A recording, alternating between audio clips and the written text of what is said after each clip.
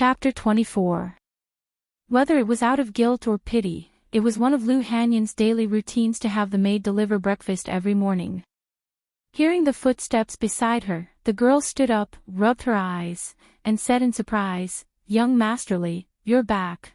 Li Mu picked up the food box on the steps and asked, "Did you buy too much breakfast again?" The young maidservant nodded in a daze. Li Mu smiled and said, "Come in and eat together." Li Mu was already used to eating breakfast with her every day. After finishing a tray of buns and a bowl of porridge, he was already 70% full. He looked at the young maidservant who was still hungry and asked, "You're not full?" Wan rubbed her stomach and shook her head slightly. The maid's appetite was bigger than his. This was something Li Mu had long realized. He packed up the food box, shook his head, and walked into the kitchen. 5 grams of lard, a spoonful of soy sauce, a spoonful of salt, and a spoonful of chopped green onions. He added boiling water and boiled the noodles. When they were done, he took them out and put them in a bowl. Then, he put a poached egg in the bowl. A simple bowl of Yangchen noodles was ready. Li Mu carried the noodles outside and put it in front of her. "Eat." Seeing her eat the noodles, drink the soup at the bottom of the bowl, and lick her lips, Li Mu even wondered if he should tell Lu Hanyan not to deliver breakfast in the future. Originally, he could have bought a few steamed buns from the street for a few copper coins. But now, he had to cook by himself. If it wasn't a bowl of Yangchen noodles, it would be a bowl of egg-fried rice. One had to know that eggs weren't cheap. It wasn't easy for Li Mu to make up his mind to nourish himself. The maid finished eating and wiped her mouth. She picked up the food box and said, "Young Masterly, I'm going back." Go. Li Mu waved his hand. After she left, he closed the door and prepared to go back to sleep. Yesterday, Zhang Shan and the others had nothing to do, but Li Mu had been busy for most of the night.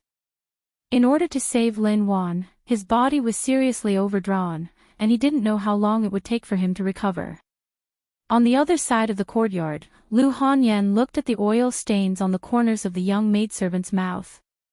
She tapped her forehead and said, "How many times have I told you to come back after you deliver the food? Don't always eat and drink at other people's place." The young maidservant lowered her head and whispered, "Young Master Li's noodles are delicious." Lu Hanyan said in exasperation, "What else do you know besides eating?" The young girl looked at her feet and pinched the corner of her clothes, not saying a word.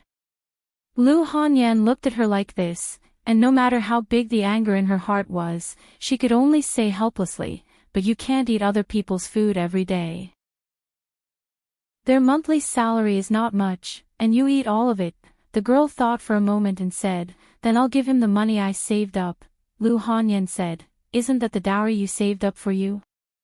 The young girl whispered, "The dowry can be saved up in the future." Okay, you win." Lu Hanyan sighed helplessly. She turned and walked out of the house, knocking on the door of the courtyard next door. Li Mu had just fallen asleep when he heard the knocking outside. These days, he had absorbed a lot of joy, and his spiritual sense was much stronger than that of ordinary people. When the first soul was completely condensed, who knew how sharp his 5 senses would be? He got out of bed, walked through the courtyard, and opened the door. When he saw Lu Hanyan standing at the door, he said in surprise, "Lady Lu, is there something you need?" Lu Hanyan looked at Li Mu's weak appearance and felt more sympathy in her heart. Then she said somewhat embarrassedly, "There is something I want to ask of young Masterly. What is it?" Li Mu was suddenly energized. He was worried that he wouldn't have a chance to repay her for taking care of him, and she asked for it at the right time. Lu Hanyan said, "It's like this. I have to work on the shop during the day, and Wan is alone at home. She doesn't know how to cook. Can you let her eat here? I can pay you." Li Mu thought it was something serious, so he said without thinking, "There's no need for the money. In the future, I'll cook for several people." No. Lu Hanyan's attitude was very firm. She said, Wan can eat a lot by herself. I'll give you 10 taels of silver every month. Just treat it as the money for her meals. Li Mu really couldn't understand the life of the rich. He only earned 500 coins a month, and he had to save every coin. They only had 10 taels of silver a month for their meals. Even if a 15-year-old girl could eat a lot, she couldn't eat 10 taels of silver a month. Obviously, Lu Hanyan was pitying him. Those who knew would think that she was pitying him, but those who didn't know would think that Li Mu was being kept by her. Although Li Mu was poor, he was poor with dignity. He refused Lu Hanyan's proposal of 10 taels of silver and said, 1 tael of silver is enough. If you can't spend it all, I'll refund it to you. He didn't pretend to be generous and refuse all of them. Li Mu knew better than anyone how big Wan's appetite was. With his salary of 500 coins a month, he really couldn't afford to feed her. Lu Hanyan said gratefully, Thank you, young Master Li. If it's not enough, you can ask again. Asking Wan to stay for dinner was just a matter of adding a pair of chopsticks. Besides, Lu Hanyan didn't want to be a freeloader. Li Mu didn't lose anything and treated it as repaying her kindness. After sending Lu Hanyan away, Li Mu closed the courtyard door again and returned to his room. Before he could lie down, there was another knock on the door. Li Mu opened the courtyard door and asked doubtfully, Lady Lu, is there anything else? Zhang Shan stood outside the door and asked in surprise, Who is Lady Lu? Nothing, just a neighbor, Li Mu explained. When he looked at Zhang Shan, he was stunned at first and then asked in surprise, What happened to your face? They hadn't seen each other for less than an hour, but Zhang Shan's face was a lot bigger than before. There were a few bloody marks on his left cheek and he looked very miserable. Don't mention it. Speaking of this, Zhang Shan didn't ask about Lu Hanyan anymore. He sighed and said, I didn't go home last night. When I went back in the morning, my wife asked me about it, so I told her what happened last night. I said that we met a demon and fell into a coma. We spent the night in the mountains and only woke up in the morning. Li Mu asked, She didn't believe you. Zhang Shan said, She asked me to prove it. Li Mu asked, How? Zhang Shan sighed and said, She asked me to prove that I didn't go to the brothel with Li Si last night. Li Mu looked at Zhang Shan with pity. He finally understood how the bloody marks on Zhang Shan's face came about.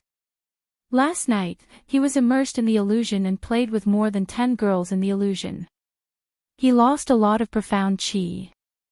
He wouldn't be able to squeeze out even a drop of profound qi in this month. Zhang Shan looked at Li Mu and said expectantly, You have to go to my house with me. Now only you can prove my innocence. Li Mu originally wanted to catch up on sleep, but he had to change his plan helplessly. In any case, he couldn't forget the kindness of a meal. Li Mu also couldn't forget that when he was at his lowest, it was Zhang Shan and Li Si who lent him money to survive. He closed the door and said helplessly, Let's go. A quarter of an hour later, in an ordinary house in the county, Li Mu looked at the woman in the yard and explained, Sister-in-law, you really wronged him this time. Yesterday, when we went out to investigate a case, we encountered a powerful ghost and got hit by the ghost spell. It wasn't easy to save our lives. How could he go to the brothel to fool around again? The woman obviously believed Li Mu's words, but she still looked at Zhang Shan with suspicion and asked, Then what happened to you down there? Li Mu coughed and explained, his yang qi was sucked dry by that female ghost. In this month, they can't do the deed as husband and wife. Seeing the woman's face soften, Zhang Shan let out a long sigh of relief and said, How many times have I told you that I didn't fool around with Li Si? You still don't believe me. The woman glared at him and said fiercely, Li Si is not a good person. Look at Li Mu. They both have the surname Li, but why is the difference so big? You'd better stay away from Li Si in the future. After solving Zhang Shan's problem, Li Mu planned to go out of the city to investigate Lin Wan. Just as he walked to the door, Zhang Shan grabbed his arm. Zhang Shan looked at him and asked nervously, "Where are you going?" Li Mu said, "There's a case to investigate." Zhang Shan hurriedly said, "I'll go with you." Li Mu shook his head and said, "You'd better stay at home and rest." Lin Wan's case involved the Zhao family and the county premier. The reason why Li Mu carried out the investigation was not only to carry out the justice in his heart, but also for the sake of his family's lives. Zhang Shan had no reason to be involved. Zhang Shan gritted his teeth and said in a low voice, "You don't know. This matter is not over yet. Once you leave, she will ask me to prove it again. I really can't prove it, not even a bit." Li Mu said helplessly, "I really have a case to investigate." Zhang Shan said firmly, "I'll go with you. This case is very dangerous. If you follow me, you might lose your life." Li Mu looked at him seriously and said, "I'll give you two choices now. First, stay at home and explain to your wife. Second, I choose the second." As soon as Li Mu finished speaking, Zhang Shan immediately spoke without hesitation. Chapter 25. An hour later, in a village on the outskirts of Yangqiu County. Li Mu could not stop Zhang Shan in the end and could only let him come along. Zhang Shan stood at the entrance of the village and looked at Li Mu. He asked in surprise, "This is not your jurisdiction. What case are you investigating here?" Li Mu did not answer immediately.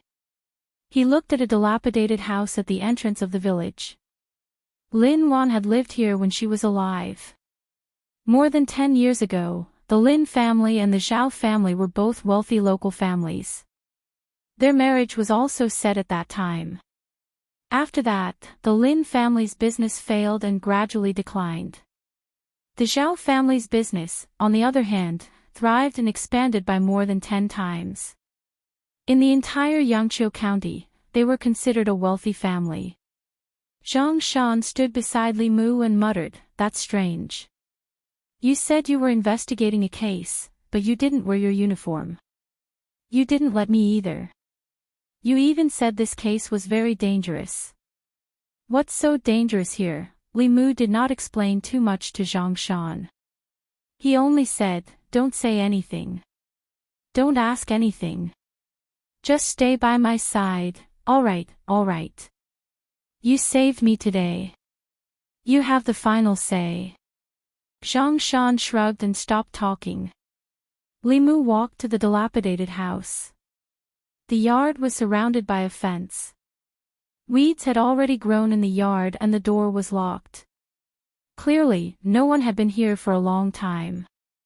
Creak, just as Li Mu was about to ask someone, the door of the house next door suddenly opened. An old man walked into the yard and saw two strangers standing outside. He asked curiously, "Who are you? What are you doing here?" Li Mu walked forward and smiled. "Old man, I'm Lin Wan's distant cousin. May I ask if cousin Lin Wan lives here?" "You're Wan Wan's relative." The old man's expression softened when he heard that. However, he sighed and said, 2 months ago, Wan Wan disappeared. The Zhao family came to look for her, but they couldn't find her until now. No one knows where she went." Li Mu pretended to be surprised and asked, "My cousin is missing?" The old man said regretfully, "If Wan Wan was still here, she would have married into the Zhao family immediately. Marrying into the Zhao family, she would have enjoyed the rest of her life. What a pity, what a pity. I don't know where she is now or if she's still alive." Li Mu didn't need to ask any more questions. He already knew what he wanted to know. The Lin family and the Zhao family did indeed have an engagement. Up until now, what he had heard from the old man was completely consistent with what Lin Wan had said. In other words, the rumor that Zhao Yong killed his fiancée in order to climb up the big tree of the county premier was most likely true. Li Mu didn't stay for long. He bid farewell to the old man and left. The most difficult thing right now was how to give Lin Wan justice. Naturally, it was impossible for her to go to the Yamen as a ghost to redress her grievances. Not to mention whether the Yamen would dare to accept the case. Even if they accepted it and reported it to the higher-ups, there was a high chance that it would be suppressed. As long as the governor was willing to protect the Zhao family, no one in the North County could touch them. At the moment, Li Mu still hadn't thought of a suitable solution. Li Mu was deep in thought as he walked. Zhang Shan followed behind him and finally couldn't help but ask, Li Mu, when did you have a cousin? Why haven't I heard of her before? Li Mu casually said, I just met her. Zhang Shan's interest was piqued. Is she pretty? She's alright, compared to the boss. I can't compare to her. That's enough. Although the boss is pretty, she only cares about cultivation. She's not the same as you. You can't always think about the boss and end up sad like Li Si. As the two of them chatted, a short man stood in front of Lin Wan's old residence in the Lin family village and asked the old man not far away, Old man, is Miss Lin Wan home? The old man scratched his head and said, Why are there so many people looking for Wan Wan today? The short man raised his eyebrows and asked, Is there anyone else looking for her? The old man nodded and said, There were two just now. They said they were Wan Wan's cousins and just left. The short man smiled and said, We were originally together, but we accidentally got separated 2 days ago. Where did they go? The old man pointed to a path on the left and said, It's in this direction. They just left not long ago. If you chase after them now, you should be able to catch up. Thank you, old man. The short man smiled at him and turned to chase in the direction he pointed. The old man watched his figure disappear and muttered, His legs look quite short. How can he run so fast? On the way back to the county, Zhang Shan finally couldn't suppress the doubts in his heart and asked Li Mu, What case are you investigating? Since he couldn't hide it from Zhang Shan, Li Mu simply said, Lin Wan's disappearance case. Why do you suddenly want to investigate this? Zhang Shan was still puzzled. This isn't your jurisdiction. If there's a case, it's not under your jurisdiction. Moreover, there are many cases like this every year. Most of them are related to demons and ghosts. Now that the boss isn't here, how are we going to investigate? It might not necessarily be related to demons and ghosts. Li Mu asked, Do you still remember what the old man said just now? What did he say? Lin Wan and Xiao Yong are going to be married. What's wrong with being married? Zhang Shan asked blankly. Then, as if he realized something, he quickly said, Wait, Xiao Yong. Which Xiao Yong? Li Mu said, The Xiao Yong you saw just now. Zhang Shan was stunned and said, Isn't he going to be married to the county minister's daughter? Li Mu nodded and said, Yes. After all, he was a constable and was used to seeing people's hearts. Zhang Shan quickly realized something and murmured, Lin Wan just disappeared, and Xiao Yong is going to be married to the county minister's daughter. Could it be that Lin Wan's disappearance was caused by the Zhao family? Li Mu nodded and said, I suspect so, too. Zhang Shan thought for a moment, and his expression suddenly became serious. He said, Don't tell me you want to get involved in this matter. Don't blame me for not reminding you. We are just constables. If we get involved in such trivial matters, we will be doing our job well. This case is not something we can handle.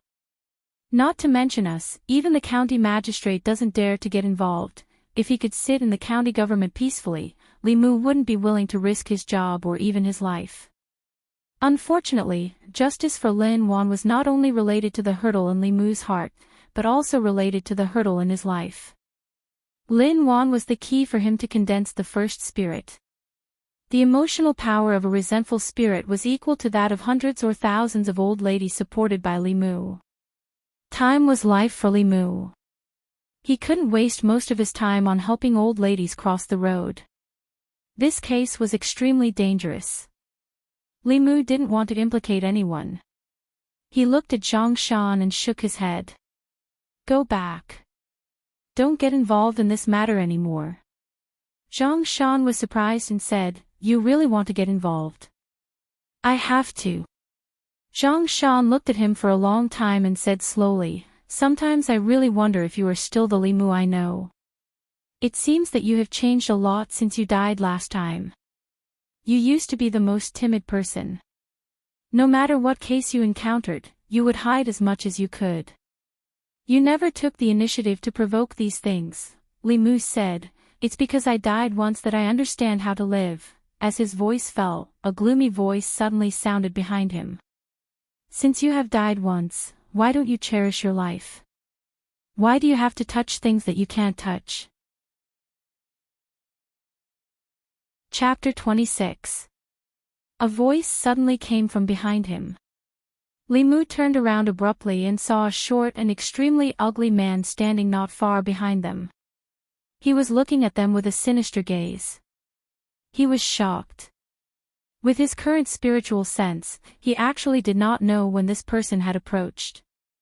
It could be seen that this person must be a cultivator who had concealed his presence. His mana was not any lower than Li Mu's. And from what he had just said, Li Mu instantly guessed his identity. He did not expect the Zhao clan to be so cautious, taking action so quickly. In order to hide the matter of Lin Wan, they had actually invited a cultivator. Zhang Shan's expression was vigilant. He asked, Who are you? I'm someone sent by the Zhao clan. After the dwarf appeared, Li Mu knew that today's matter could not be resolved peacefully.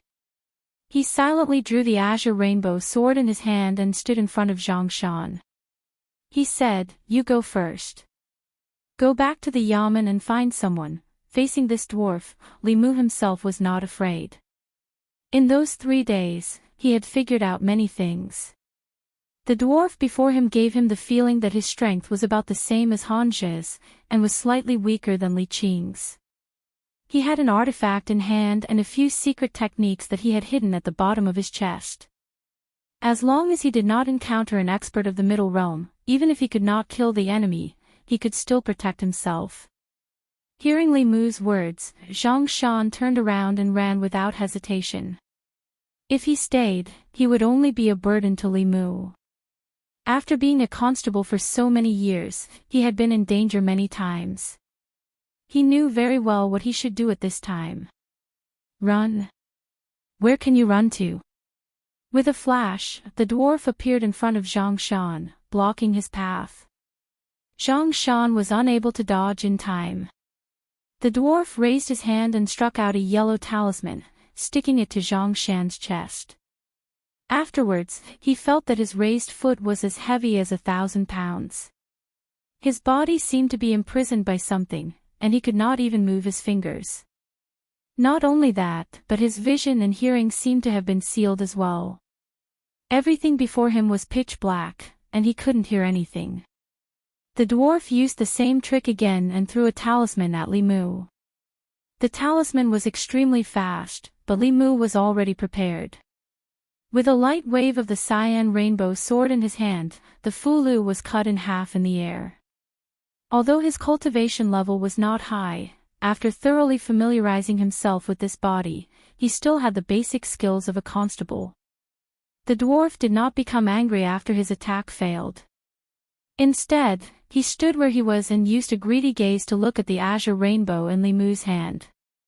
He could not help but lick his lips and say, I didn't expect a minor official like you to have such a magic item in your hands. This is a great deal. Li Mu did not open his mouth. He clenched the azure rainbow sword in his hand and focused all of his attention on the dwarf. From the way he fought, this dwarf should also be a cultivator of the Tao.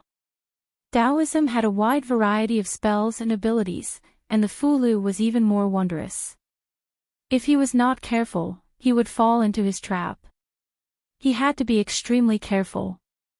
Seeing how powerful the magic item in Li Mu's hands was, the dwarf did not let down his guard and maintained a certain distance from him. If one's cultivation had not reached the middle 3 realms and had not cultivated a primordial spirit, there was a possibility of him being killed by a mortal. If he were to be stabbed or slashed by that sword, he would probably lose an arm or a leg today. The dwarf stared at Li Mu.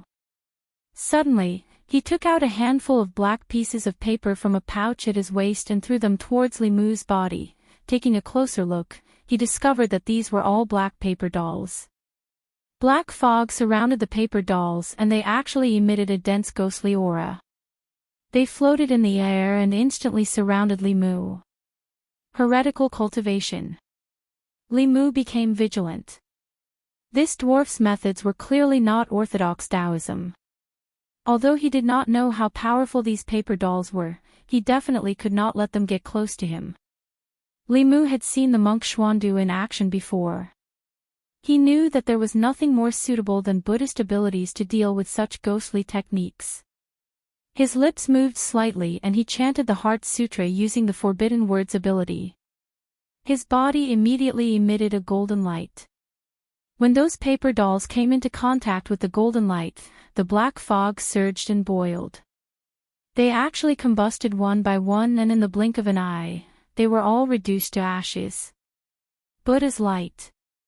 Seeing the golden light on Li Mu's body, the dwarf retreated a few steps. Shock appeared on his face as he blurted out, "You actually know the moves of those bald donkeys." Although he looked down on those baldies, he could not deny that Buddhist abilities had a natural restraining effect on demonic ghosts and their heretical cultivation. He did not expect that the petty official before him would actually know Buddhist abilities. With this, most of his ghostly techniques would be rendered useless. He had originally thought that he would only be dealing with 2 petty officials. He did not expect that one of them would not be easy to deal with. Looking at Li Mu, a hint of viciousness suddenly appeared on the dwarf's face. His hands quickly formed seals and he chanted in a low voice. Li Mu could faintly hear him reciting, "God of Heavenly Shadow, Star Lord of Blood Killing, Star Lord of Blood Saber, Star Lord of Blood Poison, Star Lord of Blood Inspection, Star Lord of 4 Stars Bright, Sun and Moon Bright." A slightly stunned expression appeared on his face. Li Mu was not unfamiliar with this incantation. This was Daoism's blood slaughter incantation. It was a technique recorded in that introductory book. The might of this technique was extremely strong. After it was executed, it could cause the blood of the target to boil instantly, killing them on the spot. Although it was a Daoism technique and possessed extremely great might, it had always been abandoned by orthodox Daoism due to its extreme viciousness. Only those with low-level heretical cultivation would cultivate it. The reason why only those with low-level heretical cultivation would cultivate it was because the incantation for this technique was extremely long. Normal abilities would only have a few incantations, and Daoism techniques would only have a few words. However, the incantation for the blood slaughter incantation had more than a dozen sentences and more than 300 words. It could not be used in a head-on battle at the same level. Under normal circumstances, this incantation would only be used for a prepared sneak attack, or to attack someone whose strength was far inferior to the user. It was very obvious that this dwarf still did not place Li Mu in his eyes. Or rather, he did not think that Li Mu had the strength to kill him. Li Mu kept the green rainbow sword unhurriedly. He stood where he was and quietly watched this dwarf recite the incantation. The incantation for the blood slaughter incantation had more than 300 words. It was impossible to finish reciting it in a single breath. If this dwarf could use a 300-word incantation to kill him today, Li Mu would eat the green rainbow sword on the spot. The dwarf stared at Li Mu. Seeing that Li Mu did not make any movements, he calmed down.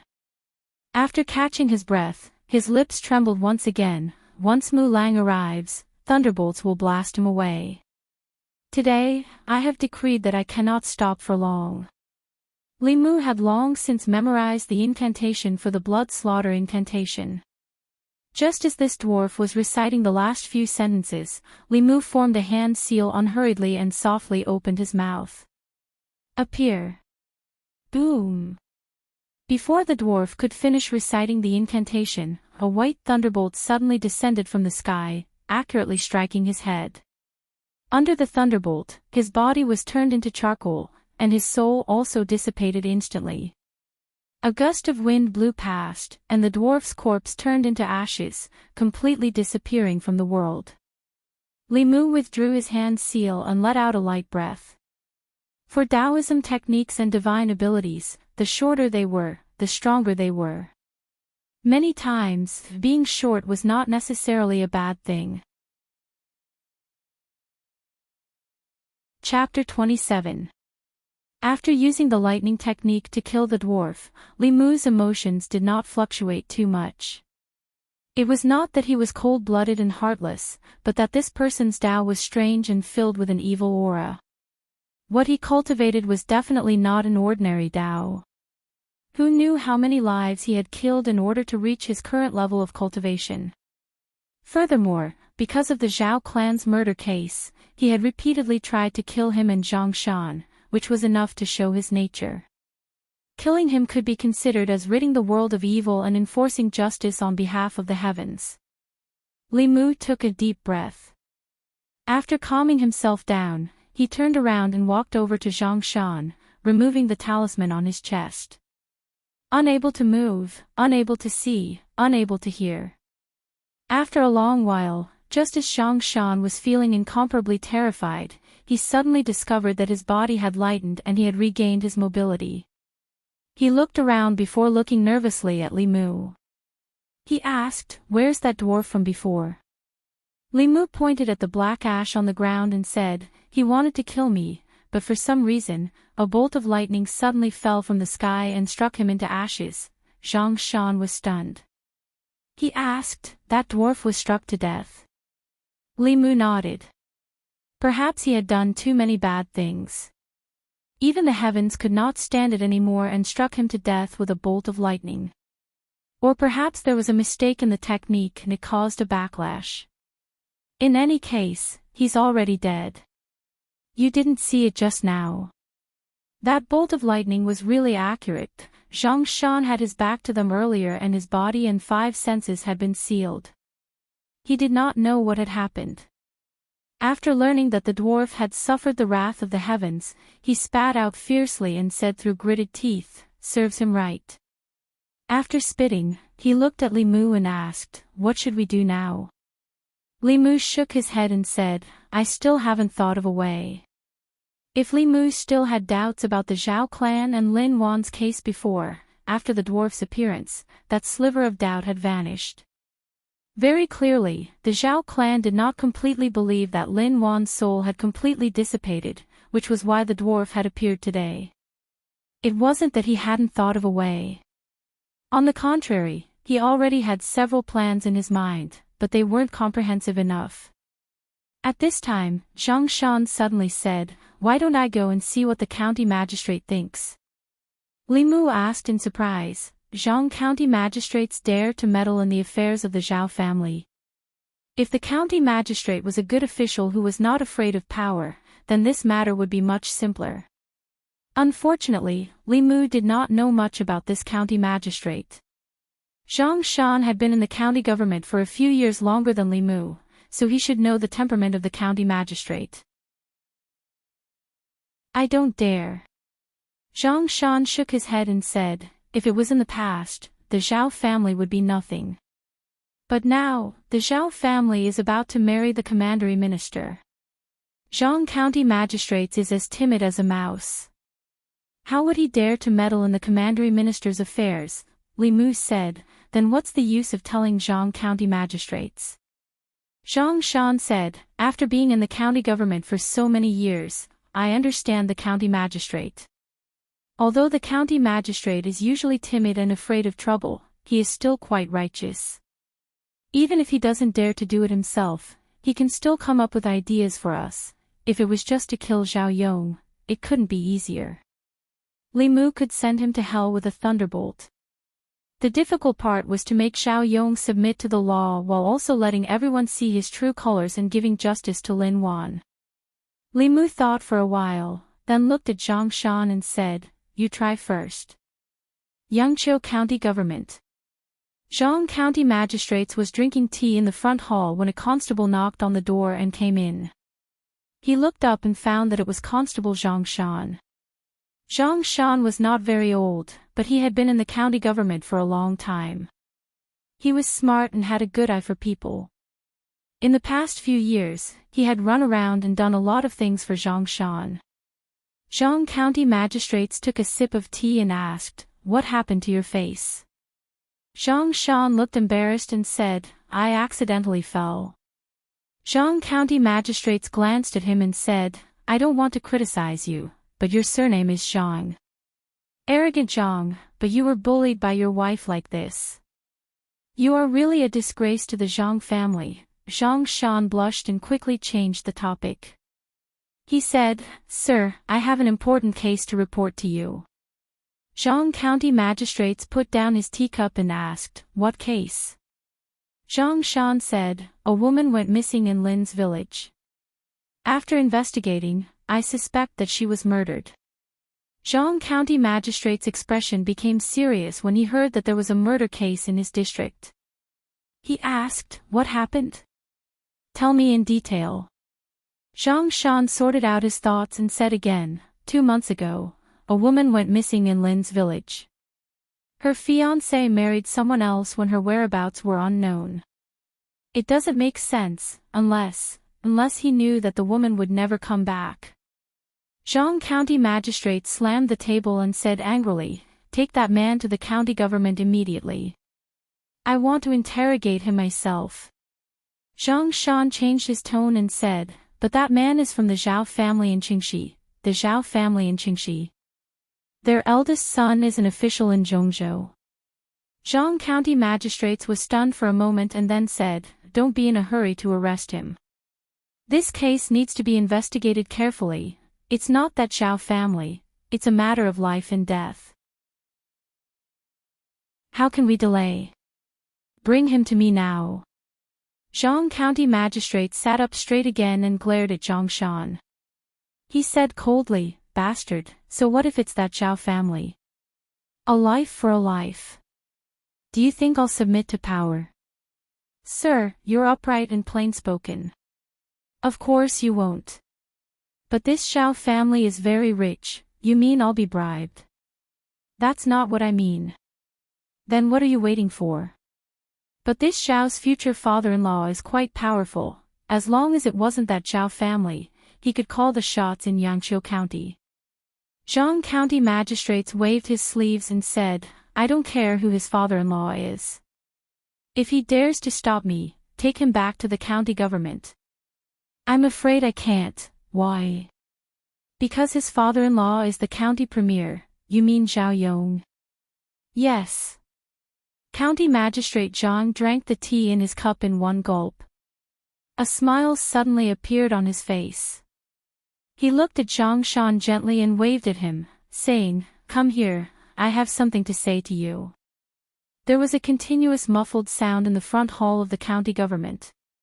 Zhang Shan covered his buttocks, which were full of footprints, and shouted, "Sir, please spare my life. Please spare my life." Zhang County magistrate's chest heaved up and down. He pointed at him and scolded, get out of here right now. Get as far away as you can. I don't want to see you for the next few days." Zhang Shan scrambled to the door. Suddenly, a voice came from behind him. "Stop." Zhang County magistrate stood in the hall and asked, "Is this true?" Zhang Shan nodded solemnly and said, "I've investigated it myself. It's absolutely true. If you don't believe me, you can send someone to Lin's village to ask." Zhang County magistrates was silent for a moment. He put on his official hat and said lightly, "Miss Lin will invite her close friends to Yangqiu County in 2 days. Her friends are the daughter of the county premier. Find 2 people to protect them.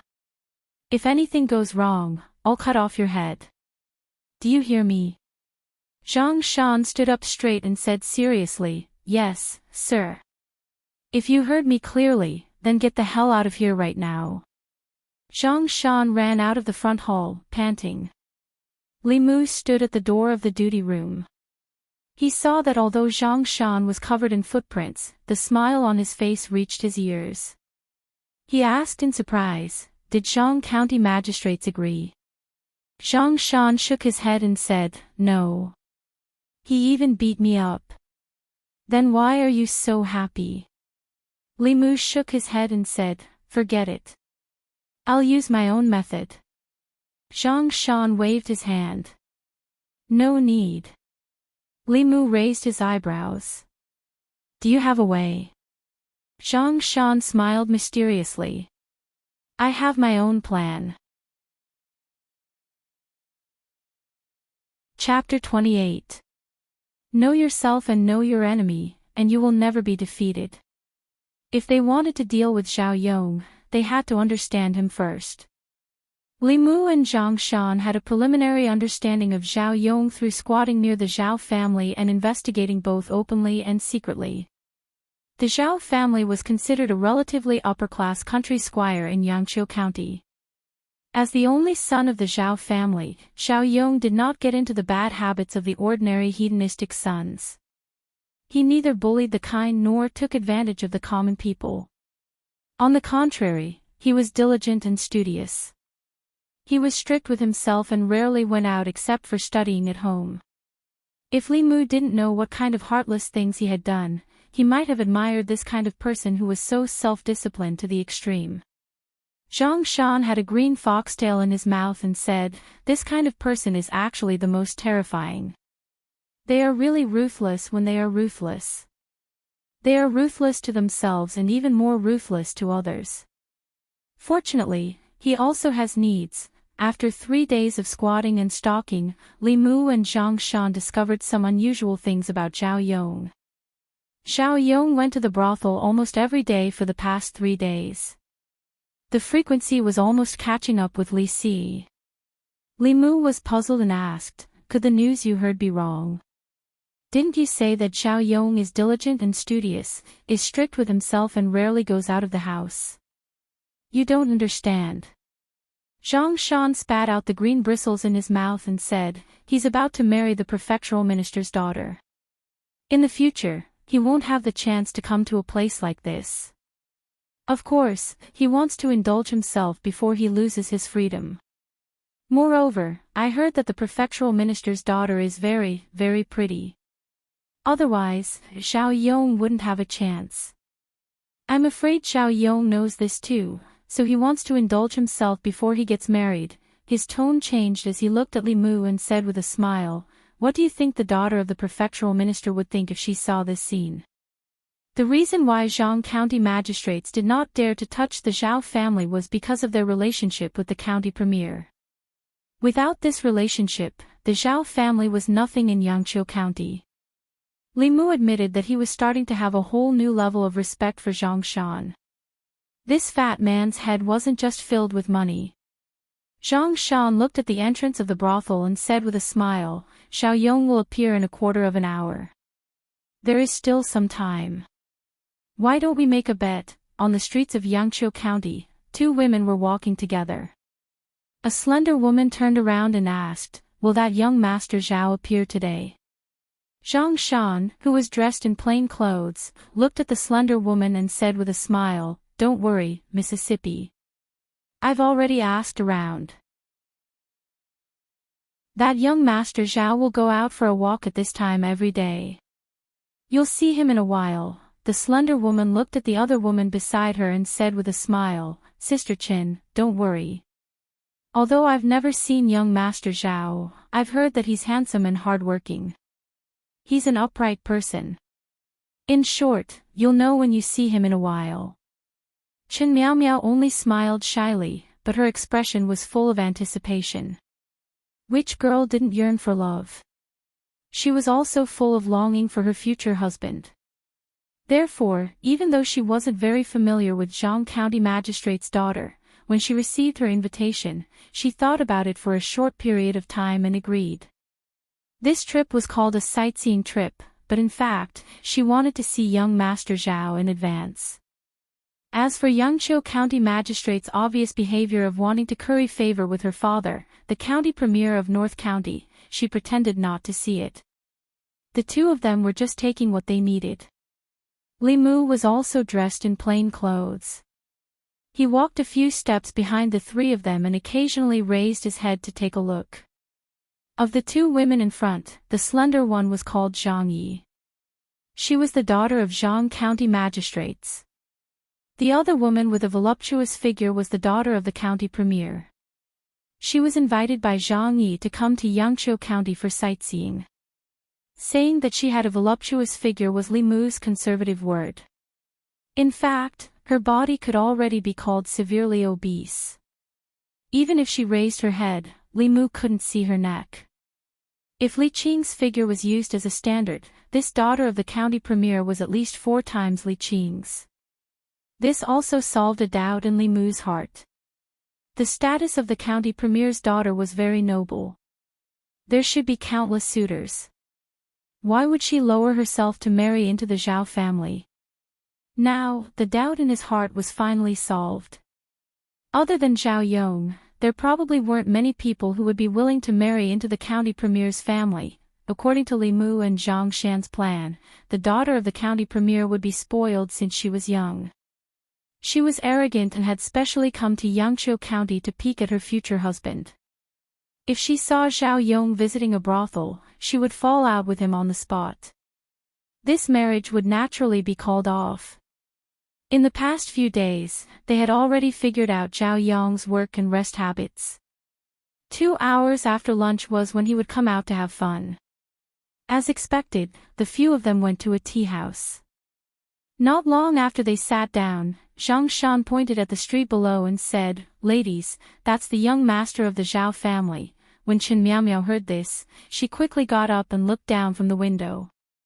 She saw a handsome young man walking across the street and walked straight into the loft opposite. Below the loft, a few ladies with heavy makeup leaned against the railing at the door. They waved the handkerchief in their hands and laughed. "Sir, young master, come in and have some fun." Chen Miaomiao's expression was a little awkward. She glanced at Zhang Shan and said, "Could you have mistaken him for someone else?" "No." Zhang Shan said firmly, "We saw him at the Zhao family 2 days ago. We couldn't have mistaken him for someone else." Zhang Yi stood up and tried to smooth things over. She said, "You must have mistaken him for someone else. Young Master Zhao isn't that kind of person." Chen Miaomiao forced a smile on her face and said, "He's a man. It's normal for him to go to these brothels. Moreover, we're not married yet." Li Mu and Zhang Shan looked at each other and saw the astonishment in their eyes. The development of the matter was not what they had expected. The temperament of the county deputy's daughter was completely different from what they had imagined. She actually forgave Zhao Yong so easily. After seeing Zhao Yong enter the brothel, Chen Miaomiao's mood fell. Zhang Shan counted the time. At a certain moment, he stood up and said, "Ladies, we've finished the tea. Let's go down for a walk." Chen Miaomiao had lost the slightest interest in sightseeing. Zhang Yi stood up and said, "I know a good rouge shop nearby. Let me take my sister to have a look." Chen Miaomiao was not in the mood to sightsee, but she could not reject Zhang Yi's hospitality. She could only follow her downstairs. When they walked to the street, they happened to see Zhao Yong walking out of the brothel. A coquettish lady held Zhao Yong's hand and said softly, "Young Master Zhao, other than that pair of bracelets, I also have my eyes on a jade pendant." Zhao Yong touched a perky part of her body and said, "If you serve me well tonight, I'll buy it for you tomorrow." The coquettish lady moaned and said coquettishly, "Then I'll wait for you tonight." After Zhao Yong was done with his pleasure, he left the brothel and walked to the street. He saw an extremely fat lady. When he saw this lady, it reminded him of the county deputy's daughter. When he thought about how he would have to live with this kind of woman for the rest of his life, Zhao Yong's heart felt uncomfortable. He looked at this lady with a disgusted gaze and turned to leave. Chen Miaomiao was keenly aware of the disgust in Zhao Yong's eyes. Her face turned pale and she said to Zhang Yi, "I want to walk alone." Zhang Yi said worriedly, "Let me accompany you." "No need." Chen Miaomiao shook her head and said to the other guards in the distance, "You don't have to follow me." Seeing Chen Miaomiao leave alone, Li Mu shook his head and sighed, "What a kind lady." As the county deputy's daughter, Chen Miaomiao's character surprised Li Mu. She was gentle and had a sense of inferiority that anyone could see. Of course, Chen Miaomiao did not fall out with Zhao Yong. His and Zhang Shan's foolproof plan had also failed. Plan A has failed. Zhang Shan sighed and said, "It seems like we can only carry out Plan B." Li Mu was stunned and asked, "When did you have Plan B?" "I didn't want to use this trump card." Zhang Shan sighed and said, "Now it seems that I can't use it." Chapter 29. Yangqiu County, Main Street. A coquettish woman followed a young man out of a brothel. She took out a pair of bracelets from her sleeves and stuffed them into his arms. She said, "Pawn this to buy wine. Come tomorrow and I'll give you a jade pendant. If you like it, wear it. If you don't like it, pawn it too." The man did not accept the jade bracelets. He waved his hand and said, "Wear it for fun." Seeing him walk into the street, the coquettish woman hurriedly asked, "Then will you come tomorrow?" The man turned his head and said lightly, "Depends on the situation." Li Si had just walked out of the brothel when two people pressed down on his shoulders. He looked back and saw Zhang Shan and Li Mu. He asked in confusion, "What are you doing?" Zhang Shan said solemnly, "The organization has a very important mission for you." "What mission?" "Go save a woman." "Tell me the details." "Make that woman fall in love with you." Li Si waved his hand and said, "I've never touched love. Find someone else." Zhang Shan grabbed his arm and said, "This involves a murder case. Only you can help us now. I, Li Si, have touched everything in my life except love." Li Si said firmly, "I've never done anything that goes against my principles. You can think of another way." Zhang Shan suddenly asked, "Do you still remember how Qingqing left you?" Li Si's body trembled. He looked at him with red eyes and his breathing gradually became heavier. "There was a woman whose experience was very similar to yours." Zhang Shan continued, "The difference was that Qingqing left you because of money.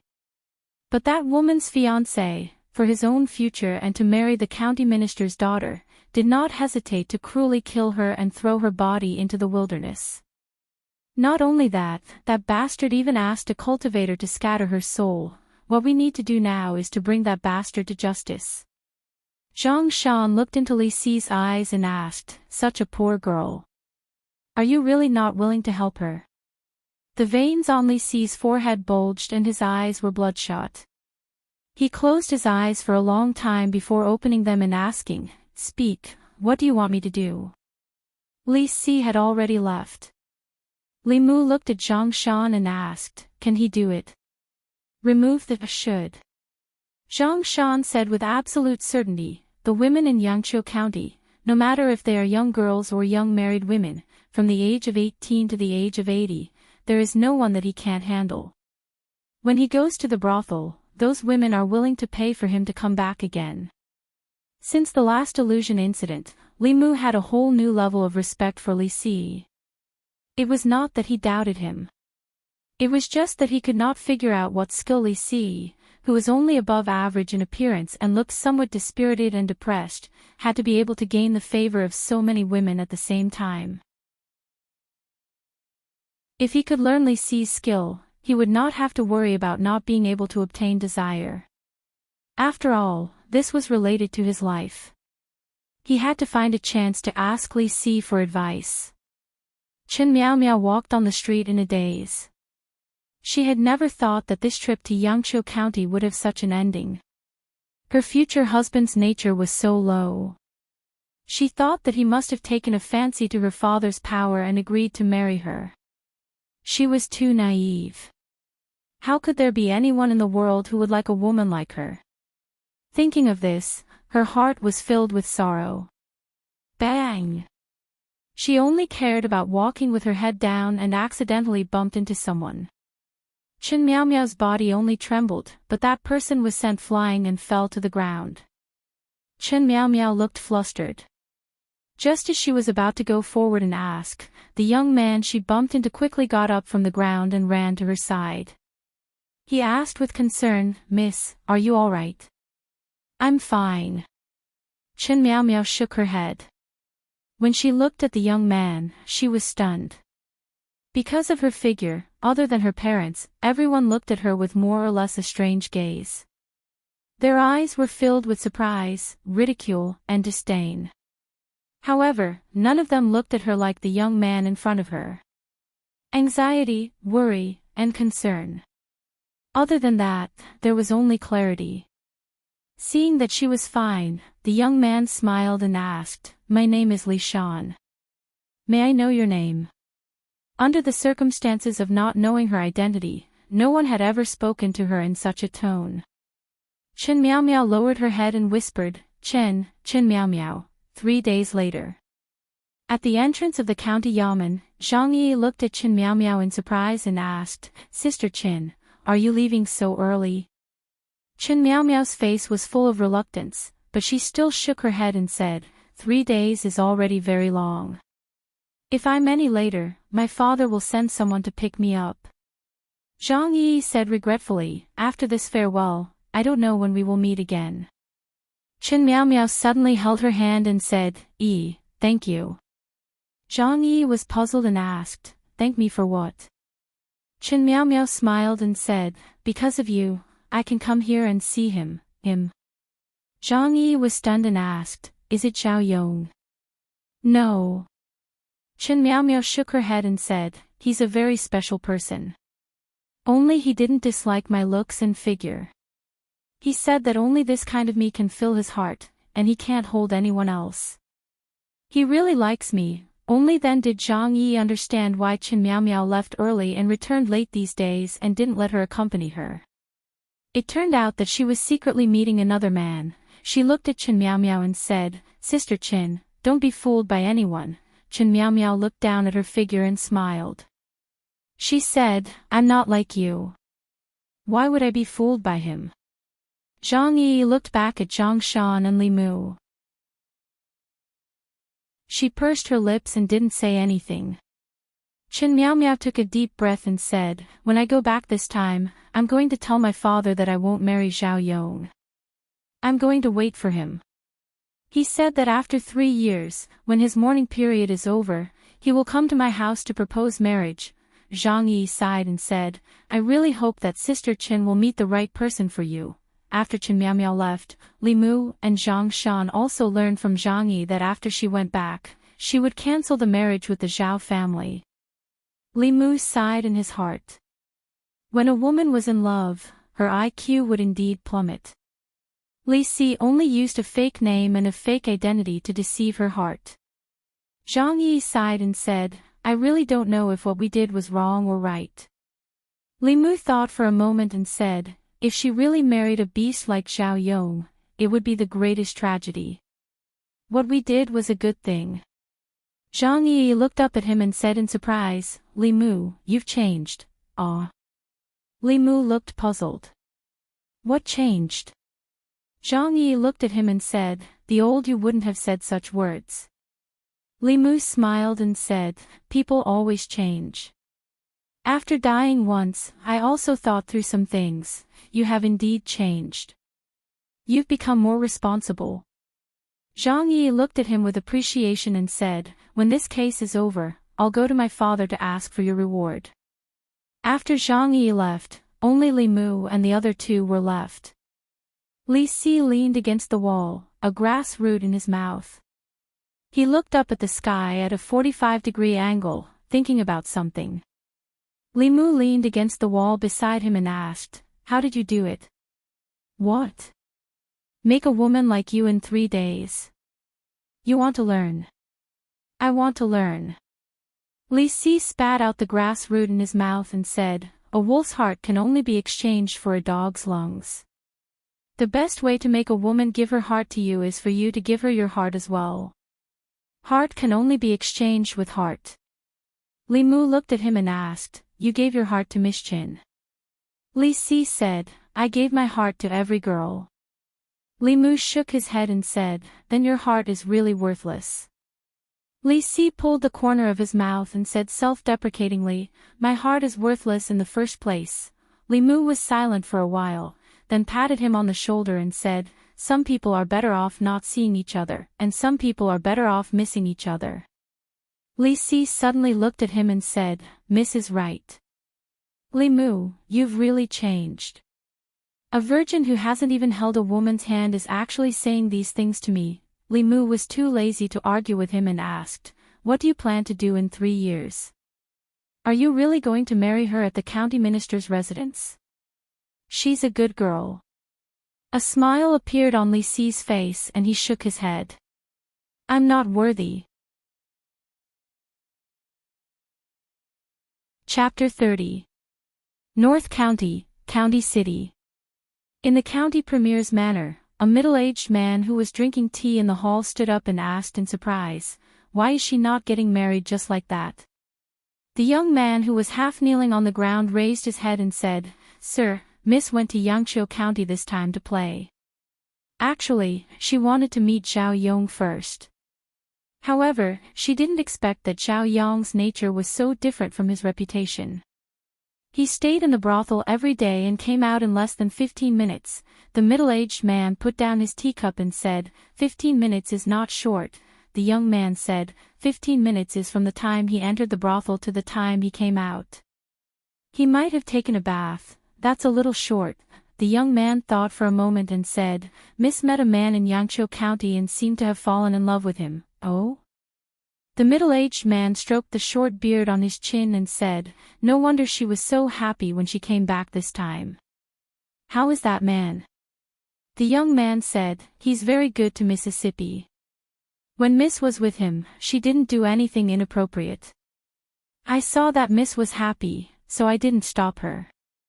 As long as Meow Meow is happy, it's fine." The middle-aged man shook his head and said with some regret, that Zhao Yong has a fire elemental body, which is compatible with Meow Meow's physique. I searched for a long time before I found him. If the two of them were together, it would make up for Meow Meow's congenital defect and let her walk on the path of cultivation. What a pity. After saying that, he changed the topic and asked, "What's the identity of that man? Is he married?" The young man said, "Yangqiu County Government Constable Li Si. He's not married. When he was with Miss, he hid his real name and identity. He even made a 3-year agreement with Mississippi." "Sir, how should we deal with this person?" the middle-aged man said. "Since Meow Meow made a 3-year agreement with him, we'll wait for him for 3 years. The young man raised his head and asked, "If he doesn't come in 3 years?" The middle-aged man waved his hand and said, "He made the agreement himself. When the time comes, it's not up to him whether he comes or not." The young man asked again, "Then the Zhao family?" The middle-aged man said nonchalantly, "Meow Meow already has someone she likes. Let's forget about the Zhao family. Send someone to inform them.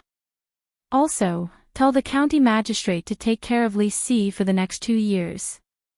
It doesn't matter if he's cultivating or not.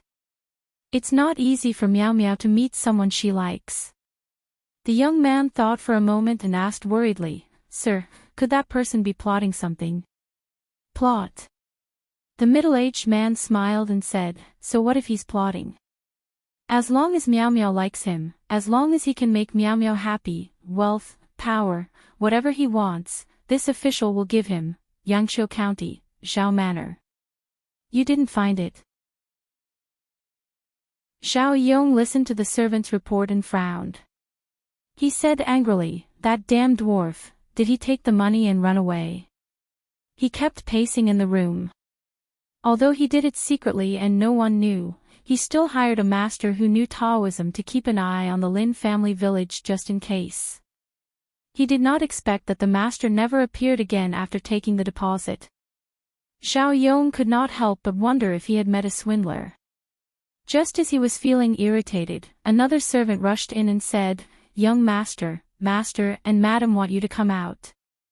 Someone from the county minister's manor is here." Hearing that someone from the county minister's manor was here, Zhao Yong hurried out. However, there were no guests in the front hall.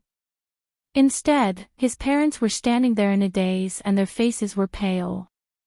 Zhao Yong looked at them and asked doubtfully, "Father, Mother, what's wrong? Where are the people from the county minister's manor?" The patriarch of the Zhao family slapped him hard on the face and said with gritted teeth, "Bastard, what have you done?" Zhao Yong covered his face and was stunned. "What did I do?" Master Zhao said with a sullen face, "Your marriage with the county minister's daughter has been cancelled." "What?" Zhao Yong's expression changed drastically. Although he had heard that the county minister's daughter was famous for being ugly, for the sake of his future, he gritted his teeth and accepted it. He even killed his original fiancée because of it. Now that he was told that the marriage was cancelled, how could he accept it? Zhao Yong was shocked and anxious. He asked, "Why?" Master Zhao threw a letter at his face and said, "The county minister's daughter came to Yangqiu County to play 2 days ago and saw that you were hanging around the brothel every day. When she returned, she told the county minister that your marriage was cancelled." Zhao Yong's body trembled. He seemed to have thought of something and his face turned completely pale. The woman looked regretful and said, "If I knew this would happen, I wouldn't." Master Zhao asked, "Wouldn't what?" The woman avoided his eyes and shook her head.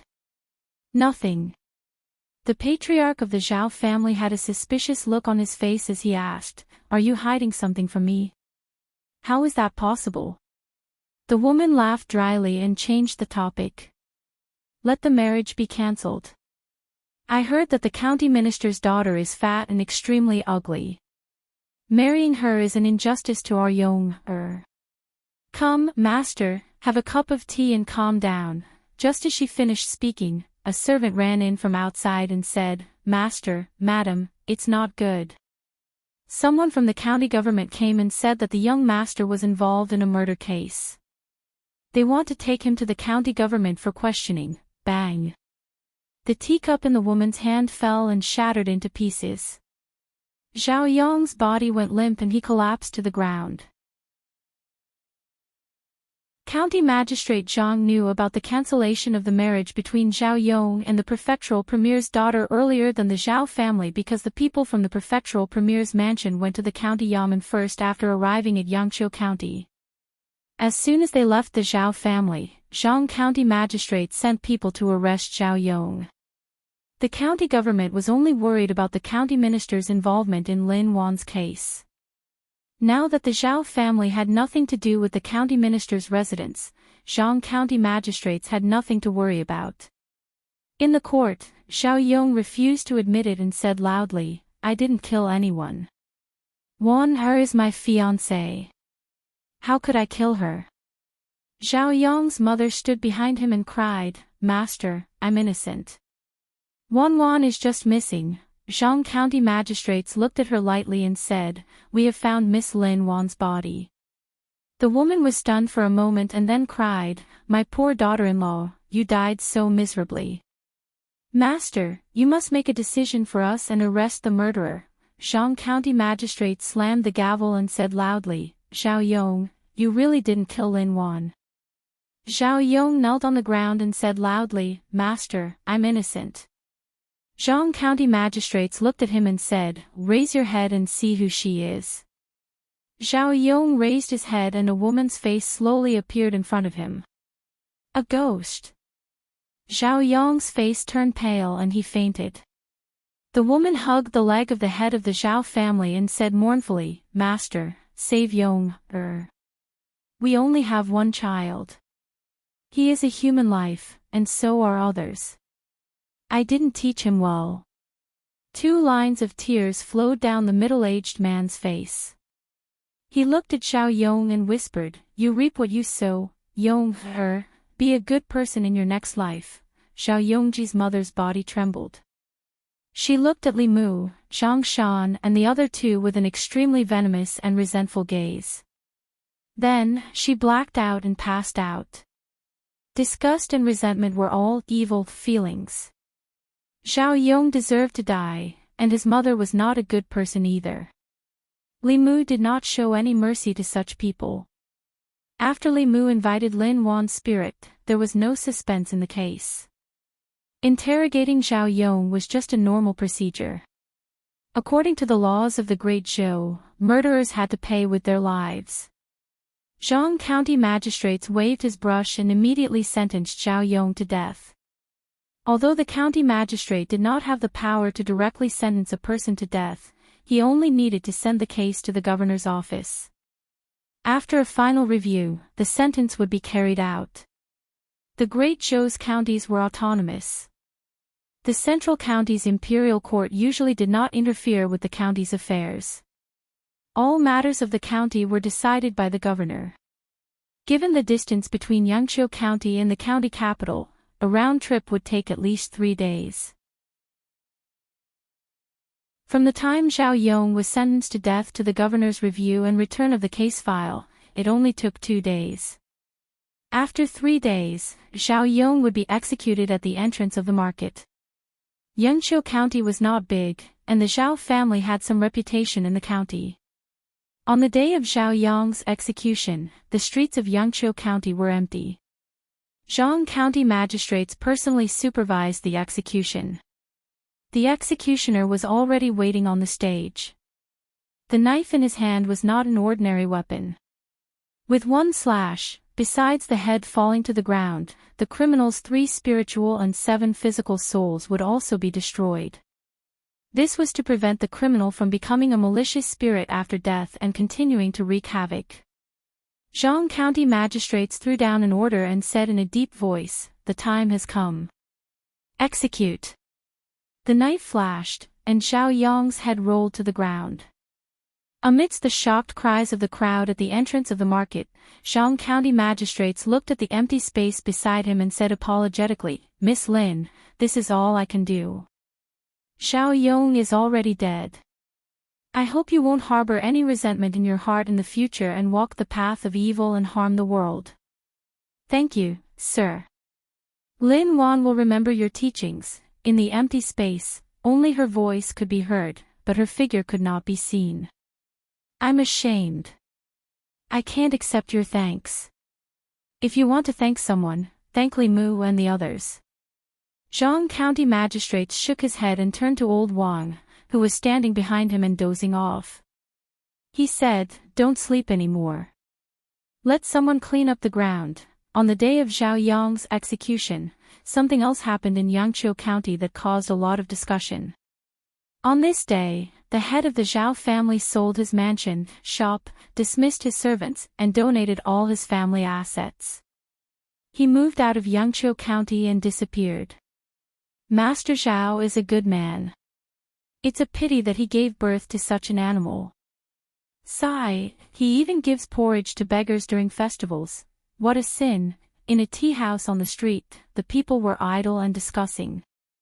A tall and thin man leaned against the door of the tea house and asked, "Those constables are quite brave. What are their names?" The waiter thought for a moment and said, "Li Mu, Zhang Shan, Li Si." "I think it's those few, thank you." The tall and thin man nodded and turned to disappear into the crowd. Chapter 31. Today was the day of Zhao Yong's execution. Considering that the beheading scene would be very bloody, Li Mu did not go to watch. Lu Hanyan and Wan Wan seemed to have gone to watch the show. When Wan Wan came back, her little face was pale. She saw Li Mu eating duck blood, which was rare for her to not come over. She covered her mouth, turned around, and ran away. Lu Hanyan's complexion was better than her. She only looked at Li Mu with a slightly strange gaze. She walked to Li Mu's side and asked, "I heard from the constables that you took on the case and planned to have Zhao Yong executed to bring justice to Miss Lin." Li Mu shook his head and said, "They were my 2 colleagues. I only contributed a little." These were his heartfelt words. It was also the truth. He took on Lin Wan's case, but without the help of Zhang Shan and Li Si, Zhao Yong would not have been executed so quickly. Lu Hanyan only knew that Li Mu was a constable. She did not know that he was such a courageous constable. After the Zhao family became the county premier, no one dared to provoke them in Yangqiu County. Even the county magistrate had to show them some respect. A mere constable actually sent the young master of the Zhao family to the execution ground. How much courage did this require? This made her look at Li Mu in a new light. She stood in the courtyard and seemed to be confused. She asked, "Aren't you afraid of the Zhao family and the county premier?" In order to maintain the image of a dying person in front of Lu Hanyan, Li Mu said fearlessly, "Why should I be afraid? Anyway, I don't have much time left to live. Before I die, if I can kill a few more beasts and do more good for the people, my life will not be in vain. Li Mu, hurry up and come out. The county magistrate has rewarded us with 2 months of salary." Lu Hanyan's face was filled with admiration when Zhang Shan walked in with a face full of smiles. When he saw the unfamiliar lady in the courtyard, he was stunned for a moment before asking, This is Lady Lu, my neighbor," Li Mu replied. He seemed to be looking at Zhang Shan, but in fact, he was looking at Lin Wan behind Zhang Shan. She did not show herself in front of others. Zhang Shan and Lu Hanyan could not see her. "I'll go back first." Seeing that there were strangers in Li Mu's house, Lu Hanyan was about to leave. Before she left, she thought of something and said, "I know an old doctor who specializes in treating difficult and complicated diseases. Do you want to ask him to take a look at you? Maybe he will have a way." When Zhang Shan heard this, he looked at Li Mu and said in surprise, "Li Mu, you're sick. What kind of illness? When did it happen? How come I've never heard of it?" Lu Hanyan was stunned for a moment.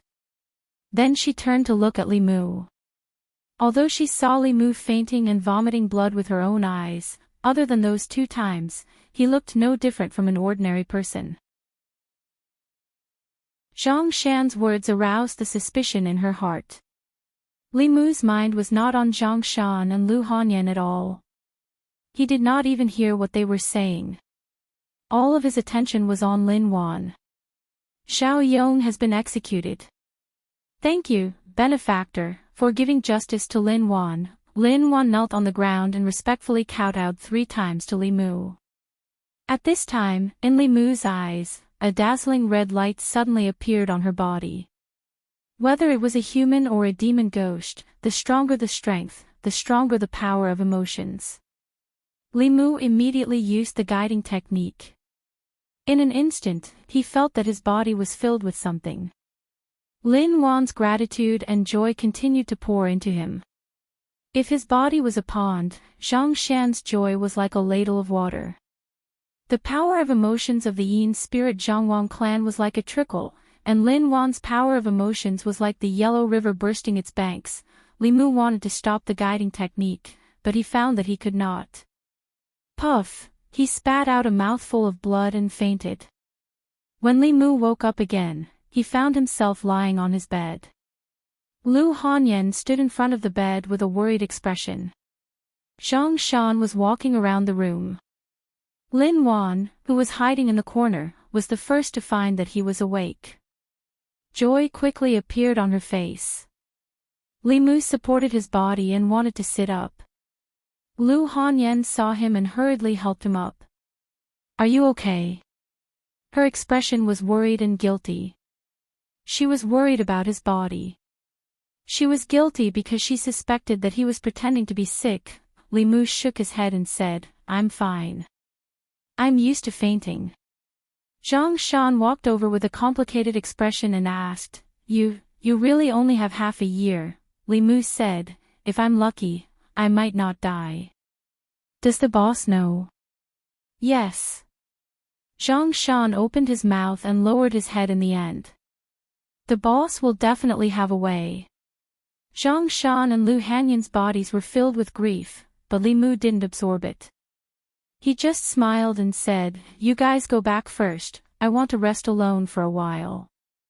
After Zhang Shan and Lu Hanyan left, Lin Wan walked over from the corner and muttered, "Benefactor, your body." Li Mu smiled and said, "I'm fine." Ghosts belonged to spirit bodies and were very sensitive to souls. The 7 spirits belonged to the corporeal body, so they couldn't see the problem with his body. They only instinctively felt that he was easier to approach than people with 7 spirits. Until now, Limu still couldn't figure out how that evil ghost had seen that his 7 spirits were all gone. He stopped thinking about things that he couldn't figure out and looked at Lin Wan again. Xiao Yong is already dead. What do you plan to do next? Go to Yudu.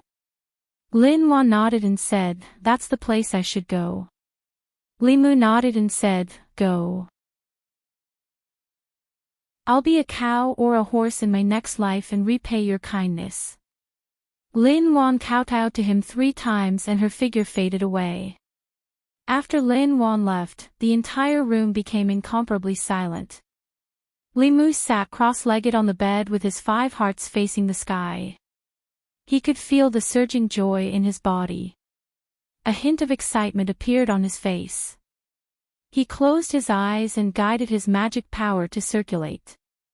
He muttered softly, 9 cycles of white qi, control the spirits and evil spirits, heavenly beasts guard the door, delicate girls guard the pass, 7 spirits and softness are at peace with me, don't act rashly, look at the source of form. After a moment, his eyes suddenly opened and he said, corpse dog, condense. As the word condense fell, the countless red lights in his body all disappeared into his body. At the same time, Limu felt as if there was something extra in his body, but it also felt like there was nothing. However, the magic power in his body had increased several times in that instant. This meant that his first spirit had been condensed. The function of the corpse dog was to be alert. It could allow him to detect approaching danger under any circumstances. Not only that, the increased magic power in his body when he condensed his spirit also allowed him to cast spells that he couldn't cast before. Limu thought for a moment and formed a seal with one hand. He said softly, heaven and earth are limitless, the universe borrows the power is born from the heart, endlessly growing. Limu still couldn't control the Tai Sin culling demon-slaying protective spell. If he forcefully cast it, he would definitely suffer a backlash. Speaking of those Taoist magic arts that he could not master for the time being, in most cases, even if the hand gestures were correct, Limu had to finish chanting one or several sentences before he could feel it. But for the Tao Te Ching, he could not even read a single word. It was as if there was something that could see through his thoughts.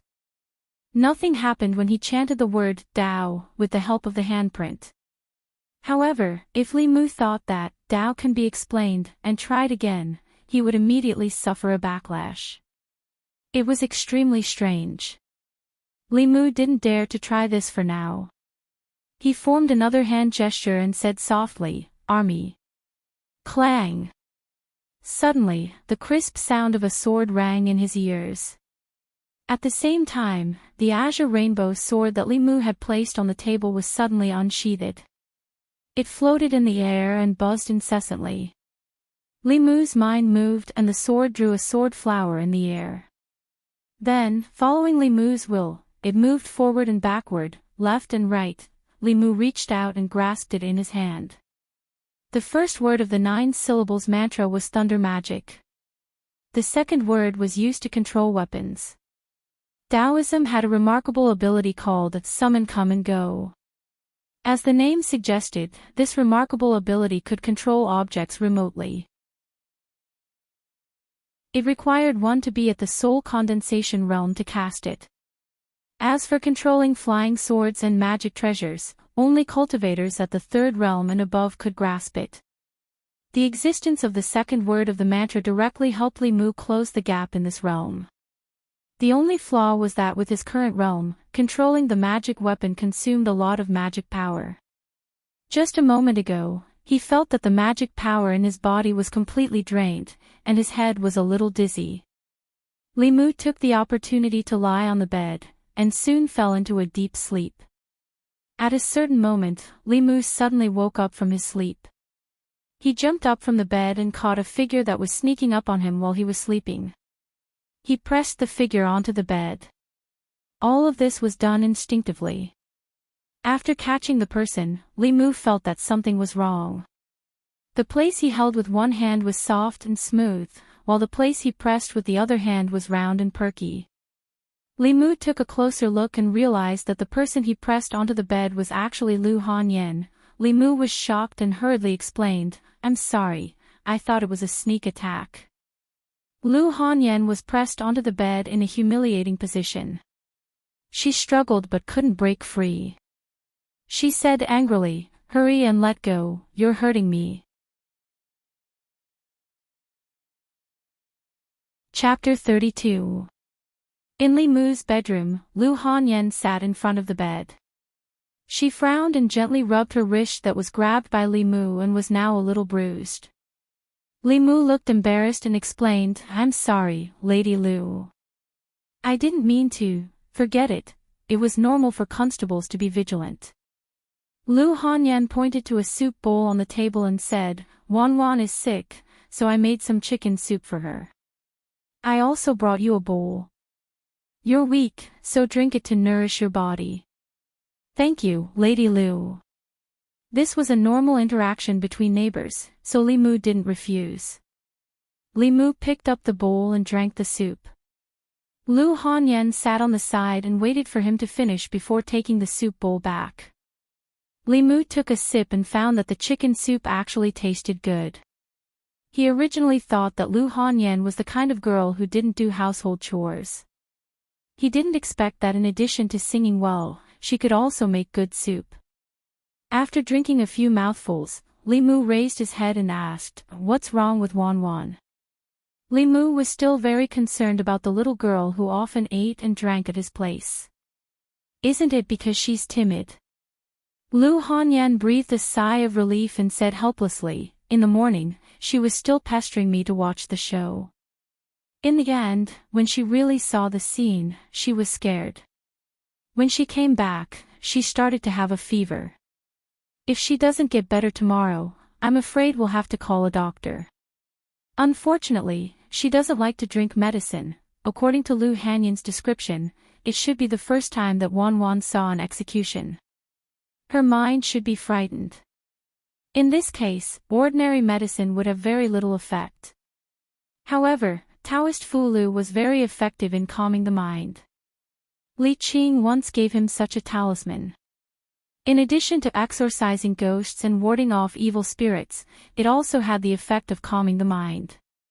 Unfortunately, when he encountered the evil spirit, he used up all his magical power. After Lu Hanyan left, Li Mu also walked out of the house. Now that his first spirit had been formed, his mana had increased and he could be considered to have taken a peek at the door of cultivation. He had the ability to write some simple Fulu.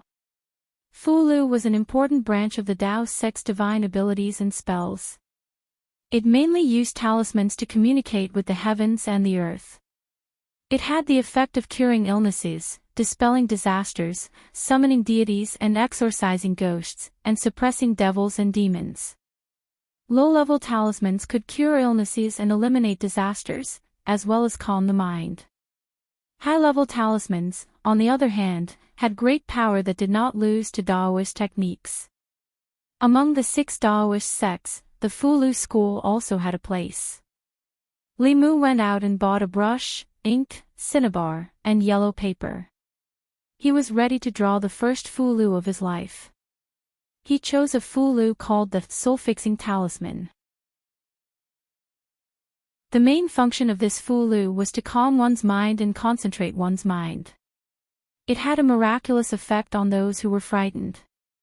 According to the book, there were 3 main points of talismans. First, in order to draw a talisman, one must first clear one's mind. Only when one cleared all distracting thoughts and focused one's mind can one successfully enter the talisman drawing state. Second, the Fulu must be drawn in one go. In the complex talisman, there were many places that required one stroke to be drawn. Any pause or interruption could cause the Fulu to be ineffective. Third, the talisman must be filled with mana.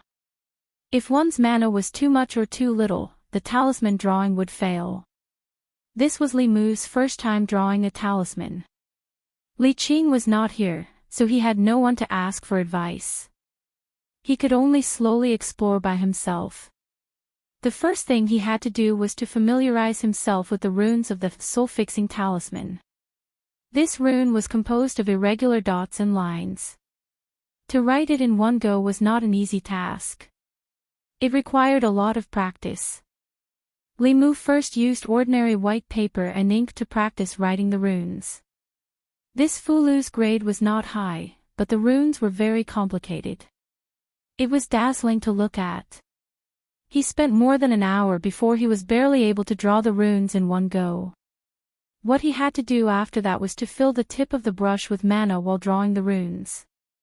During this period, the strength of the mana and whether or not there was a pause or interruption when drawing the brush were all crucial to the success of the talisman drawing. This matter was difficult to think about, but it was even more difficult to actually do it. His mind remembered it, his eyes understood it, but his hands did not listen to him. Last time when he saw Li Qing draw a talisman, it was easy. Hanja also succeeded in one go. When it was his turn to do it himself, the situation was completely different. In a short while, he had already drawn 10 pieces in a row. The method to determine whether a Fulu was successful or not was very simple. After drawing, a Fulu that retained mana was a successful Fulu. A Fulu with mana dissipated was no different from a piece of waste paper. Li Mu summed up the reasons for failure. The conclusion he came to was that when he was drawing the talisman, his mind was not completely focused and could not completely enter the state of drawing the talisman. If his mind was not focused, the movements of the talisman drawing would be difficult to be coherent. The mana would also fluctuate, causing the talisman to fail. It was not that Li Mu did not want to focus. It was just that when he was drawing the talisman, he had to recall the runes and maintain his mana. Both of them required distraction, so how could he be focused? The more he wanted to succeed in drawing the talisman, the more restless his heart was. The more restless his heart was, the easier it was for the talisman to fail. He seemed to have entered a contradictory cycle. Those who were proficient in talismans were probably familiar with the runes to the point of muscle memory. The current Li Mu was still far from being able to do this. Li Mu looked at the pile of waste paper on the floor and suddenly thought of an idea. He formed a one-handed sign and chanted in his heart as clear as ice, unperturbed even if the sky collapses. After chanting the clear heart mantra, Li Mu's face was calm and his heart was unperturbed. He had already entered the sage mode. He dipped the brush in ink and the tip of the brush moved quickly on the paper. In a moment, another Fulu was formed in his hand. This talisman looked ordinary and was no different from the waste talismans on the floor. But when he held it in his hand, he could feel the flow of mana in the runes. He had clearly succeeded in drawing the talisman. Crafting a talisman was a laborious and exhausting matter to begin with. After failing for more than 10 times in a row, Li Mu's already little magic power was almost completely exhausted. His head also felt dizzy, and he powerlessly collapsed on the bed. Wanwan wanted to eat dumplings today. I made some. Do you want to eat some? Lu Hanyan walked in from outside. Looking at the waste paper on the floor and Li Mu who was lying weakly on the bed, she said in shock, "What were you doing just now?" In the next moment, she reacted. Her face first turned red and then became ashamed and angry. Li Mujing was at the age where he was full of energy. She could understand that he was doing things that he should do at his age. However, he had just offended her in the afternoon, and in the afternoon. This made Lu Hanyan wonder who he was fantasizing about. Seeing Lu Hanyan's face turn from red to white and from white to green, Li Mu knew that she must have misunderstood something. He hurriedly climbed up from the bed and said, "Don't misunderstand. I was drawing the talisman just now." Lu Hanyan asked suspiciously, "Drawing the talisman?" Li Mu hurriedly explained, "Isn't Wanwan's mind frightened? Ordinary prescriptions are useless for her, so I drew a soul-locking talisman." After turning it into talisman water and drinking it, it will immediately take effect. Lu Hanyan forgot for a moment whether or not Li Mu was committing blasphemy just now. She asked in surprise, "You know how to draw talismans?" Li Mu shrugged and said, "You also know my illness.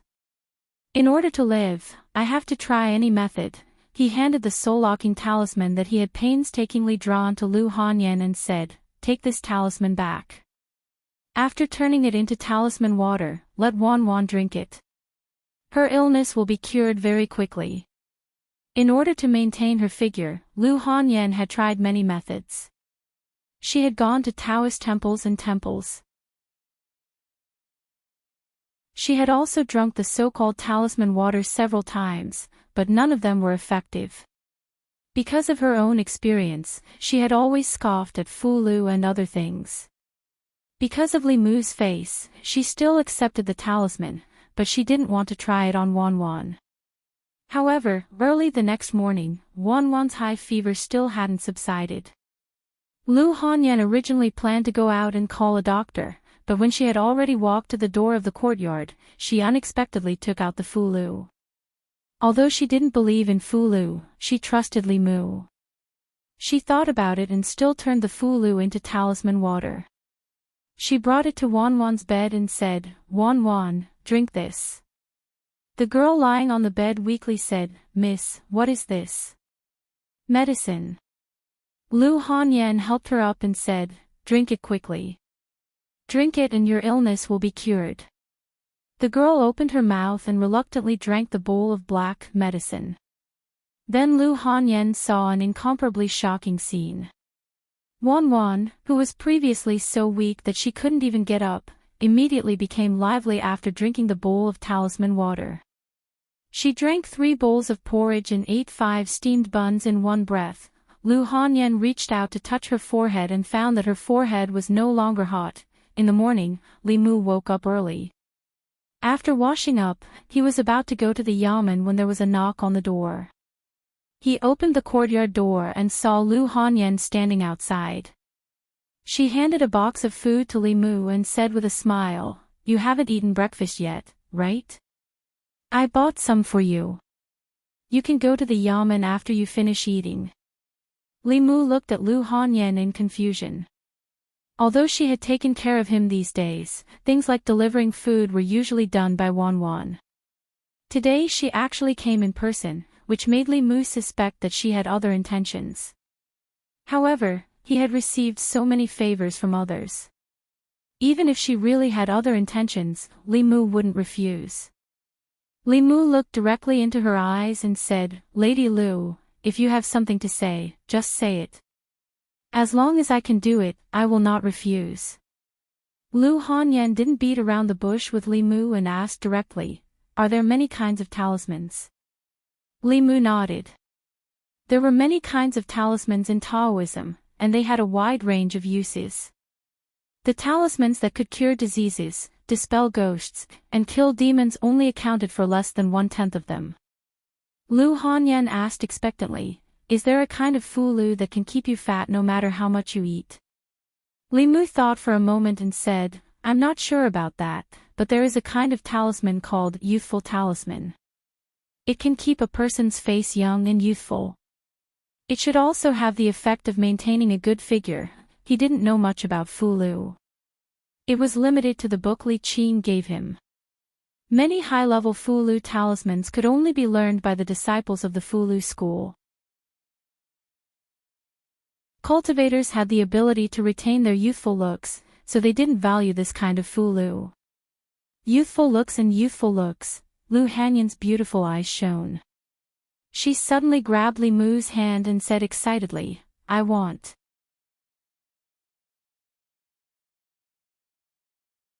Chapter 33. The fact that one's face would never age and that one's youth would last forever was a mysterious temptation to women. In her excitement, Lu Hanyan grabbed Li Mu's wrist so hard that it was bruised. Li Mu seriously suspected that she was taking the opportunity to take revenge. There was indeed a youth-retaining talisman. In addition, there was also the youth-retaining technique. Some female cultivators who cared more about their appearance would mostly cultivate this technique. Therefore, in the cultivation world, it was difficult to judge whether a woman was 18 or 80 years old by her appearance. Li Mu probably knew why Lu Hanyan was so excited. She was different from Wan Wan. Judging from her daily habits, she seemed to be the kind of person who would gain weight easily just by drinking water. Therefore, she had been dieting for a long time to maintain her figure. Li Mu didn't agree with this kind of behavior that was close to self-abuse. Life was short. Clothing, food, shelter, and transportation were necessities of life. If you couldn't even eat casually, then what was the meaning of life? I want that kind of fulu. Lu Hanyan grabbed Li Mu's hand and said eagerly, name a price, no matter how much it is. Li Mu didn't forget that he still owed Lu Hanyan 10 taels of silver. The favor he owed her couldn't be measured by money. He broke free of her hand and said, there's no need to talk about money. When I'm free tonight, I'll try to draw a picture for you. After comforting Lu Hanyan, Li Mu closed the courtyard door and walked to the county yamen. Li Mu, well done, Lord Zhang personally praised the three of you yesterday.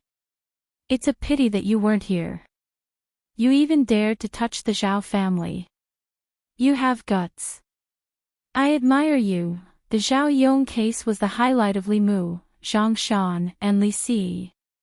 When Li Mu walked into the yamen, many bailiffs took the initiative to greet him.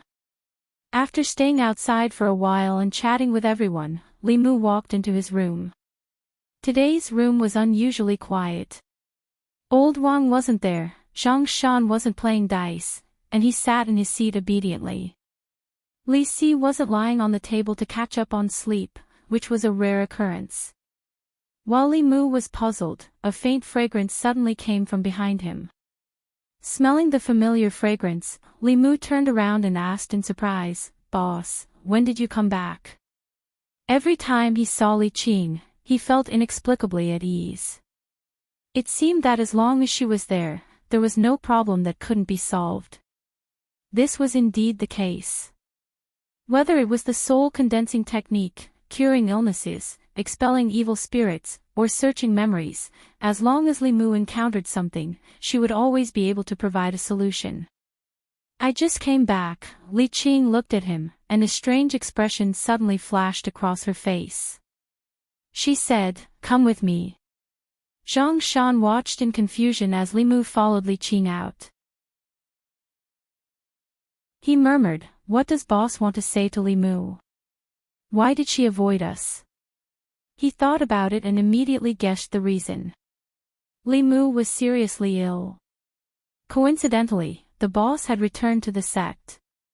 She must have found a way to save him. Of the cultivators in the county yamen, only she would care so much about her subordinates. Thinking of Li Mu's illness, he sighed and said, "I hope boss has a way." Li Qing walked out of the room and said to Li Mu, "Give me your hand." Li Mu extended his hand without thinking. Li Qing placed 2 fingers on his wrist and guided her mana to circulate through his body. Only then did she let go. She said in surprise, "It's only been a few days, but your mana has improved so much. Have you already formed the first soul?" Li Mu smiled and said, "It's all thanks to Miss Lin Wan. Otherwise, the first soul would not have formed so quickly." Li Qing looked at him, praise in her eyes. She said, "I've heard of that case. You did well." Li Mu said embarrassedly, "We should. It is our duty to protect justice and redress the grievances of the people."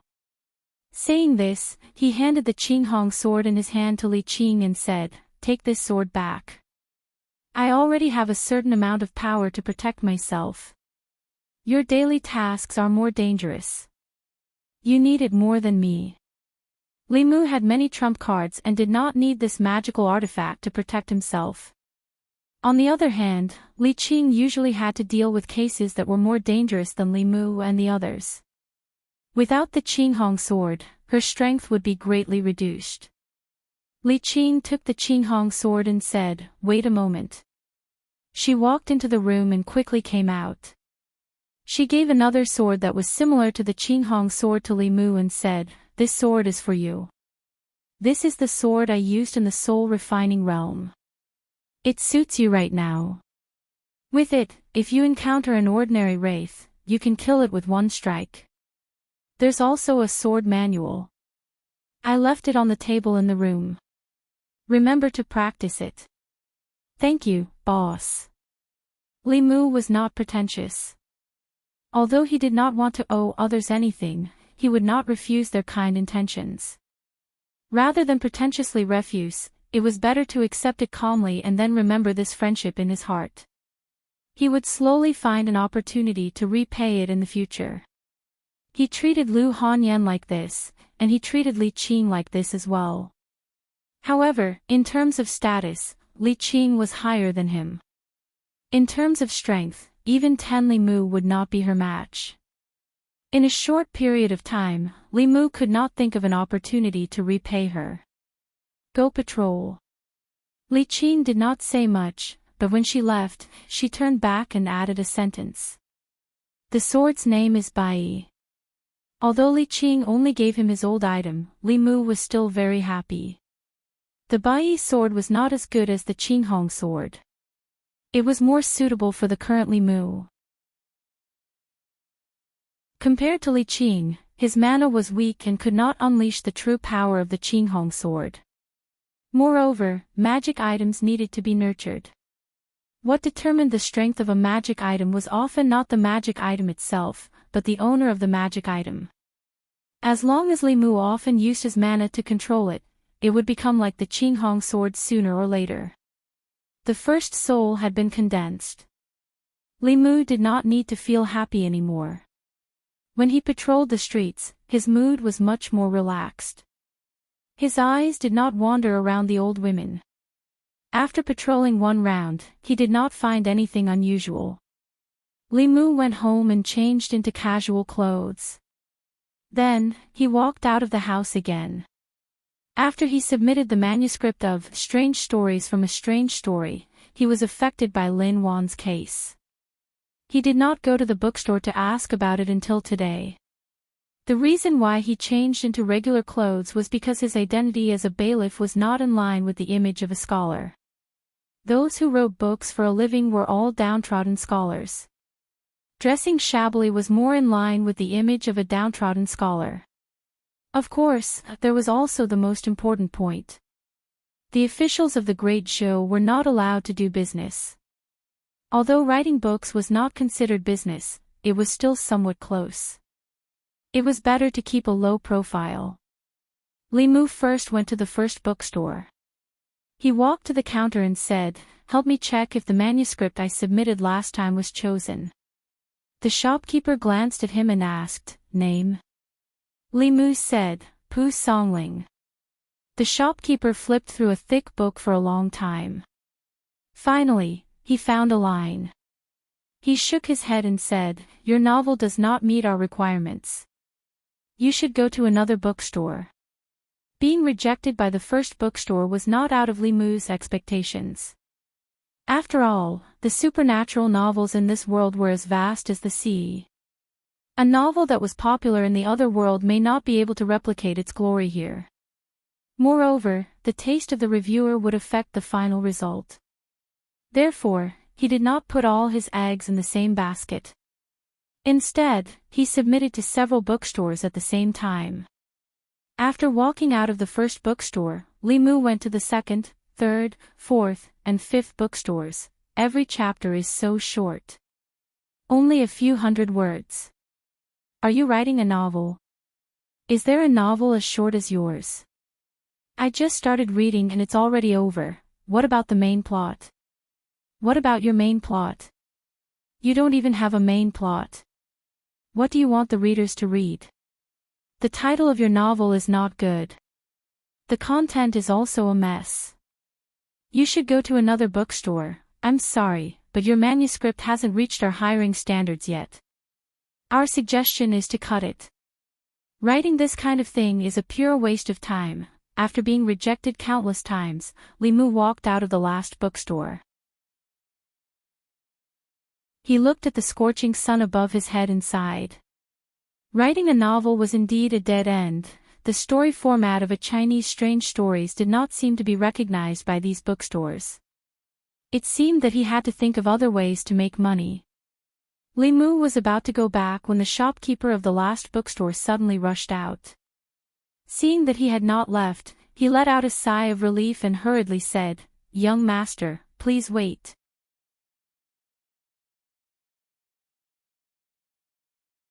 Chapter 34. Yunyan Pavilion. Li Mu sat in the guest seat in a private room. The shopkeeper served him tea with a flattering expression and said politely, "Young master, please have some tea." Li Mu took a sip of the tea. The aroma of the tea was clear and refreshing, and his mouth was full of sweetness. It was obviously a high-quality tea. Compared to the tea here, the tea that old Wang treated him to at the yamen was no different from boiled grass. The middle-aged shopkeeper stood up and bowed to him. "I was blind just now and almost caused a pearl to be covered in dust. I hope young master will not blame me." Yunyan Pavilion was the last bookstore that Li Mu visited. Originally, he had been rejected, but for some reason, just as Li Mu was about to leave, the shopkeeper chased after him. His attitude was completely different from before. Could it be that he had finally discovered the value of strange stories from a Chinese studio, and was ready to discuss a collaboration with him? The shopkeeper's face was full of smiles as he explained, "I have just read your book. Every word is like a gem, touching and thought-provoking. I wonder if you are interested in working with the House of Yunyan." Other than this bookstore, the other bookstores either guided Li Mu on how to write a book or suggested that he directly cut it off. Li Mu had no other choice. He directly asked the question that concerned him the most. "How is the remuneration calculated?" The shopkeeper explained, "A volume of 10,000 words costs 2 to 1 tael of silver per volume. After printing, after deducting the printing and labor costs, the profits will be split 40 to 60. Young master will take 40%. In addition, young master can choose to sell it to us directly. The price is 10 taels of silver per volume. The risk of printing will be borne by the bookstore, but the profits will go to the bookstore. Of course, young master can also sell one volume first and make a decision later. We will provide you with many choices." Before submitting the book, Li Mu had studied the market in detail. The price that the shopkeeper of Yunyan Pavilion gave him was not low. 10 taels of silver per volume could only be obtained by famous authors who had previously written best-selling works. For a newbie like him who had just entered the industry and had no representative works, even if he painstakingly wrote 10,000 words, he would only earn a few taels of silver. Could it be that this shopkeeper really had a pair of discerning eyes and could tell that strange stories from a Chinese studio would definitely sell well? Li Mu thought about it and decided to sell a scroll to test the waters. There was a risk in splitting the profits directly. If the sales were not good after one volume was printed, the bookstore might directly cut the profits. At that time, he would only get 2 to 1 tael of silver, which was not even enough to buy the materials for the talisman. However, if he were to sell them all at the price of 10 silver taels per scroll, he would lose a lot of money if the book became popular. The best way was to sell one volume first, observe the market, and make a follow-up decision after the market test. After thinking it through, Li Mu looked at the shopkeeper and said, "Then let's sell one scroll first." The shopkeeper nodded and said, "I will go draw up the contract." Selling the first volume of Strange Stories from a Chinese Studio for 10 silver taels had already greatly exceeded Li Mu's expectations. The shopkeeper was a person who knew the value of the book. The other bookstores either asked him for the outline of the main plot or directly asked him to cut it. Li Mu planned to return the 10 silver taels to Lu Hanyan first. Even blood brothers settled accounts clearly. The favor could be slowly repaid in the future. It was better to return the money as soon as possible. After signing the contract, Li Mu took the 10 silver taels and planned to go back to cook. Lu Hanyan had entrusted Wan Wan to him. Since he had promised her, he had to keep his word. After Li Mu left the Yunyan pavilion, the shopkeeper slowly walked upstairs and knocked on the door. He said, "Miss, everything has been arranged. We gave him the highest price." Through the window, a graceful figure could be seen in the room. The woman stood in front of the window and looked down at the figure on the street below. She said, "In the future, if he has any requests, try to satisfy them. As for the manuscript, he can hand it in whenever he wants. Don't rush him." "I know." The shopkeeper sighed and couldn't help but say, "But this way, we will lose a lot of money." The woman said without hesitation, "Just do as I say." The middle-aged shopkeeper could only agree helplessly. After all, he was just a worker, and the entire bookstore belonged to her. Not to mention giving the poor scholar preferential treatment, as long as she was willing, she could even give the store to him. However, what he couldn't understand was that if the young lady had read the scholar's essay, it would have been fine. However, she didn't even read it before asking him to chase him back and give him the best treatment. Could it be that the young lady had taken a liking to that scholar's man? Thinking about it carefully, it wasn't impossible. After all, although the scholar's essay was ordinary, he was indeed handsome. If the woman liked him. The shopkeeper secretly told himself that he must be more polite to that person in the future. Otherwise, in the future, if he whispered pillow talk beside the woman, he was afraid that he would have to pack up and go home. Li Mu's luck was good today. Just the first volume of Strange Stories sold for 10 taels of silver. Even if the market's response wasn't good, he could still copy something else. He first went home, and then went out with Wan Wan to buy some vegetables, a fish, and a chicken before returning home. Lu Hanyan was busy with the store during the day and would only come back in the afternoon. Li Mu made a small fortune and planned to cook a good meal in the evening to thank her for taking care of him these days. At noon, Li Mu and Wan Wan cooked some simple noodles. Li Mu ate a bowl, and Wan Wan ate 3 bowls. The little maid's appetite was big, but she couldn't be considered slim. Her oval-shaped face was round, and she was just right for being fat. Even so, it was enough to make Lu Hanyan envious. She had been dieting for a long time to achieve her current figure. Once she ate freely, it would be difficult to maintain her figure. This was also the reason why she was so obsessed with the youthful talisman. When he wrote the talisman for Wan Wan yesterday, there were still a lot of materials left. Li Mu returned to his room and flipped open the book with Zhu Sha and Qing Imo. He found the page of the youthful talisman and silently recited the clear heart chant. Yesterday, when he was writing the talisman, Li Mu found another use of the clear heart chant. Other than helping him to clear his mind and resist the temptation of illusions, when he recited the clear heart chant, he would be in absolute sage mode. His mind would be incomparably focused, and it would be difficult for him to be distracted by external things. In this state of extreme concentration, when he memorized words and talismans, he would almost have an eidetic memory. Li Mu looked at the youthful talisman and recorded it stroke by stroke in his mind. After closing his eyes for a long time, he opened them again and quickly wrote on the paper. In the time it took to drink a cup of tea, there was a piece of fulu in his hand that contained mana. Yesterday, he used a whole hour to write the soul-locking talisman and failed countless times. Today, when he was writing the youthful talisman, he only failed 3 times. He mainly saved time on learning and familiarizing himself with the talismans. In his mind, there were various Daoist mantras and incantations that had endless uses. He still had to slowly explore them in the future. After dinner, Wan Wan took the initiative to clean up the dishes. Li Mu went straight back to the yamen. In the afternoon, the weather was hot and stuffy, so they usually stayed in the guard room. Li Mu continued to read the introductory cultivation book. Li Qing had a mission and was not in the yamen. Zhang Shan went to old Wang's guard room to wash away the humiliation.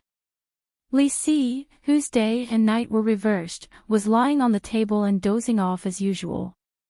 What was recorded in this book was only some shallow basics of cultivation. The more profound spells and supernatural powers were regarded as secret scriptures by the major sections. It was not easy to come into contact with them. However, with his current insignificant cultivation, he could only use some shallow spells.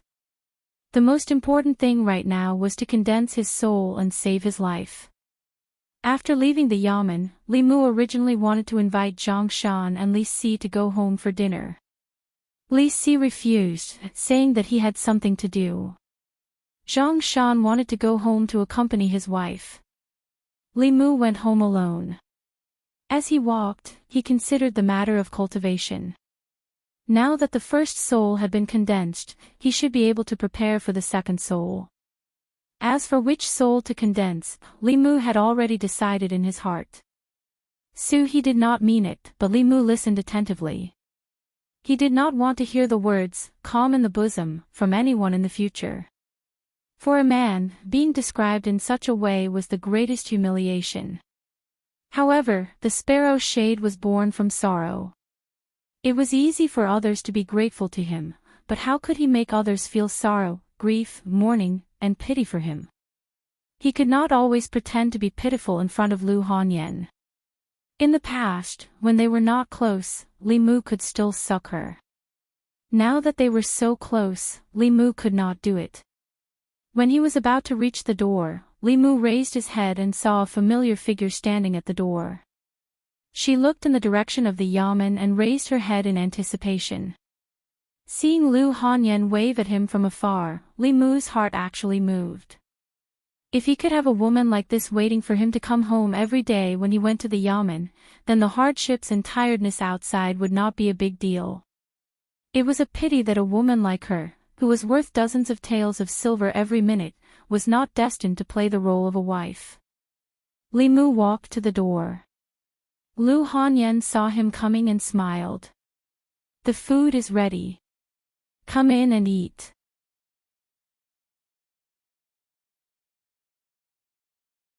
Chapter 35. Walking back home, Li Mu looked at the table full of dishes, then looked at Lu Hanyan and said in disbelief, "Did you make all these?" Wan swallowed a mouthful of saliva and said, "Of course. My miss is good in the hall and the kitchen. She can sing and dance and is proficient in 18 kinds of musical instruments. These dishes were all made by my miss just now. They are delicious." One who was unaccountably solicitous was hiding evil intentions. Lu Hanyan was neither evil nor evil, so she naturally had something to ask. After a brief moment of astonishment, Li Mu understood why she was so solicitous. He took out the folded youth-retaining talisman from his sleeve and handed it to Lu Hanyan. After Lu Hanyan received it, a trace of joy appeared on her face and she immediately ran to the kitchen. Li Mu was about to change out of his official uniform when he realized something.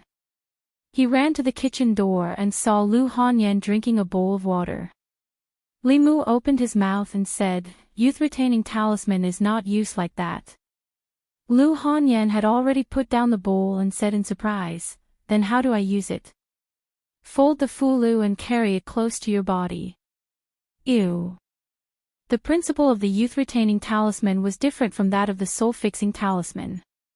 One was from the outside to the inside, while the other was from the inside to the outside. The principle was different, so the way to use the fulu was also different. The soul-fixing talisman was from the inside to the outside and needed to be turned into talisman water to be swallowed. The youth-retaining talisman was from the outside to the inside. As long as it was carried close to the body, it would gather spiritual qi and nourish the body. After Lu Hanyan vomited, she looked at Li Mu with a pale face and asked in a low voice, "Do you have more?" Li Mu took out a pen and paper and drew another youth-retaining talisman. He folded it and handed it to her, saying, "This talisman will last for 3 days. After 3 days, I will draw a new one for you." Lu Hanyan carefully placed the fulu close to her body and said with a smile, let's eat first. The food is getting cold. We don't have any kitchenware at home, so we borrowed your kitchen. Li Mu picked up his chopsticks and put the first bite into his mouth. He knew that Wanwan's evaluation of Lu Hanyan was not exaggerated. Li Mu himself could only bring out a few kinds of barbecue sauces and a bowl of yang chun noodles. At this moment, there were several dishes on the table, both meat and vegetables. Each dish had its own unique flavor. Lu Hanyan looked up at him and asked, I haven't cooked for a long time, so it's inevitable that my skills are rusty. Are these dishes to your liking? Li Mu said from the bottom of his heart, Lady Lu's cooking skills. Li Mu is ashamed of his inferiority. Generally speaking, a woman who was good at singing and dancing generally had a good family background. At the same time, it was very rare to have such cooking skills. Lu Hanyan smiled and said, Wanwan is full of praise for your cooking skills. I can only cook a few bowls of noodles. Li Mu said modestly. He took out the 10 taels of silver he earned today and put it on the table in front of him, saying, This is the money for the medicine that day. Lady Lu, please accept it. Lu Hanyan did not refuse.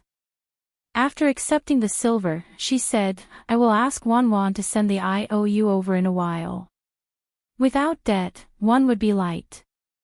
Although his first bucket of gold was all used to pay off his debts, if strange stories from a strange story could be recognized, even if he could not become rich with one book, his future life would be much better. After dinner, Lu Hanyan went back first, while Wanwan stayed to help Li Mu clean up the dishes.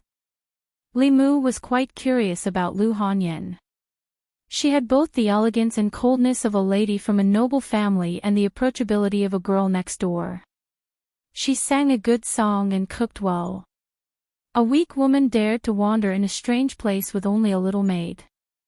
Many men did not have this courage and boldness, and it was even rarer in a woman. When they were washing the dishes together, Li Mu asked Wanwan, Wanwan, where did you and your miss live before? Why did you come to Beijing? We used to live in Zhongjuan. Wanwan put the washed dishes aside and said, Miss said that it was too tiring to live in Zhongjuan. Food was expensive, houses were expensive, rouge was expensive, and everything was expensive, so we moved to Beijing. Li Mu asked again, doesn't your miss have a family?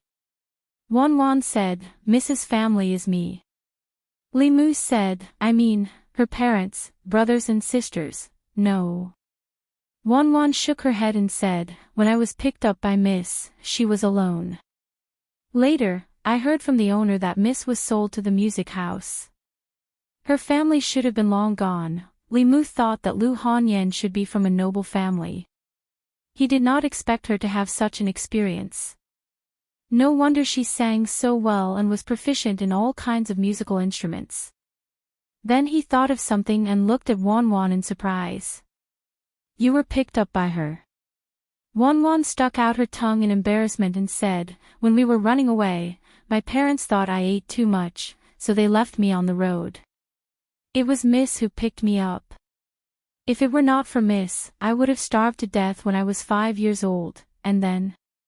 Later, Miss sang and played for people on the stage. I washed clothes for the sisters in the music house and slowly saved money. When I saved enough money to redeem Mrs. Freedom and open a shop, I came here. Originally, many young masters wanted to help Miss redeem her freedom, but Miss said that it was better to rely on oneself than on others. Even her parents and relatives were not reliable, let alone those who liked her beauty. When she was old and ugly, she would be kicked away. After listening to Wanwan's words, Li Mu could not help but admire Lu Hanyan. Not all women were so independent. Even in his era, a woman like Lu Hanyan was the benchmark of independent women in the new era. As Wanwan spoke, her tone suddenly changed as she asked, if Miss has that talisman, will she never grow old? After all, the youth-retaining talisman was not a youth-retaining technique. There was a limit to its effectiveness. Li Mu said, it's not that she will never grow old, but at least 10 or 20 years later, she will still look the same. Wanwan lowered her head and rubbed the corner of her clothes. She whispered, "That talisman, can you give me one too? I also want to be like Mississippi." I can give you all my private money." How much private money could this little girl have? Limu smiled and said, "I will draw one for you in a while. You should keep your private money to buy candied haws." The girl's eyes curved and said, 100 taels can buy a lot of candied haws." Limu was stunned for a moment. "How much?"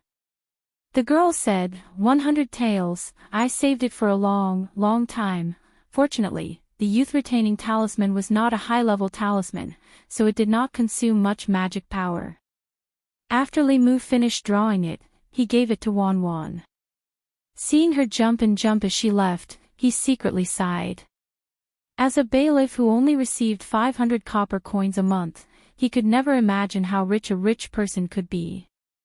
He only thought that Lu Hanyan was a rich woman, but he did not expect that even the maid of a rich woman was also a rich woman.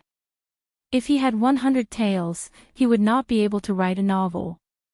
It was fine if he was told that there was no main plot, but he was also always scolded for being too short. If he was not forced by life, who would be willing to suffer such grievances? Tomorrow was a day of rest. There was no need to go to the yamen or patrol. Limu woke up early in the morning and practiced his sword for an hour. After eating breakfast with Wanwan, he left the house and walked straight out of the county. That day, Suhi had said that after Zhao Yong was executed, he should go to the Bay of Clear Water. She had something to give him. Although Limu did not know what it was, it would be a waste if he did not accept a gift from someone else. His intuition told him that whatever Suhi gave him must be something good. Although he had already set foot in the cultivation world, compared to those disciples of famous sects, he was still too far away. Other people had masters to teach them and could obtain any resources they wanted from their sections. He had to rely on freeloading cultivation methods and equipment, so he could not let go of any free opportunity. He walked all the way out of the county and along the official road. He arrived at the Bay of Clear Water in less than an hour. Limu walked alone on the road. When he was not far from the Bay of Clear Water, he suddenly stopped and turned around to look at a giant tree behind him. In a deep voice, he said, "Who's there?" Ever since the formation of the first soul, Limu's vigilance had greatly increased. Just a moment ago, he felt a hair-raising aura from the direction of the giant tree. He could already be considered a cultivator, so he would not have this kind of feeling for no reason. The giant tree stood in the same place without any movement. Limu's gaze was fixed on the giant tree. Not long after, a tall and thin figure peeled off from the trunk and looked at Limu with a surprised expression. The figure was tall, but extremely thin. When it was attached to the trunk, its skin and clothes were the same color as the trunk. Now that it had peeled off from the trunk, the clothes on its body had become ordinary green clothes. Its skin had also returned from its original grayish-brown color to its normal appearance.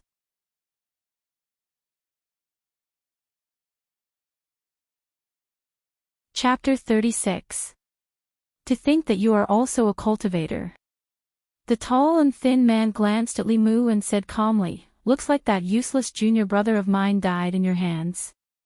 The only one who died in Limu's hands was the dwarf invited by the Zhao family. He did not expect that the other party would have a senior brother. Limu's gaze swept across the tall and thin man. When his gaze swept past his eyes, his heart suddenly tightened. This person's eyes were not like that of a normal person. Within his eyeballs was a pair of vertical pupils. A normal person could not possibly have such pupils.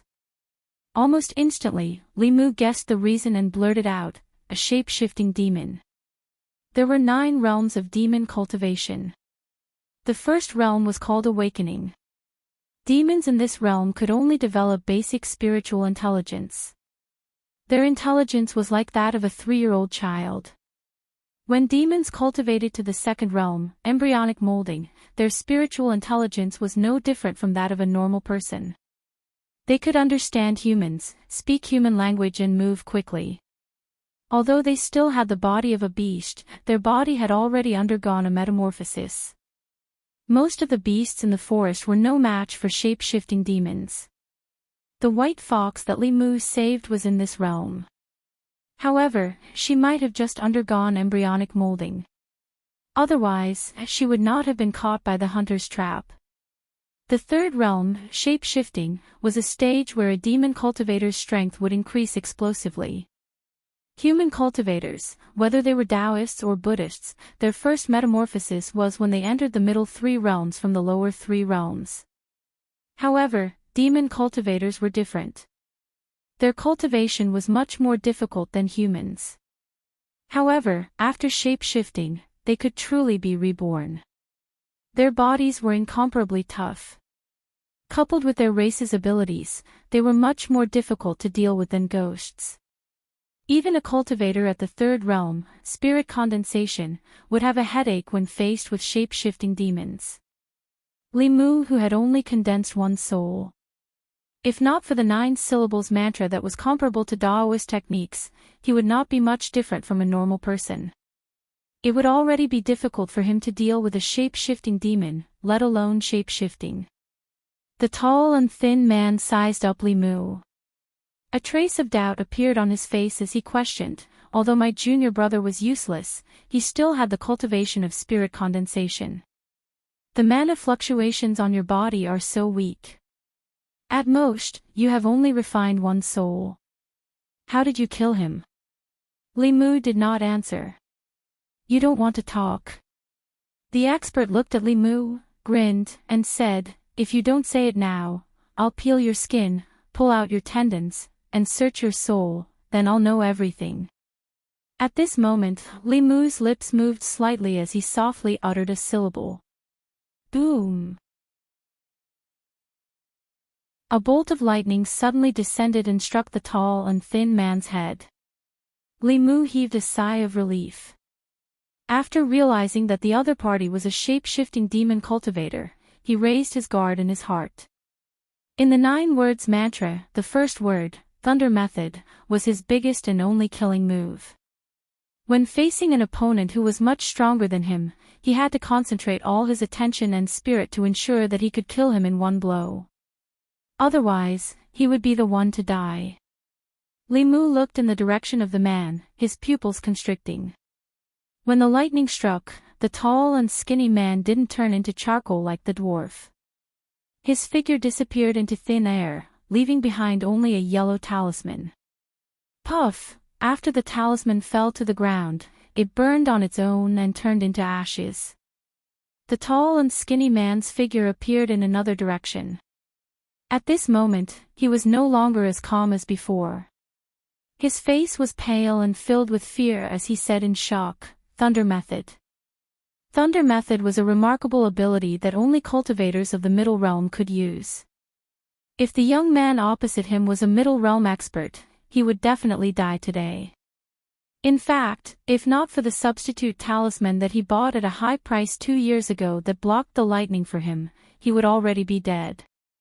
The tall and skinny man's body trembled as he said in panic, Thunder Method, you haven't even refined the 7 spirits, how can you know Thunder Method?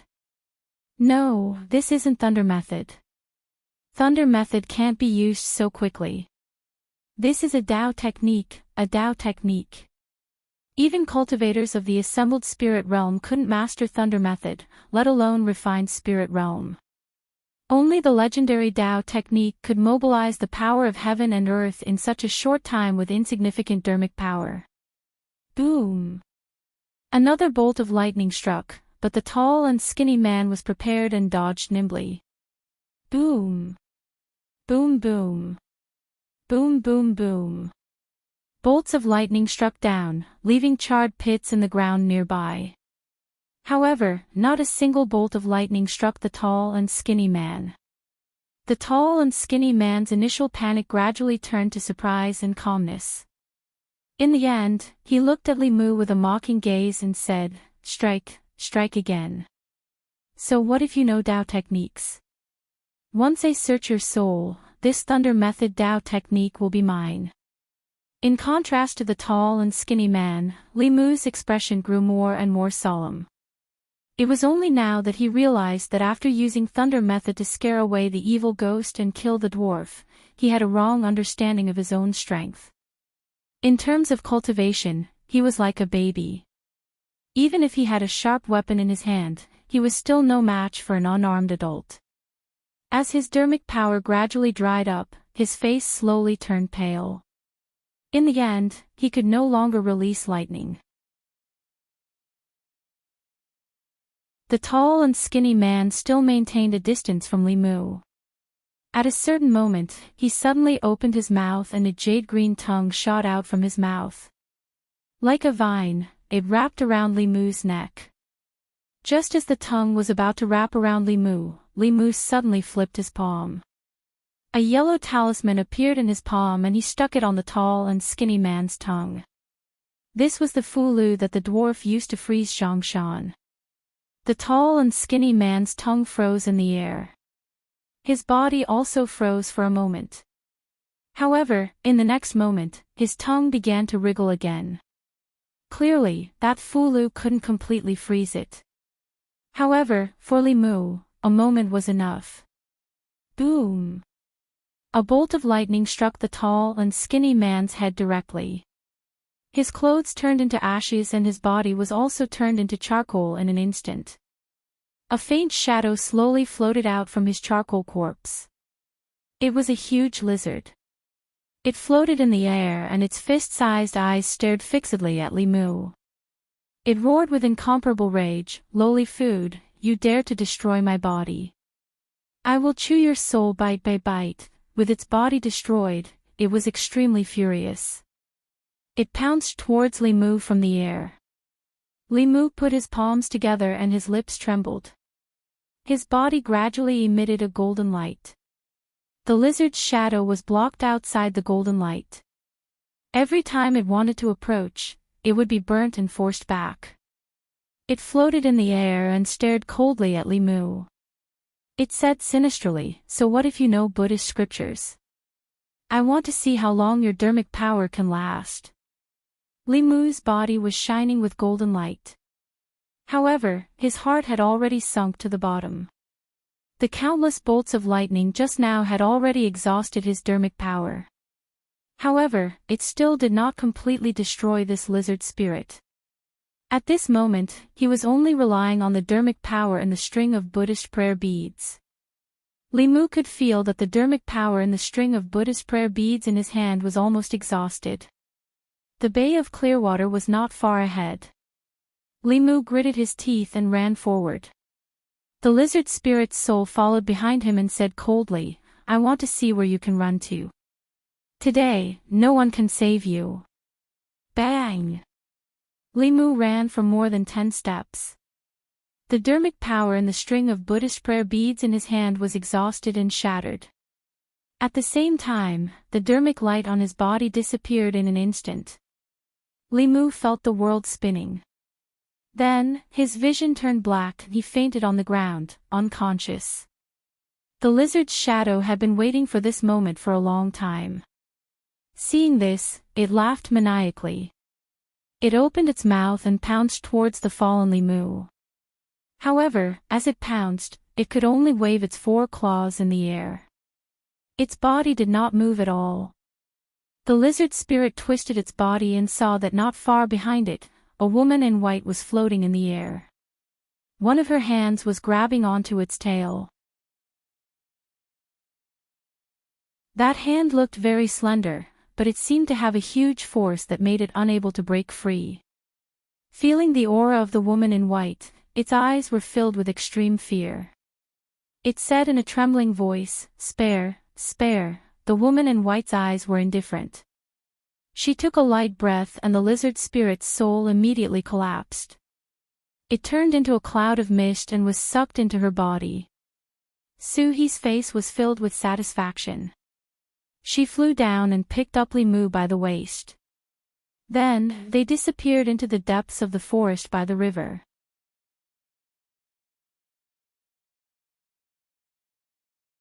Chapter 37.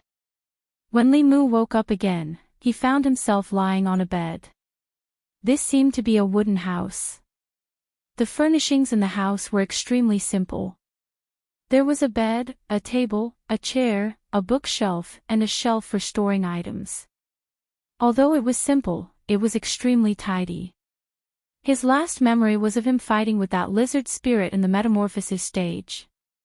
He schemed to destroy the lizard spirit's physical body.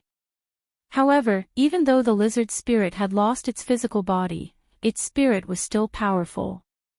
In the end, Li Mu exhausted his transcendence energy and fainted. He could vaguely see the lizard spirit pouncing towards him. Li Mu sat up from the bed and mumbled, "I'm dead." He walked in from outside and said, "If I had come a moment later, you might have really died in the hands of that beast." Li Mu was stunned for a moment. Then, he exclaimed in surprise, "Miss Su. Drink some water." He handed a teacup to Li Mu and asked, "How did you provoke a metamorphosis demon?" Li Mu picked up the teacup and moistened his lips. Then, he said, "In order to hide Lin Wan's matter, the Zhao clan once hired a heretical cultivation. When my colleagues and I were investigating the case, we were discovered by him. He originally wanted to kill us to silence us, but I was lucky enough to kill him. That demon said that he was the senior brother of the heretical cultivation and was probably here to seek revenge." He looked at him with a different expression. She said, "You've just started cultivating, and you're already able to injure a metamorphosis demon to such an extent. If I didn't see it with my own eyes, it would really be hard to believe." Li Mu smiled bitterly. "I only used a little trick. A third realm demon is too powerful. I was no match for it at all. If not for you, I'm afraid there wouldn't even be anything left of me now." Thinking of that lizard spirit, Li Mu looked at He and asked, "Right, where's that demon spirit?" He said casually, "It's already dead. I swallowed its spirit." Li Mu originally thought that He was just a third realm evil spirit. From the looks of it now, he had still underestimated her abilities. That lizard spirit was a third realm demon. Even if his physical body had dissipated, his soul would not be weaker than a third realm evil spirit. Even so, he still died in the hands of He. Her cultivation must have already entered the middle realm. The lower three realms of ghost cultivators could only be called spirits. Nether spirits, resentful spirits, and evil spirits all belong to the spiritual bodies. Spiritual bodies belong to the Yin attribute and were restrained by Thunder Dharma and Light of Buddha. Even if the cultivators of Buddhism and Taoism were not as profound as them, they could still defeat the strong with the help of Orthodox Buddhism. The middle three realms of ghostly cultivators were also known as the soul realm. Ghosts in this realm had already shed their Yin spirit bodies and become soul bodies. They could condense a physical body at any time and no longer feared the light of Buddha or other means against ghosts. Cultivators would no longer have any advantage when fighting against them. As for the upper three realms, that was the true ghost realm. Their magic power was profound, and they could reverse yin and yang and mediate creation. Even in the ghost region of Yudu, they could control millions of ghosts and were existences that ruled the world. It was no wonder that when Li Mu mentioned the imperial court, she was not afraid at all. Resentful spirits and evil spirits could be killed by the imperial court. As for ghost cultivators in the middle three realms, if they could sit down and talk nicely, the higher-ups would definitely not use force. After He finished speaking, she looked at Li Mu again and said, "I sense the aura of Thunder Dharma there." Furthermore, it was not guided by Fu Lu. It was a pure and direct Thunder Dharma. Thunder Dharma is a spell that only divine arts realm cultivators can cultivate. Your magic power is shallow, so it is impossible for you to execute Thunder Dharma divine arts. Could it be that you used Dao techniques? With Li Mu's current cultivation, other than borrowing the power of heaven and earth, he did not have the ability to cross realms to kill enemies. He nodded at He and did not deny it. He looked at him with a weird gaze and said puzzledly, "Scriptures, Tao techniques, they are all secret techniques of Buddhism and Tao sect. They are only passed down to core disciples. You know scriptures and Tao techniques, but your magic power is so weak. You also don't know much about cultivation." Li Mu had an awkward expression. There was no way he could explain this to her. He couldn't possibly say that there was a year when a monk and a Daoist fainted in front of his house during winter, so he did not continue asking and only said, "Forget it, everyone has their own opportunities. But you have to remember, before you have the ability to protect yourself, it is best not to let others know about it. Otherwise, it could bring you a fatal disaster." Li Mu nodded and said, "I understand." He took out a book from the bookshelf in the corner and said, "This is for you. It should be useful to you. Take it as a thank you for helping Lin Wan seek justice." Li Mu remembered that she said last time that if he could solve Lin Wan's problem, she would give him something. Could it be this? He took the book that did not have a cover and flipped it open. He saw that there were countless small words densely packed on the cover. "The wind comes out of Jen Horn, the earthly soldier platoon, the road in front of Sun Fong, the ferocious wind calls, urgent as the law commands, the four seas origin, the five mountains drive forward. The stone cracks defy, dare to spread scales. Moving clouds arrange chi, gather substance and refine truth. Six ding six jia. Urgent as the law commands. The eastern jia qian yuanheng, righteous chi speed current. I receive long life, heaven and earth palm horizontal. Follow me incantation, when used, thunder and rain soar. Rapidly descend, rapidly reveal true form. Urgent as the law commands." Li Mu was shocked. What was recorded in this book was actually all Daoist spells and abilities. Borrow the wind and move fog, pray for clear skies and rain, summon coming and going, tread on water and sit on fire, ride the wind and water, chase souls and absorb souls, hide and hide. In addition, there were several thunder spells, exorcism incantation. He flipped through a few pages and found that this book only had half of it. It recorded dozens of Daoist spells and abilities from the tempering soul to the transcendent realm. The power of Daoist spells was incomparably strong. Even those with weak dermic powers could borrow the power of heaven and earth through Daoist spells and use powerful spells. In order to prevent them from falling into the hands of people with evil intentions and harming the world, Daoist spells had always been a secret. Although these spells and abilities were not as secretive as Daoist spells, they were still not easily obtained through conventional means. If the book that Li Qing gave him was just a basic introduction, then this book was an advanced tutorial. It could allow Li Mu to cultivate to the fourth realm without any hindrance. He said, "More than 10 years ago, there was a Daoist priest who was fighting with a demon above the Bay of Clearwater. His cultivation was not as good as the demon, so his body and soul were devoured.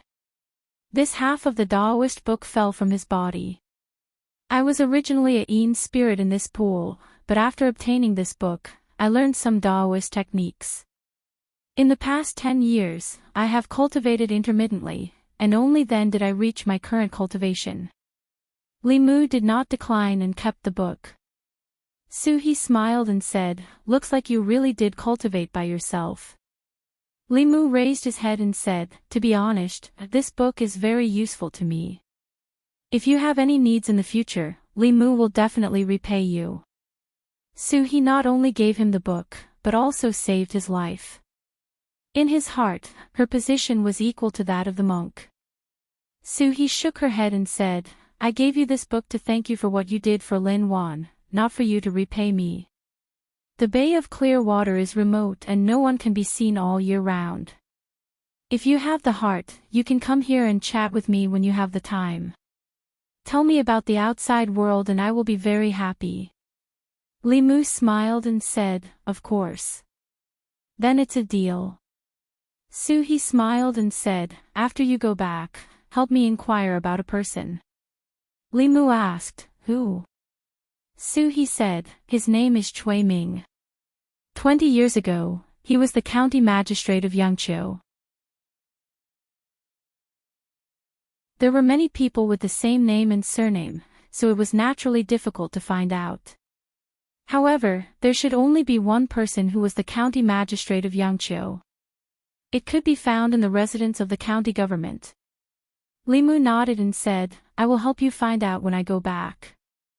Su, he used an illusion to hide the small house by the river where she lived. She sent Li Mu out and said, if you meet a strong enemy in the future that you can't deal with, you can lead him here. As long as you are close to the Bay of Clear Water, I will be able to sense it. Ghost cultivators in the spirit realm were considered strong in the entire North County. Li Mu's greatest gain this time was not the other half of the Daoist book, but that he had gained another backer. They walked to the place where Li Mu had fought the lizard spirit. On the ground, there was a charred lizard and a bag. He did not know what the bag was made of, but it was not damaged even after being struck by the heavenly thunder. Li Mu picked up the bag. Su, he said, it looks like the sorcerer's soul-nourishing bag. It should contain the souls he captured. Li Mu wanted to release the souls, but when he opened the bag, a cloud of black fog suddenly surged out of the bag. The black fog circled in the air and turned into a ghost figure. It laughed and said, damn snake, I'm out. Last time, you caught me off guard. If you have the ability, catch me again. While laughing wildly, it bent down and looked at the ground. At first glance, it saw a familiar figure. The moment it saw Li Mu, its laughter stopped abruptly. It said in shock, why is it you again?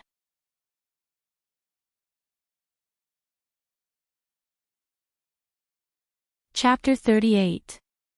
Li Mu was taken aback when he saw the wraith again. Following that, he thought of something and immediately said, Miss Su, catch it. Don't let it escape. The moment the wraith recognized Li Mu, it recalled the lightning bolt that alarmed him. Without any time to think, it immediately transformed into a mist and fled into the distance. But this time, it did not escape. Suhi's figure vanished from where she stood and instantly appeared in front of the mist. She reached into the mist and quickly grabbed a ghostly figure. It was a young man. His face was filled with horror. The way he looked at Suhi was 100 times more horrified than when he looked at Li Mu. The only thing he feared about the young man was the lightning bolt, but the white-clothed woman in front of him made him feel fear from the depths of his soul. Suhi glanced at the wraith and looked at Li Mu again. She asked, do you know each other? Yes. Li Mu walked over with a smile and said, I have a few important questions to ask him. The wraith trembled and said with a trembling voice, I was the one who offended you in the past. You are a magnanimous person. Please forgive me and treat me like a fart. Li Mu first guided the fear out of him before asking, back then, how did you know that I didn't have 7 physical souls? Li Mu had never figured it out. The 7 physical souls were different from the 3 spiritual souls. The soul belonged to the body, and without cultivating to the middle 3 realms, it was impossible to see through the physical souls. Even Suhi could not tell. Li Qing needed to make a judgment based on Li Mu's numerous symptoms. How could a puny wraith have such ability? I'll talk. The evil spirit quickly said, this little ghost was originally just a Yin spirit, living in a cave under the bridge. One day, 2 wraiths were fighting on the bridge. I don't know what happened, but they both perished. This little ghost absorbed their remnant souls and increased my cultivation. I also gained some memories. In the memories of one of the wraiths, there was a divine ability called Heaven's Eye. After this little ghost learned it, he could see through a person's 3 spiritual and 7 physical souls. Li Mu looked at it and asked, do you think I'm gullible? How can there be such a divine ability? Do you believe that I'll strike you with lightning? There really is. The wraith panicked. If you don't believe me, I'll tell you. You'll know when you try it. In fact, it was not that Li Mu did not believe it. The earliest divine abilities and spells were also created by the seniors of Dao. Even now, there were often amazing people who created their own divine abilities and even Dao techniques. Li Mu wanted to get this divine ability from the wraith's mouth for free. After being frightened by Li Mu, the wraith spilled the beans from a bamboo tube and told him everything it knew. Li Mu was initially worried that his mana was not enough. After trying it, he discovered that this divine ability called Heaven's Eye did not have a high requirement for mana. It was just a magical use of mana. With a short incantation, it could be used. After using Heaven's Eye, the world changed in Li Mu's eyes. The wraith's body was surrounded by Yin Qi. It was obvious that it was a wraith. Li Mu looked at Su He and found that she was still the same as before. There was no change in her body. Thinking about it, it was probably because his cultivation was too low that he could not see through the existence of a person whose cultivation was much higher than his. Su He looked at him and asked, "What's wrong with your 7 souls?" At the mention of this, Li Mu was a little troubled. He said, "It should have been taken away by some evil thing. I'm thinking of a way to reform it. I remember that the books mentioned that it's much harder to reform the 7 souls than to refine them. If you don't succeed, you'll really die and your soul will scatter." Su He looked at him and suddenly said, "Why don't you become a ghost cultivator? With my help, I guarantee that you'll enter the middle realm in 20 to 30 years. Li Mu shook his head firmly. "I'm not married yet, what's wrong with that?" Su He smiled and said, "Even if you become a ghost cultivator, you can find a female ghost and cultivate your soul. After you enter the middle realm, you'll be able to reform your body at any time and you'll be no different from a living person." If possible, Li Mu still wanted to consider a human woman as his wife. Even if a ghost cultivator could reform his body, he was still a ghost.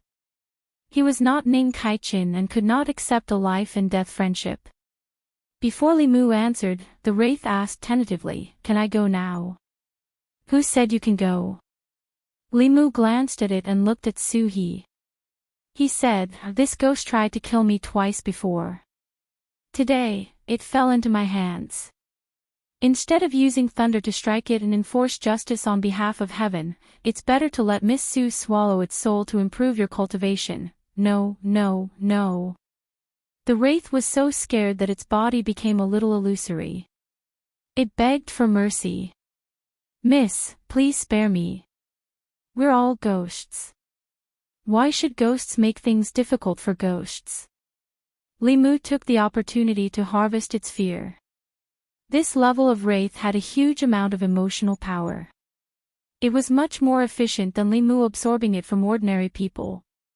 It was a pity that although this ghost's cultivation was much deeper than Lin Wan's, its emotions were far inferior. The main reason was that Lin Wan's death was caused by Zhao Yong. Her obsession and resentment were all related to Zhao Yong. Therefore, when Li Mu killed Zhao Yong, she burst out with a huge amount of gratitude. As for this evil spirit, it was nothing more than a coward who was afraid of death. It was worried that Su He would swallow its soul, so the fear it generated was not strong. Amitabha, as Li Mu continued to harvest the wraith's fear, he suddenly heard a familiar Buddhist chant. Li Mu turned around and saw a monk holding an alms bowl in one hand and a staff in the other. He slowly walked over. It was Xuandu. Xuandu slowly walked closer. He looked at the wraith and said, "This poor monk hasn't succeeded in converting you and you're in a hurry to leave." This poor monk had to look for you. When the wraith saw Xuandu, it was stunned for a moment before it immediately shouted, "Monk, take me in. I won't run anymore. Let me listen to you chanting scriptures. I like listening to you chanting scriptures." Amitabha, good, good. If I hear it. Look, I can even recite it. Quickly convert me, quickly convert me. Xuandu walked in front of Li Mu and asked with a smile, "Young benefactor, can this wraith be converted by this poor monk? Last time, this poor monk accidentally let it escape." This time, this poor monk will watch over it carefully. Xuandu had saved his life. Since he asked, Li Mu nodded and said, then I'll leave it to you. Xuandu glanced at the wraith and said, evil creature, why aren't you coming in yet? The wraith was ecstatic. It turned into a black fog and entered the alms bowl in his hand. Xuandu looked at Li Mu with a surprised gaze and said, a few days ago, when this poor monk met you, you lost your 7 souls. I didn't expect you to condense the corpse dog in just a few days. It seems that you must be helping those in need and doing good deeds. Good, Xuandu's eyesight amazed Li Mu. Li Qing was right. He was at least a Buddhist cultivator of the 3rd realm. Li Mu smiled and said, I'm a bailiff. It's my duty to punish the strong and uphold justice. Xuandu smiled kindly and looked at Su He. Li Mu was worried that he would become addicted to exorcising the wraith. With her stubborn personality, the two of them would definitely fight. He hurriedly explained, this is Miss Su. Although she has a yin spirit body, she has never harmed anyone, Amitabha. Xuandu chanted the name of Buddha and said, Mrs. Mana is not inferior to this poor monk's. I hope you can keep your original heart and do good.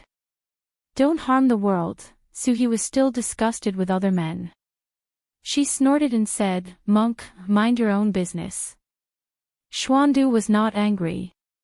He looked at Li Mu again.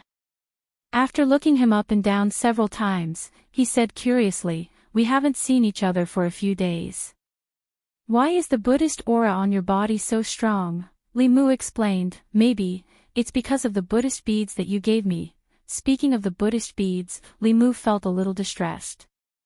In the process of the stalemate with the lizard spirit, the medium for him to use the Buddhist magic had been destroyed. No.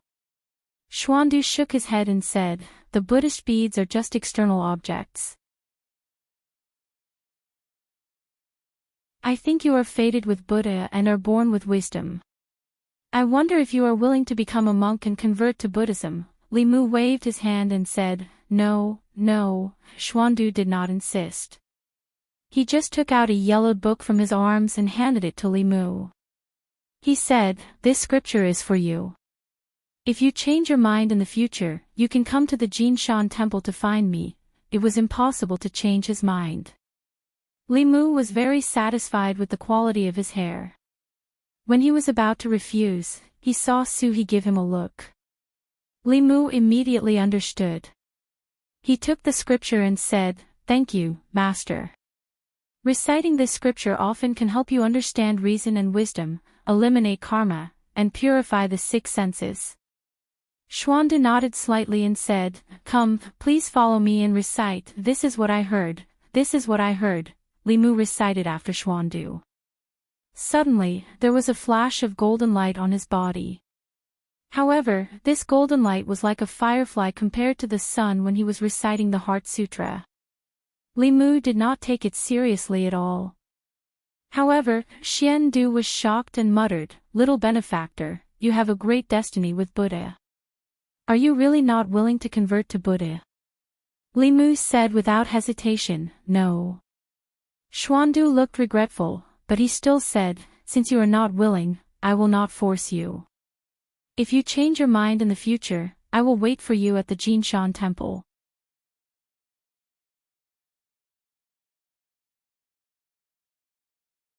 Chapter 39.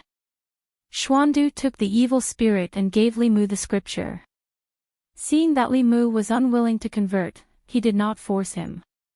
Just like last time, he turned around and left. Li Mu held the Buddhist scripture and thought of Su He's eyes that reminded him. He wondered, is there something mysterious about this scripture? Su He looked at the direction that Xuandu left and said, when Buddhist disciples first start cultivating, they use a certain scripture as the foundation and chant it day and night. If I'm not wrong, that monk wants to use this to test your root of wisdom. Li Mu said, root of wisdom. This is just a saying that those monks use to fool fools. Su He said faintly, the so-called root of wisdom is your talent in cultivating Buddhism. chanting the scripture is similar to Taoism's guidance. Those with outstanding talent in Taoism can guide qi several times and succeed in drawing qi. It's the same with the basic scripture. Those with outstanding talent in Buddhism only need to chant it a few times and there will be a light of Buddha. Those with average talent will need a few days. Those without talent will just chant it in vain. So he looked at Li Mu with a strange look and said, "You only chanted one sentence and there was a light of Buddha. Obviously, you have an extremely high talent in cultivating Buddhism, but you cultivate Taoism." Li Mu himself did not believe that he had any talent in Buddhism. It was most likely because of the Heart Sutra. However, this was not what he cared about. Li Mu looked at Su He and asked the question he was most concerned about: can Buddhism and Taoism be cultivated at the same time? Of course you can. Su He said, if it's other cultivation methods, it may not work. But Taoism cultivates the dantian and Buddhism cultivates the body. The two do not conflict. It's just that it's not easy to cultivate. Just the path of cultivation is already very difficult. Very few people cultivate Buddhism and Taoism at the same time. Don't be too greedy. It was not that Li Mu was greedy. It was just that Buddhism and Taoism each had their strengths and weaknesses. If he cultivated both at the same time, he could learn from each other's strengths and weaknesses. When fighting with others, he would have more trump cards to protect himself. If Li Mu only cultivated Taoism or Buddhism, he would not have been able to last until Su He arrived in the fight with the lizard spirit. He did not have to cultivate Buddhism to a high level. As long as he had a little Buddhist mana, he could use part of the power of the Heart Sutra. When he met with demons and ghosts, he could both attack and defend, providing double protection. The beginning cultivation of Buddhism was simpler than Taoism. One only needed to recite the scriptures, while the other needed to cultivate the soul painstakingly. However, this did not mean that the cultivation of Buddhism was easier than that of Taoism. The lower three levels of Taoism, soul refining, soul concentrating, and spirit concentrating, were to build the foundation for later cultivation. Buddhism's beginning cultivation was easy, but the difficult part was the cultivation of the heart. The characteristic of easy at first and difficult at last was suitable for Li Mu. After all, he originally walked the path of Taoism. He did not want to cultivate Buddhism to a high level. After keeping the Taoist books and Buddhist scriptures, Li Mu bid farewell to Su He and walked along the official road to the county. The Bay of Clearwater was not far from the county. Li Mu often walked and it would take about an hour. If he knew how to draw the spirit travel talisman, he could save a lot of time. Unfortunately, he only knew a few fulu. With his current low level of mana, he could draw even fewer. The spirit travel talisman required a soul concentrating realm cultivation to draw. Currently, Li Mu was unable to do it. The battle with the lizard spirit was a blow to Li Mu's head. In the past, his cultivation was low. He relied on his thunder technique to restrain demons and ghosts. He did not care about demons and ghosts. The result was that if Su He did not appear, his body would have been eaten by the lizard spirit. Even his soul would have been devoured. This dangerous experience reminded Li Mu that he was a newbie who had just stepped into the cultivation world. Before he had absolute power, he must be careful. After returning home, Li Mu threw all the miscellaneous matters to the back of his mind and focused on the soul concentrating realm. He had already condensed the first soul, Dog Corpse. The second soul was the third soul, Sparrow Shade. Sparrow Shade was born from sorrow. Sorrow, grief, mourning, pity, they were all part of sorrow. How could he make others feel these emotions? Theoretically speaking, writing a book was the easiest way to mobilize the emotions of most people. Once the readers were immersed in the story, they would feel joy, anger, sadness, or sadness according to the plot. The more popular the novel, the more readers, the more powerful the emotions. But to condense the soul-concentrating realm through this method, it was difficult. Li Mu needed to be face to face with someone to absorb their emotions. Beyond a certain distance, the art of inducement would be useless. Although this method did not work, the general idea was correct. Li Mu followed this train of thought and quickly came up with a solution.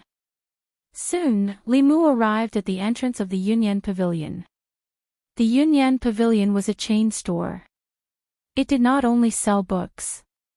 To be exact, it was a brand. It had a bookstore, a music studio, a theater, and a tea house. The bookstore was next to the tea house, opposite the tea house was the music studio, and next to the music studio was the theater. The 4 shops were all called the Yunyan Pavilion. The popular novels in the bookstore would be interpreted by the storytellers in the tea house. The music studio would arrange the music and adapt it into a play in the theater. Li Mu could not help but admire the shopkeeper of the Yunyan Pavilion. This kind of advanced concept of pan-entertainment was rare in this world. If he had the chance in the future, he would get to know someone with such foresight. Li Mu stepped into the bookstore. The middle-aged shopkeeper, who was calculating the accounts at the counter, looked up and immediately ran out. He asked eagerly, "Young master, why are you here?" The Strange Stories from a Chinese Studio is still in its infancy. It will be a few days before it can be printed and sold. Li Mu shook his head and said, "That's not why I'm here." The shopkeeper said, "Young master, if there's anything else, please let me know." The shopkeeper's attitude made Li Mu feel a little strange. According to his investigation, the bookstore's attitude towards the authors under it was not very friendly. After all, those poor scholars would delay their chapters every 2 to 3 days. The shopkeepers of the major bookstores wanted nothing more than to hold a knife to their heads and force them to write. It was very rare for them to be so friendly. However, if the shopkeeper's attitude was good, Li Mu would not feel uncomfortable. He smiled and said, "There is indeed something I would like to ask of the shopkeeper." After all, this was a man that the lady had her eyes on. The shopkeeper could not be negligent. He quickly said, "Young master, please speak." Li Mu asked, "I wonder if the tea house next door is lacking storytellers?" The shopkeeper asked, "Young master wants to tell stories?" Li Mu nodded and said, "I want to try." Telling stories and writing novels had certain similarities. Although the audience of storytellers was limited to one area of the tea house, they were only separated by a curtain. Li Mu could easily guide their emotions. When the shopkeeper heard Li Mu's request, he immediately said, "I will arrange it for you immediately." No matter how slow Li Mu was, at this moment, he realized that something was wrong. Since the last time, the shopkeeper's attitude towards him had been excessively good. Not only did he give him special treatment when he published a book, but now he was even fulfilling all of his requests. Those who did not know would think that Li Mu was the shopkeeper. He looked at the shopkeeper and asked, "Shopkeeper, are you hiding something from me?" The shopkeeper's heart thumped. He smiled apologetically and said, "How is that possible?" When he spoke, his eyes drifted and his expression was nervous. This made Li Mu certain of his suspicions. He asked, "What are you hiding from me?" The shopkeeper stuttered and did not dare to raise his head to look at him. "All right, shopkeeper Huang, you can leave." At this moment, a familiar voice that Li Mu heard suddenly came from above. Lu Hanyan came down from upstairs. Looking at Li Mu, she said, "If you have any questions, just ask me. Don't make things difficult for shopkeeper Huang." Li Mu looked at her in astonishment, then suddenly said, "So it's you." When Lu Hanyan came down from upstairs, Li Mu understood everything. He understood why the shopkeeper suddenly chased after him when he had already rejected his manuscript. His attitude changed 180 degrees, and he approved his manuscript without any hesitation. Furthermore, he gave him so much preferential treatment. It turned out that the yen of the Yunyan Pavilion was Lu Hanyan's yen. Li Mu thought that he was already earning money with his own efforts. He did not expect that he was still relying on Lu Hanyan to be pitiful. In other words, he was living off a woman. Although there was a trace of discomfort in his heart, but it could not be denied that living off a woman was quite good.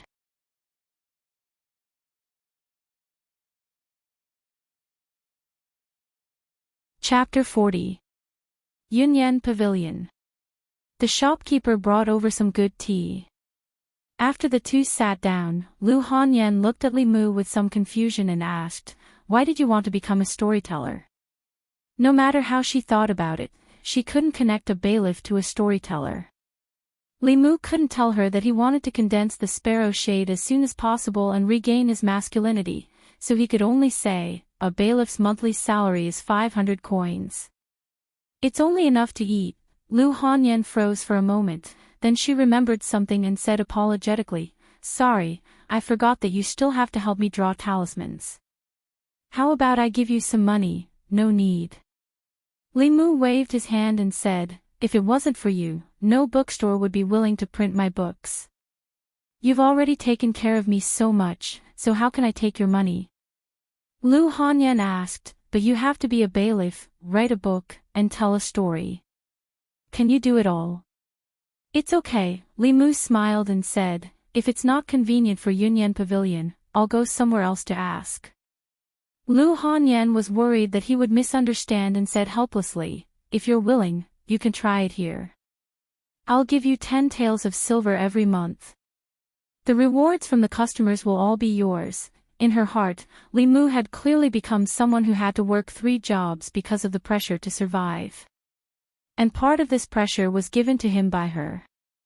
Li Mu shook his head and said, "I've already asked around. The best storyteller here only gets 2 taels of silver a month. The rewards from the customers can only be split 50%. Lady Lu, I know you're taking care of me, but I still want to earn money through my own efforts and not rely on others' charity."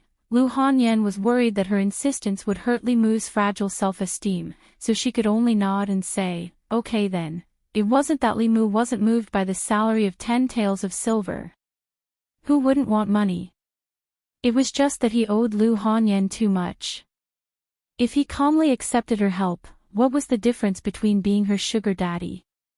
Although there was always a voice in his heart telling him to say yes to her so that he wouldn't have to work so hard, his pride as a man won in the end.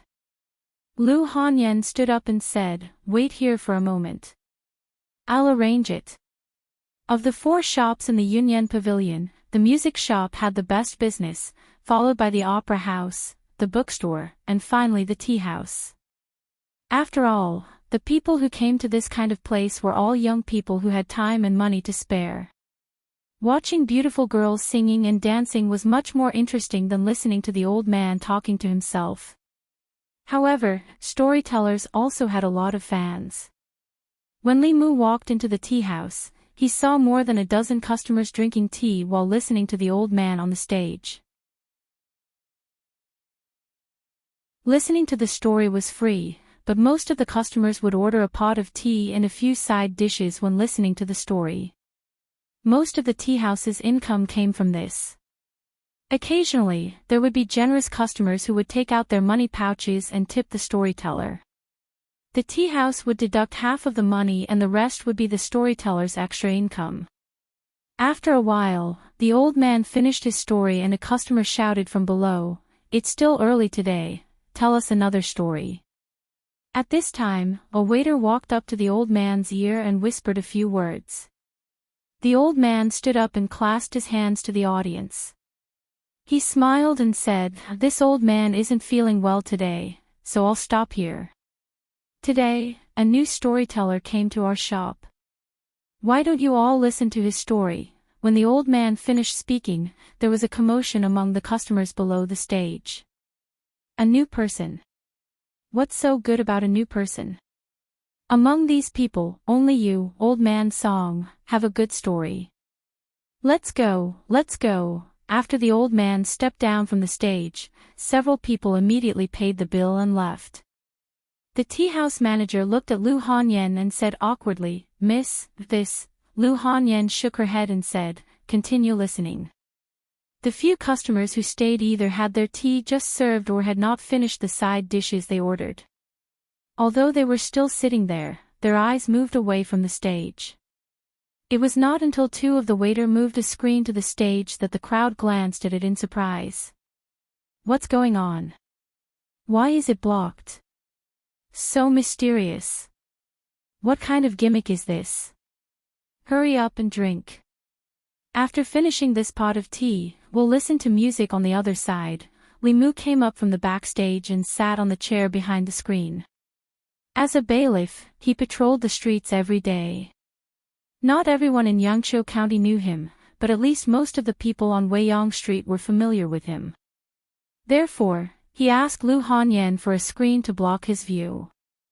Sitting on the chair behind the screen, Li Mu cleared his throat and said, "The story I'm going to tell today is called Transforming into a Butterfly."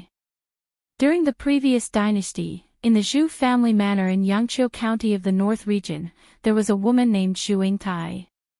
She was beautiful and intelligent. She learned poetry from her brother since she was young and liked to read. However, there was no good teacher in her family and she wanted to study in Zhongjuan. In order to harvest these people's sorrow, Li Mu told an adapted version of The Lovers of the Liang Dynasty. As one of the four great love tragedies in ancient times, The Lovers of the Liang Dynasty was really sad to the bone. Li Mu was 12 or 13 years old and had his first awakening of love. When he did not know what love was, he cried his eyes out when he watched The Lovers of the Liang Dynasty for the first time. Today, even if the people present were all fierce men, as long as they still had human emotions in their hearts, Li Mu could harvest their sorrow. On the way to study, Yingtai met Liang Shanbua, a scholar who also went to Zhongjuan to study. The two of them hit it off at first sight and enjoyed each other's study. On the grass bridge pavilion, they used soil as incense and became brothers. Below the stage, the few guests who were drinking tea gradually slowed down. A woman dressed as a man. Interesting, you can't even tell.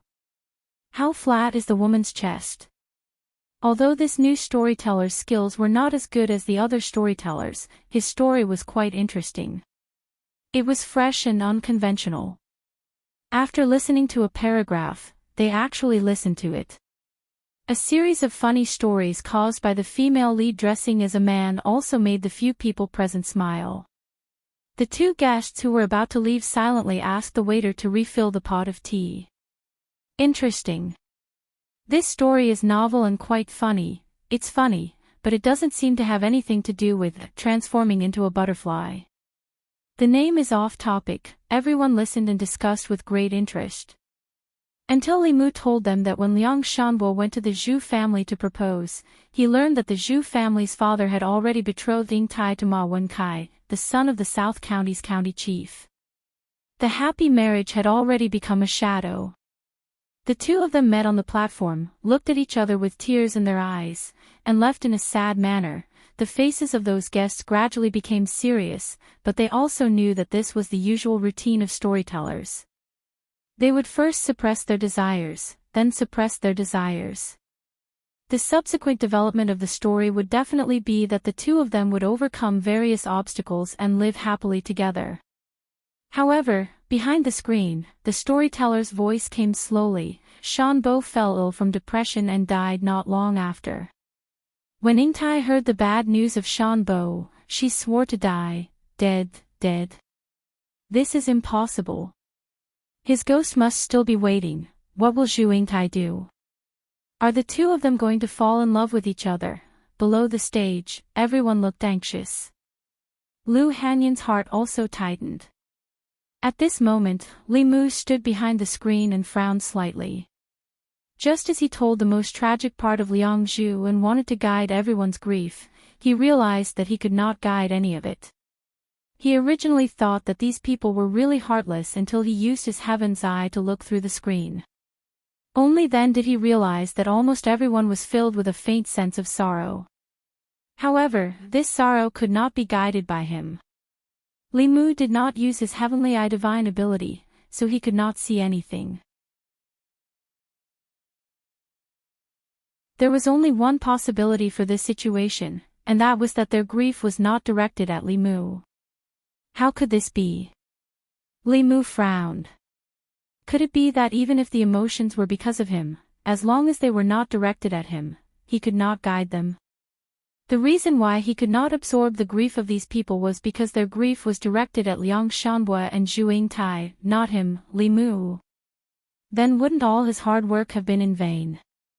Below the stage, everyone was listening nervously. However, after a long silence from behind the screen, they could not help but urge him to continue. Hurry up, what's next? Where's the storyteller? Is he asleep? I've already given him the money. Hurry up and continue. The hope of gathering the sparrow shade was ruthlessly destroyed. Li Mu was depressed. He said impatiently, "There's nothing next." Below the stage, there was a moment of silence. Then, the atmosphere exploded. What did you say? He hasn't finished yet. How can he only tell half a story? Bastard, you dare to play with us. Hearing the angry roars of the crowd and feeling the boundless anger coming from behind the screen, Li Mu was stunned on the spot. Although he did not collect any grief today, the progress of collecting anger had greatly exceeded Li Mu's expectations. His heart stirred, and he immediately came up with a brilliant idea. Li Mu jumped down from behind the screen and said loudly, "That's all for today. Listen to the next episode." Below the stage, everyone was enraged. Bastard, come back here. Don't even think about leaving today. How dare you play this game? Do you believe that I won't beat you to death? Li Mu hid behind the stage and took a deep breath. His face was filled with satisfaction. In front of the stage, someone cursed while holding on to the table. He said weakly, why am I so tired? I'll take a break first. Who can go and catch that bastard?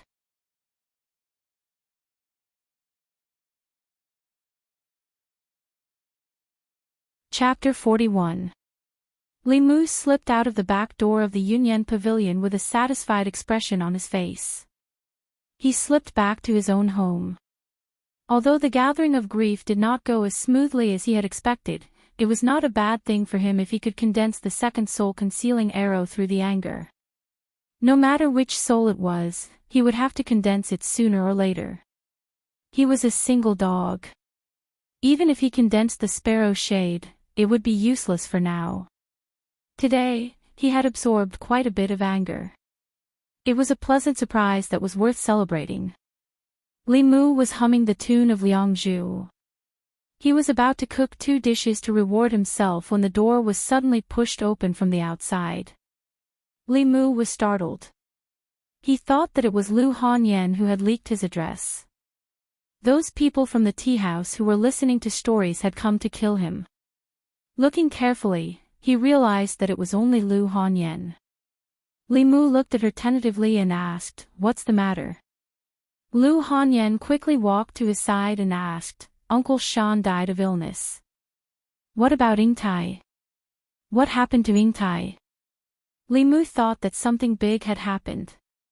As he washed the vegetables, he said casually, "When Yingtai was forced to get married, she took a detour to Uncle Shan's grave to pay her respects." Under Yingtai's grief, wind, thunder, and lightning raged. Uncle Shan's grave exploded. Yingtai jumped into the grave. The grave closed, the wind stopped, and the rain stopped. A rainbow hung high in the sky. 2 butterflies flew out of the grave and danced in the mortal world. Lu Hanyan looked at him in a daze. She said in disbelief, "Yingtai died for love. Uncle Shan didn't come back to life." Li Mu glanced at her and said, "Do you think this is one of those ghost stories where people die and come back to life?" Lu Hanyan said firmly, "No, you have to let Uncle Shan come back to life. Then he and Yingtai can fly together. Haven't they already become butterflies flying together? This is different. I won't change it." Li Mu's attitude was just as firm. There was no room for negotiation. The reason why Liangzhu was Liangzhu and why it could be passed down through the ages was because it was a sad and beautiful tragic love story. If it became a happy ending, would it still be Liangzhu? This was an insult to the original story of The Lovers of Liang, and also an insult to Li Mu. Lu Hanyan looked at him with her big watery eyes and begged, "Please." Li Mu didn't expect her to use a soft approach. He was almost melted by her gaze. He quickly looked away and said, "Even if you look at me like this, I won't change." Lu Hanyan retracted her gaze and said angrily, "How can you be so cruel? How can there be so many perfect things in the world?" Li Mu shook his head and said, "Not all love endings can be as beautiful as people expect. Are you really not going to change it?" "No, I won't change a single word." Lu Hanyan seemed to be angry. Her chest heaved as she left. Li Mu didn't care. Women were emotional. It wasn't strange for her to hope that Liangzhu would have a happy ending. It would be fine after she calmed down. He continued to hum a little tune as he thought about whether he should steam the fish or sweet and sour it when he passed by the market earlier. Wanwan seemed to like sweet and sour fish, so sweet and sour it would be fine. Li Mu was just about to scrape the fish when footsteps came from beside him again. Lu Hanyan walked back and asked doubtfully, "What tune are you humming?" "How come I've never heard it before?" Li Mu said. "Butterfly transformation." Lu Hanyan said in surprise, "Butterfly transformation has a tune." Li Mu said perfunctorily, "I hummed it myself." Lu Hanyan said, "Hum it again for me to hear." Li Mu said in surprise, "Don't you have to look after the shop?" "It's my shop. I can go whenever I want." Lu Hanyan sat next to Li Mu and said, "Hurry up and hum a few more words." "This tune is a bit interesting." Li Mu handed the knife to her and said, "Then help me kill the fish. I still have a chicken to stew." Other women might be more resistant to these things, but Li Mu knew very well that Lu Hanyan was not a pampered young lady. She was even more skilled than Li Mu when it came to killing fish. After she was done, she cut the fish on both sides, stuffed onions, ginger, and garlic into the belly of the fish, and put it aside to marinate. Li Mu was not a music major, so he could not remember all the notes of Liangzhu, but he could still hum a long section. After Lu Hanyan heard it, she looked at Li Mu in surprise and said, "The rhythm of this song is slow and fast, and the tune is changeable. Moreover, it is secretly in line with the story of butterfly transformation. You are definitely not humming it yourself." Li Mu shook his head and said indifferently, "If you don't believe me, then forget it." Lu Hanyan looked at him a few times and then walked out of the courtyard. After a while, Wanwan ran over and saw Li Mu busy in the kitchen with marinated fish. She said happily, "We are eating fish today." Li Mu asked, "What flavor do you want to eat? Steamed, boiled, fried, roasted, or sweet and sour?" The girl thought for a moment and said, "Let's eat steamed." Young lady likes to eat steamed. Li Mu steamed the fish into the pot. With Wanwan sitting in front of the stove to light the fire, he went to the courtyard to refine the anger he had absorbed today. At a certain moment, Li Mu suddenly heard a melodious music. The familiar melody made Li Mu stunned for a moment. He almost thought that he had returned to his previous life. The music came from next door. It was Liangzhu's tune. Although it was somewhat different from the original version, just by listening to Li Mu hum a section, he was able to infer the score almost exactly.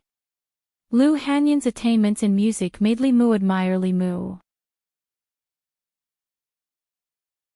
To be able to hear the music he was incomparably familiar with in this unfamiliar world, at this moment, the satisfaction and joy in Li Mu's heart could not be described with words. Not long after the music stopped, Lu Hanyan walked in again and asked Li Mu, "Is there a complete score for this song?"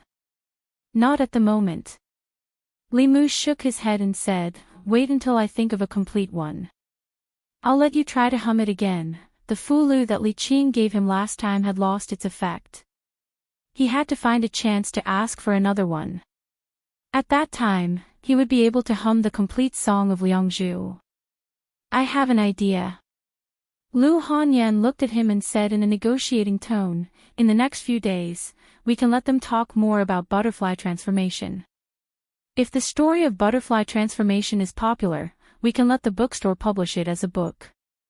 The music house and theater can also use it as a prototype to compose a song or make it into a play. It had to be said that Lu Hanyan was very business-minded. Now, she wanted to turn Liangzhu into an IP and develop the copyright for multiple lines. Li Mu wanted the 7 emotions. Although he did not care about its commercial value, Lu Hanyan's words made him think of a way to collect grief. Since everyone's grief was directed at Liang Shanbo and Zhuing Tai, Li Mu could not absorb it. But what if he was Liang Shanbo? You can decide for yourself. Li Mu looked at Lu Hanyan and said, I only have one request. Lu Hanyan said, don't worry, you will be satisfied with the reward. Li Mu shook his head and said, it's not about the money. Lu Hanyan was confused, then what is it? Li Mu said seriously, after the story of butterfly transformation is made into a play, I want to act as Liang Shanbo. Lu Hanyan said, you know how to act. Li Mu, no, but I can learn. Lu Hanyan shook her head and said, a quarter of an hour on stage is 10 years of work off stage. You can't learn it. Li Mu suddenly sighed and said, actually, I have a dream of acting since I was young. I just want to stand on the stage of my dreams before I die. Okay. Lu Hanyan's heart tightened and she quickly said, isn't it just acting? I'll let you act. Telling a lie often required countless lies to cover it up. Li Mu himself did not remember when he started to lie in front of Lu Hanyan without blushing and without skipping a beat. Others treated him with sincerity, but he covered it up. This made Li Mu feel very uncomfortable. He could only comfort himself that other men lied to girls for their bodies. He used Lu Hanyan's sympathy to condense his soul and save his life. He did not covet her body, nor did he want to cheat her of her money. This could only be regarded as a white lie. After comforting himself like this, he became more at ease.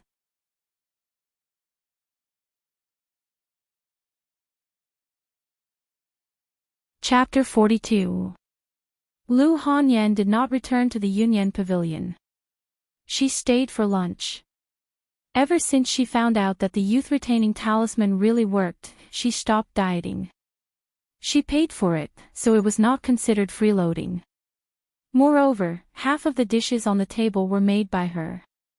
Li Mu was very willing to share some of the food with her. Besides, Lu Hanyan's culinary skills were several levels higher than his, so he would not be polite. The happiest was of course Wan Wan. The food in her bowl was piled up to the tip. She focused on eating without saying a word. Lu Hanyan ate in a more ladylike manner. She would only speak to Li Mu after swallowing the food in her mouth. Then it settled. You will write the initial script of butterfly transformation. When the time comes, I will get someone to change it into a play. As for the profits, I will give you enough for the play. As for the book, I suggest you share the profits with the bookstore. You can do as you see fit. Li Mu was not as interested in money as Zhang Shan. What he cared about was how to capture the audience's emotions. Lu Hanyan returned to the store after lunch. She needed to plan a series of matters related to the adaptation of Liangzhu. Li Mu first practiced swordsmanship in the yard for a while. He had to familiarize himself with the sword manual Li Qing gave him first. Spells were powerful, but one's skills had to be able to keep up. In a fight between low-level cultivators, the level of cultivation was not the deciding factor. Fist and foot skills were equally important. In the middle 3 realms, cold weapons and ordinary fist and foot skills were of little use in a fight. After practicing a few times, Li Mu returned to his room and sat cross-legged on the bed. He took out the basic scripture that Xuandu gave him and began to chant in a low voice.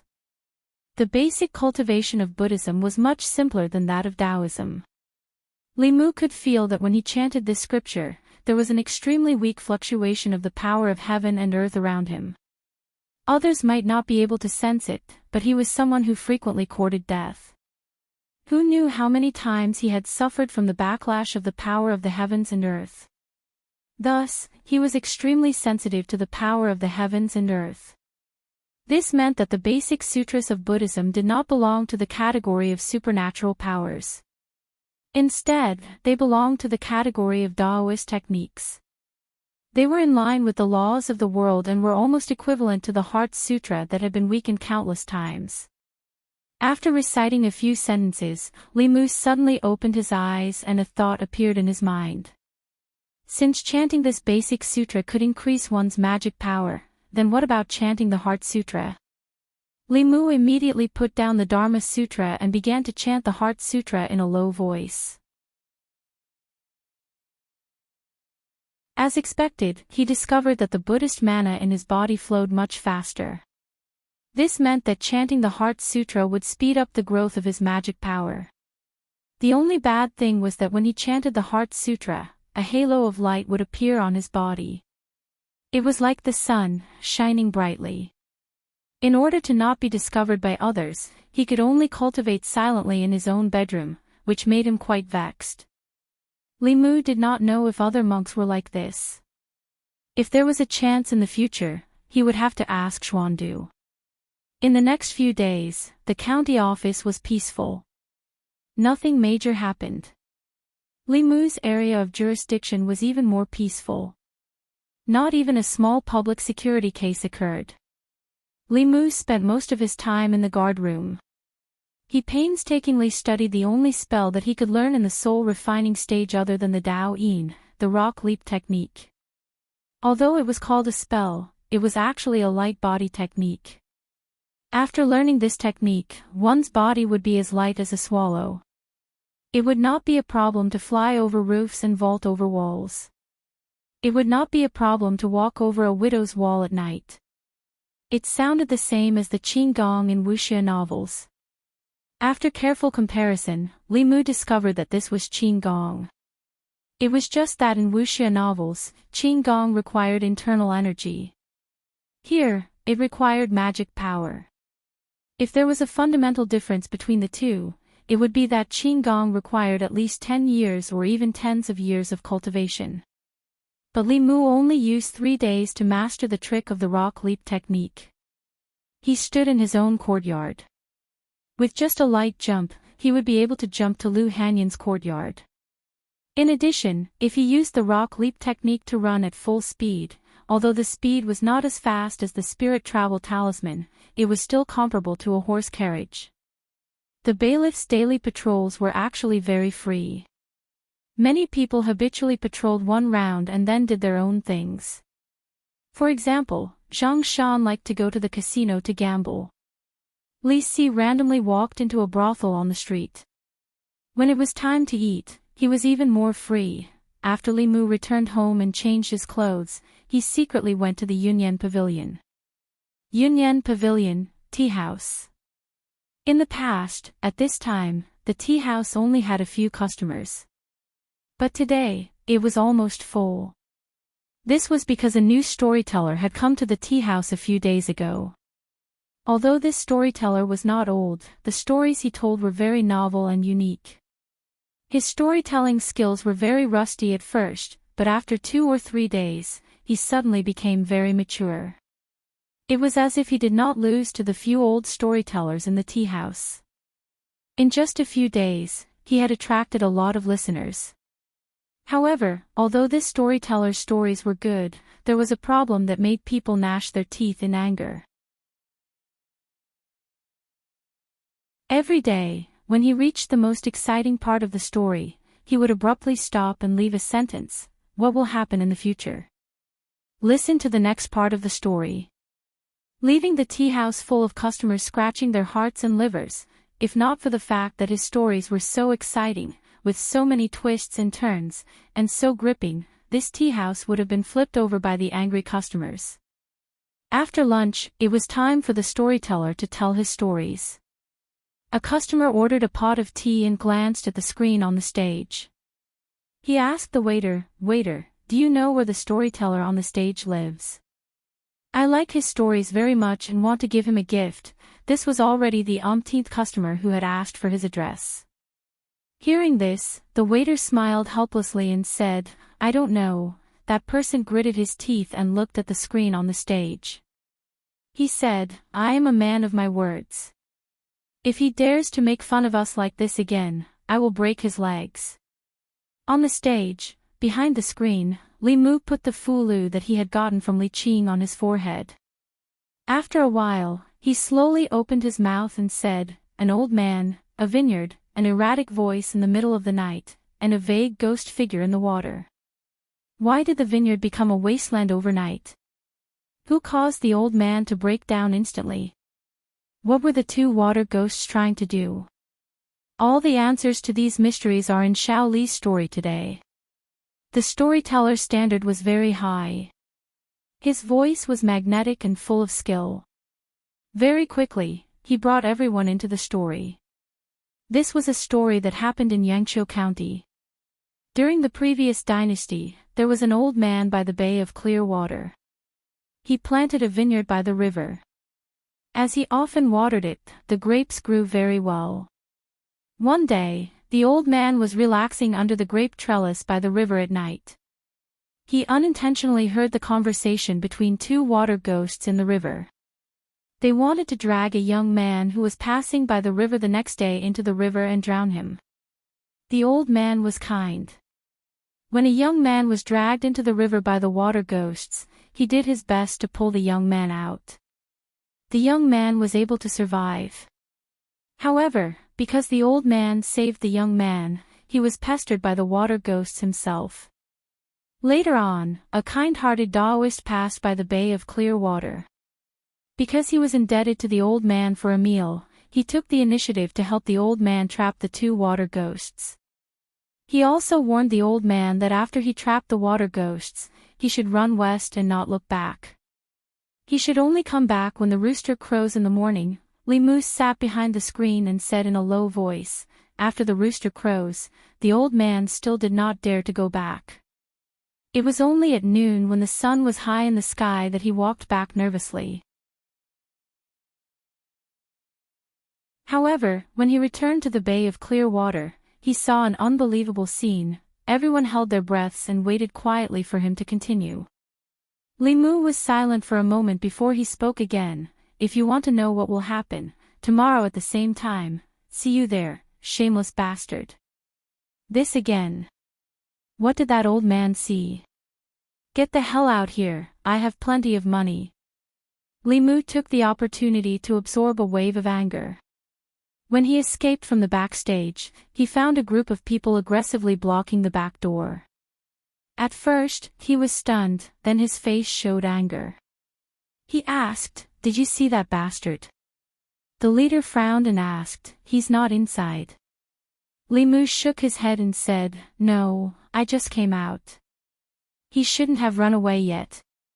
It's not too late to go in and block him.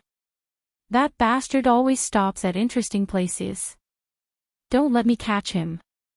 If I catch him, I'll break his legs. P.S. Thank you to Tong Tang's leader." Tong Tang's Harry Potter, the Invincible Genius, is still being serialized. Readers who like it can take a look. Harry Potter's harem is a masterpiece that cannot be missed.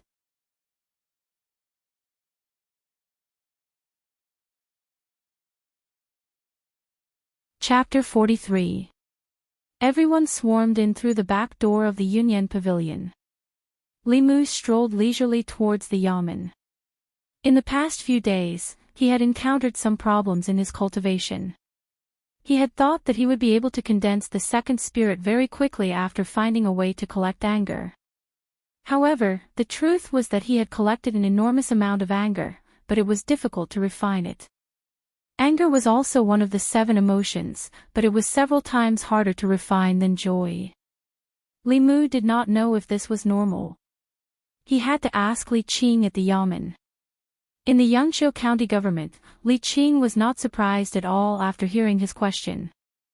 She said, the difficulty of refining the 7 spirits is not the same. Corpse dog, sparrow shade, and fetid lung are the following spirits. They are much easier to refine than the concealed arrow, seizing thief, and filth removal.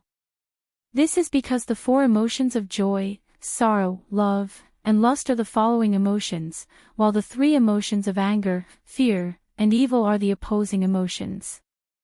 The difficulty of refining the opposing emotions is several times greater than the following emotions, Li Mu roughly understood. Gratitude, pity, love, and lust were all positive emotions that were easy to refine. On the other hand, anger, fear, and disgust were negative and passive emotions that were difficult to refine. As such, the difficulty of his path to soul solidification immediately increased by several levels compared to what he had expected. Li Qing only explained the different emotions to him, but did not give Li Mu a solution. This meant that there was no shortcut in this matter. Fortunately, every time he condensed a spirit, one of his body's functions would be restored. As long as he condensed 4 of the 7 spirits, his body would undergo a qualitative change, and he would not die in half a year. Li Mu had already condensed 1 spirit. He only needed to condense 3 more spirits to resolve the urgency of half a year's time. Love, hate, and lust were difficult to collect. Li Mu could only choose anger, sorrow, and fear. However, anger and fear were both rebellious emotions, so it was difficult to refine them. As a result, the half a year's time was a little tense. Don't worry too much. Li Qing looked at him and comforted him. No matter how difficult it is to refine anger, 1 month is enough. You need to think about how to collect the other 2 emotions in this half a year. Xiao Li Mu's story collection would take another half a month at most, and Li Mu would be able to collect enough anger to form the 2nd soul. As for the way to obtain sadness and fear, he already had a preliminary idea. Drawing out the 7 emotions in other people's bodies would not harm their bodies. It would only exhaust their stamina. Although it was a little immoral, Li Mu had no other choice in order to survive. That was fundamentally different from the heretical cultivation of demonic ghosts, which practiced by seizing people's souls. Otherwise, Li Qing, who hated evil as if it were her enemy, would not have let Li Mu do that. In order to eliminate everyone's discomfort, Li Mu only guided a small portion from each person at a time. Although this made it take a long time to gather anger, it had almost no effect on other people's bodies. As more and more people came, everyone's emotions gathered together, and it was still huge. I'm going out to patrol. Li Qing walked to the door and suddenly stopped. She asked, what did the grape planting elder see? Li Mu was stunned and said awkwardly, Boss, you. Li Qing waved her hand and said, you're doing it to form the soul. As long as you don't do anything outrageous, it's fine. But what? What did the grape planting elder see? Li Mu coughed softly and said, he saw the 2 water ghosts, the young man who passed by that day, and the Daoist priest, working together to steal all his grapes. Zhang Shan walked in with a book in his arms and asked, where are the grapes? Li Mu, did you buy grapes? There are no grapes. You must have heard wrong. Li Qing's figure had already disappeared. Li Mu returned to his seat and continued to refine the anger in his body. Zhang Shan sat at another table and flipped through the book with great interest. 2 hours later, Li Mu stood up and felt that he had only refined 1/10 of the anger in his body. He sighed helplessly. Zhang Shan had just gone out to patrol. When he came in, the thick book in his arms was on the table beside Li Mu. Li Mu was bored to death. He took the book and flipped through a few pages. He found the content of the book to be quite interesting. This book was called Records of the Monsters of the 10 Continents. It introduced the commonly seen monsters on the 10 continents and 3 islands in detail. It also explained their habits and characteristics in detail. Li Mu flipped to a page that introduced the Bat Demon. The book said that the bat demon opened its consciousness in 20 years, molded its fetus in 50 years, and transformed its form in 100 years. It liked to suck the blood of humans and animals and could use sound wave attacks. In the 13th year of Yuan Feng, the bat demon of the northern county, Shou County, caused trouble and killed more than 10 people. 3 students of Fulu School worked together to slay it. If the bat demon could live for 20 years, it would gradually develop intelligence. After 50 years, its intelligence would mature and its body would gradually transform. In 100 years, it would be able to transform into a human form. Its innate ability was sound wave attacks. Coupled with their ability to fly and dodge, ordinary cultivators would find it difficult to fight them. Demons like the Earth Dragon and Vermilion Palace often used their tongues as weapons.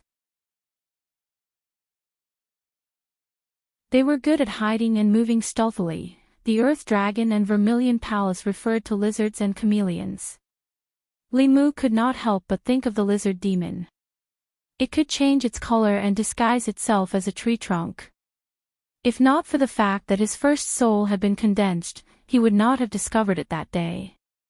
These shape-shifting demons were equivalent to cultivators in the assembled god realm. They also had racial talents that humans did not possess. They were very difficult to deal with. Li Mu flipped through a few more pages and saw something that interested him. The Fox clan is the most intelligent of all demons.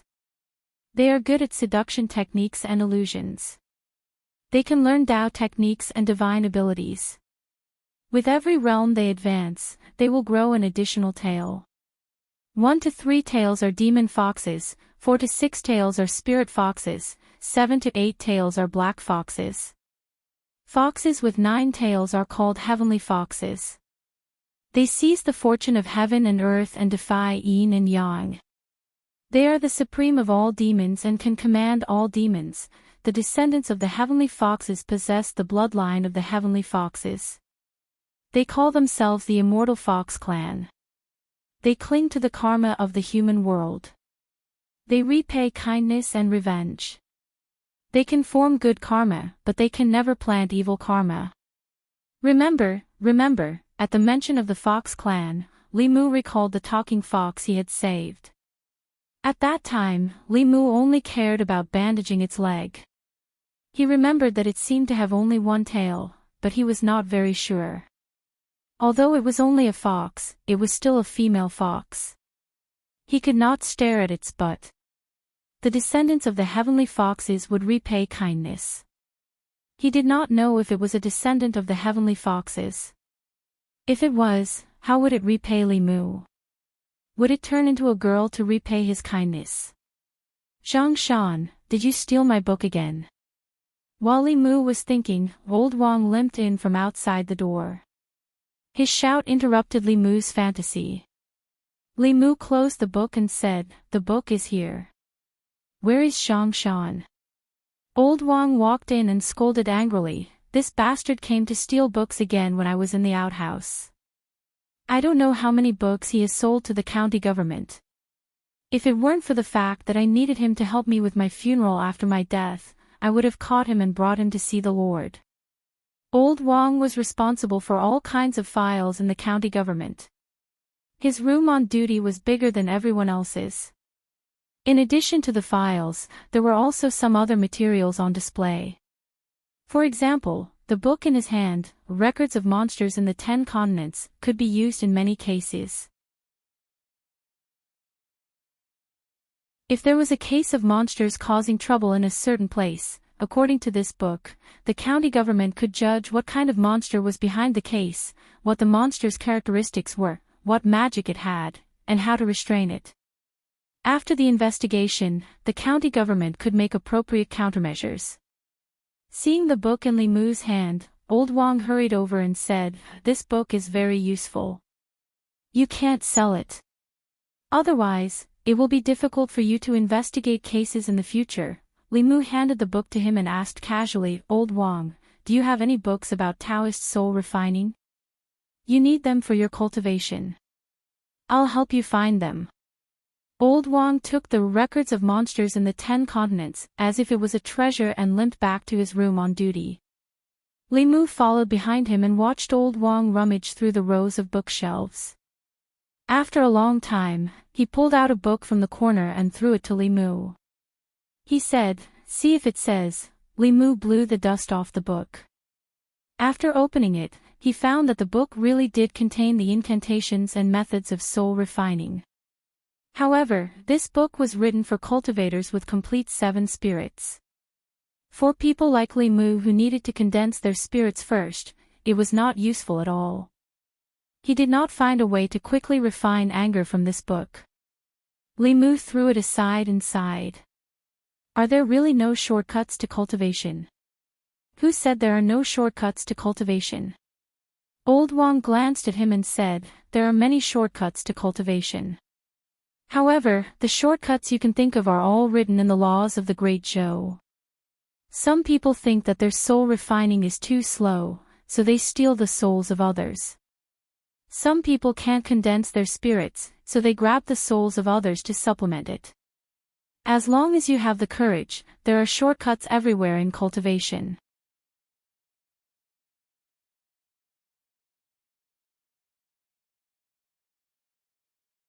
Chapter 44. Stealing people's souls for cultivation was heretical cultivation. Everyone in the cultivation world had the right to punish this.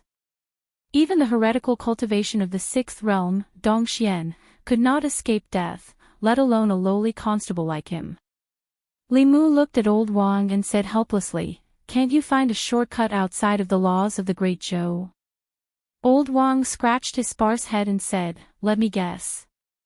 When you refined concealed arrow, seizing thief, or filth removal, did you discover that it wasn't as easy as refining dead dog and sparrow shade?" Li Mu said in surprise, "How did you know?" Old Wang didn't know that he had lost all 7 of his souls. What he needed to do now was to condense the soul and not refine it. But he guessed that this was more or less the predicament Li Mu was facing.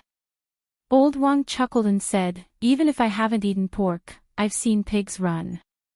Although I haven't cultivated, which one of you cultivators didn't do this? These years, the cultivators in the Yamen come and go in waves. I've seen many of them.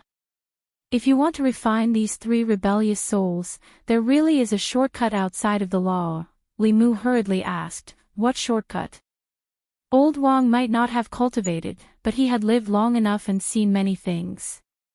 When it came to cultivation, he probably knew more than Li Qing. You can't steal people's souls, but can't you steal demon souls?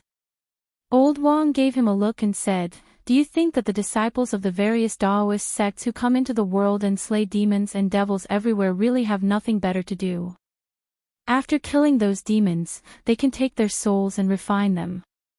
Isn't that much faster than cultivating by themselves?" What Old Wang said was a way to speed up cultivation, but in Li Mu's view, stealing demons' souls was not much different from stealing people's souls. Li Mu shook his head and said, "People are divided into good and bad people. Demons are also divided into good and evil demons. What's the difference between people who kill demons and steal their souls for their own cultivation and demons who kill demons and steal their souls for their own cultivation? I didn't ask you to kill good monsters." Old Wang glanced at him and said, "You can go kill those evil monsters and take their souls. Not only can you get rid of evil for the people, you can also help your own cultivation, why not?" Li Mu smiled and shook his head. Old Wang said, "You don't want to take the shortcut anymore." Li Qing's warning appeared in Li Mu's mind. She said, "People's desires are endless. There is no heretical cultivation in this world. There are only cultivators who want to take the shortcut." Perhaps what they thought at the beginning was to kill evil demons and get rid of evil for the people while helping their own cultivation. But after getting used to this shortcut, they can no longer bear the normal speed of cultivation.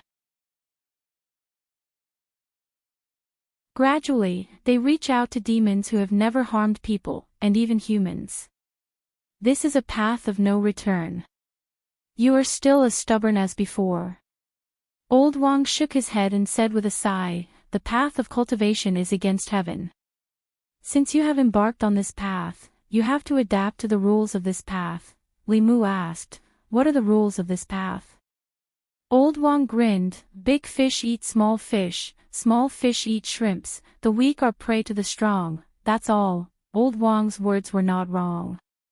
He had been in the county government for decades and had seen too many people and too many things. Naturally, Li Mu's knowledge was not comparable to his. Li Mu remembered Li Qing's warning to him. If he only wanted to take the shortcut on the path of cultivation, he would only harm others and himself in the end. He walked out of the duty room and saw Li Qing leaning against a pillar in the corridor with a sword in her hands. Li Mu was stunned for a moment. "Boss," Li Qing breathed a sigh of relief and said, "I was worried that you would go astray if you came in contact with the shortcut too early. Now it seems that my worries were unnecessary." She looked at Li Mu and said, "Come with me." Li Mu followed her into the duty room. Li Qing turned around and said, "Give me your hand." Li Mu hesitated for a moment and then slowly reached out his hand. Li Qing suddenly grasped his hand. Li Mu was confused, but he felt a pure power surging into his body from her palm.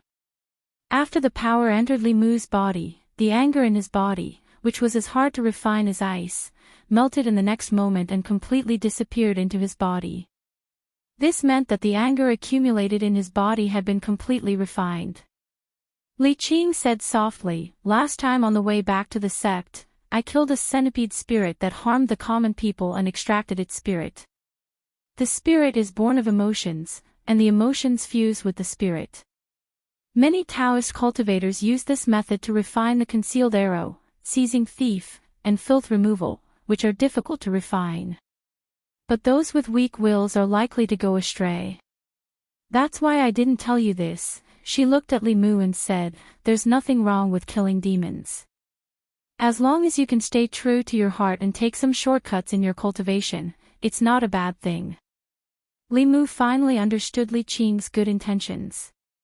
He smiled and said, "Boss, don't worry.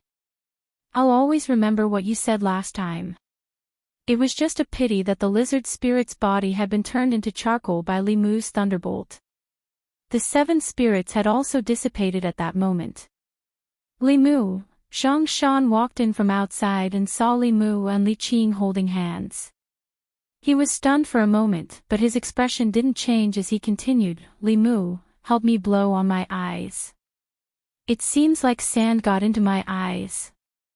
I can't see anything now." The duty room was unusually quiet.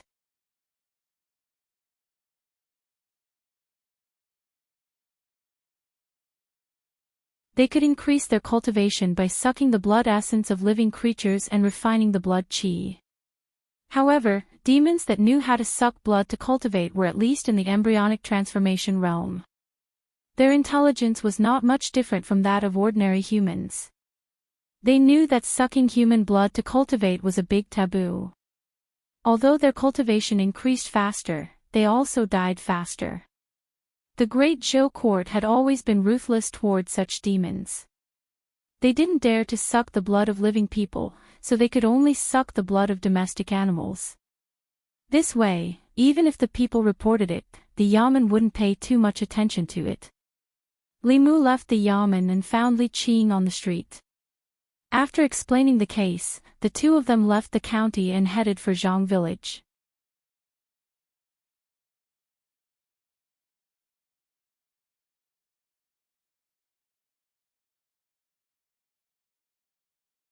Li Mu had seen Hanja use the immortal guiding talisman before, but the flying speed of Hanja's paper crane was far from Li Qing's.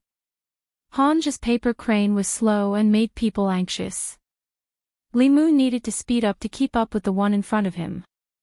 Although there might be a powerful evil spirit waiting in front of him, Li Mu was not afraid at all. If he was alone, perhaps he would immediately go back to the yamen to call for help. After all, after the battle with the lizard spirit, Li Mu recognized himself. He might have a few tricks to deal with ghosts, but when it came to evil spirits, unless they stood there and let him hack them, a molding body realm evil spirit that had yet to transform could make him flustered for a while. Li Mu followed behind Li Qing and asked, "Boss, what kind of evil spirit is this?" Li Qing followed closely behind the paper crane and said, "I can't judge based on that hair alone. Maybe it's a weasel spirit, maybe it's a fox spirit, or maybe it's a civet cat. As for what it is specifically, we'll know in a while." The paper crane flew out of the Zhang family village and sped along the mountain path. Fortunately, Li Mu had already learned the light body leap technique, so he was not left behind. At a certain moment, the paper crane circled in the air and stopped moving forward. Li Mu looked around and found chicken feathers scattered on the ground not far in front of him.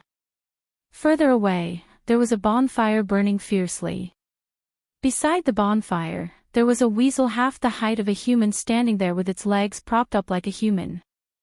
Its 2 front paws each held a stick, and 2 chickens were impaled on the stick. Under the roasting flames, yellow grease seeped out. Li Mu felt that it was ridiculous. He actually saw a weasel roasting chickens, and it smelled pretty good. The weasel was concentrating on roasting the chicken when it sensed movement behind it. It turned around and saw that there were suddenly 2 figures behind it. It was so scared that its hands trembled and it almost threw the roasted chicken into the fire. It threw the roasted chicken into the grass and then jumped to the side. It stared at Li Mu and Li Qing with vigilance and asked, "Who are you? What are you doing here?" Seeing a weasel standing there and speaking human language, Li Mu had a strange feeling. It took him a long time to get used to it. He looked at the weasel and asked, "Are you the one who stole the chickens of the Zhang family village and sucked their blood for cultivation? You are government officials." The weasel saw the uniforms they were wearing and its face was filled with fear. It didn't even bother to pick up the roasted chicken in the grass. Its body turned into an afterimage and instantly fled into the grass, disappearing without a trace. This was why demons were difficult to deal with. Even if they didn't transform, they were still much faster than ordinary wild beasts.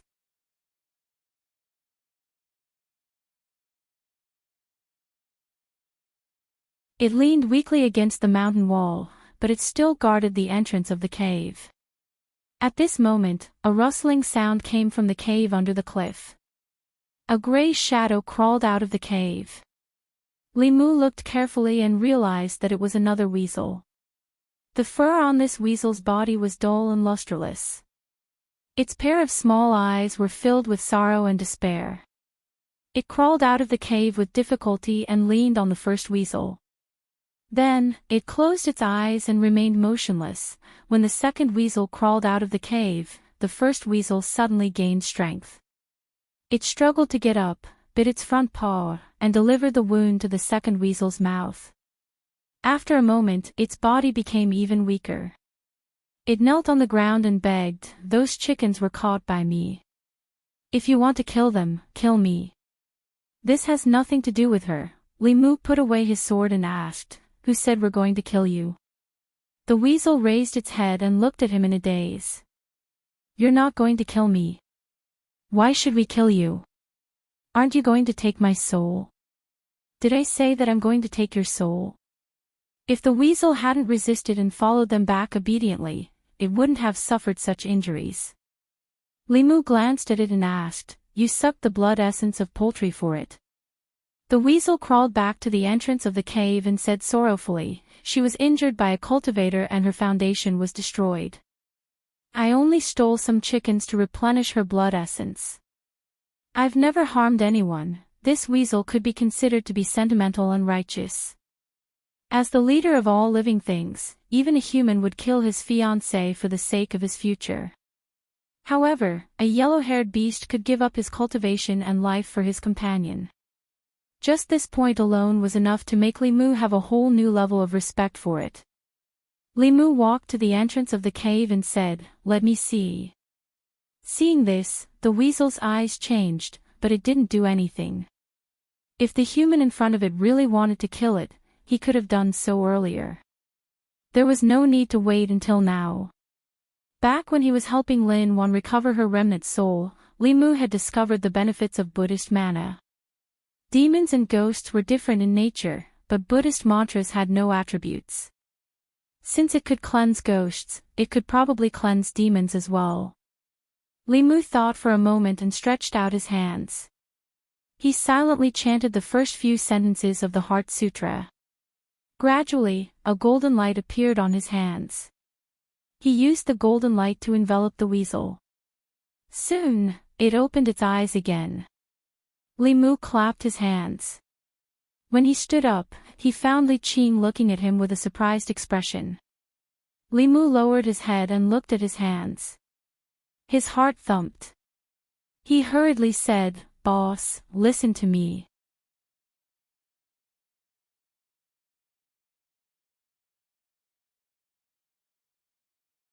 Chapter 46. Thank you, Immortal Master. Thank you, Immortal Master. The two weasels knelt on the ground and kowtowed to a human. It looked a little strange, but Li Mu did not care about this. His mind was full of how to explain to Li Qing that he had Buddhist mana. Last time, I met the senior monk who saved me. He said that I was fated with Buddha and wanted me to become a monk. I refused him righteously. Then, he gave me a scripture and asked me to read it when I was free. Later, I found that my body could actually glow when I read the scripture. Li Mu looked at Li Qing with a serious face and said, "That's what happened. If you don't believe me, you can go to the Jinshan temple and find Master Xuandu to verify it. I didn't become a monk. I still want to marry a wife in the future. After all, Taoism and Buddhism were two different schools. Moreover, in terms of believers, Buddhism and Taoism faintly opposed each other." He could not let Li Qing misunderstand that he was two-timing. More importantly, he could not let her misunderstand that he had converted to Buddhism and that the world was empty. Li Qing was just a little surprised, but she did not blame or feel dissatisfied. She said, "Buddhism and Taoism are just forms of cultivation. You can choose any path. But for you now, the most important thing is to condense your soul. When the 7 souls have been condensed, you can choose whichever way of cultivation you choose. It is your freedom." Li Mu explained, "I didn't waste too much time. I just thought about it when I was free. I won't become a monk. I can't get married if I'm a monk." After explaining this matter, Li Mu looked at the two weasels again and said, "Although you didn't hurt anyone, you stole the poultry and livestock. You have caused the people of Zhang village to suffer for no reason. You have to compensate them." Of course, of course." The weasel nodded and said, "I don't have the money of humans. But over the years, I have saved some Ganoderma herbs.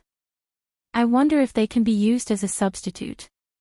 It was just a matter of a few chickens and 2 sheep."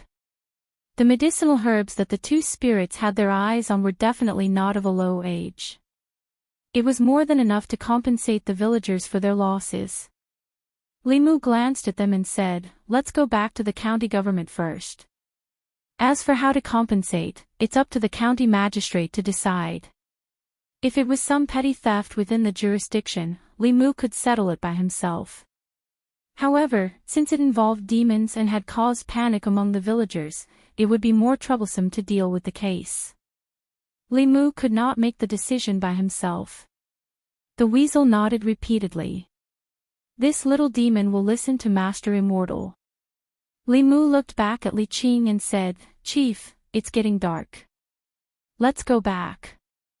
Just as he took a step forward, Li Qing grabbed his wrist. Li Qing held Qing Hong in one hand and said to Li Mu, "Stand behind me."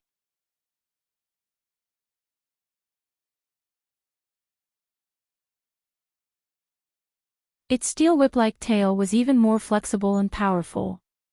If Li Mu was swept by its tail, even if he did not die, he would have a few broken bones. However, although the tiger demon was ferocious, it did not have any rules when it came to fighting. It relied entirely on the instincts of a wild beast. Although Li Qing looked weak, her swordsmanship was full of tricks. After dozens of moves, the tiger demon was stabbed a few times. If it was not for his thick skin, he would have been killed by Li Qing's sword. Roar!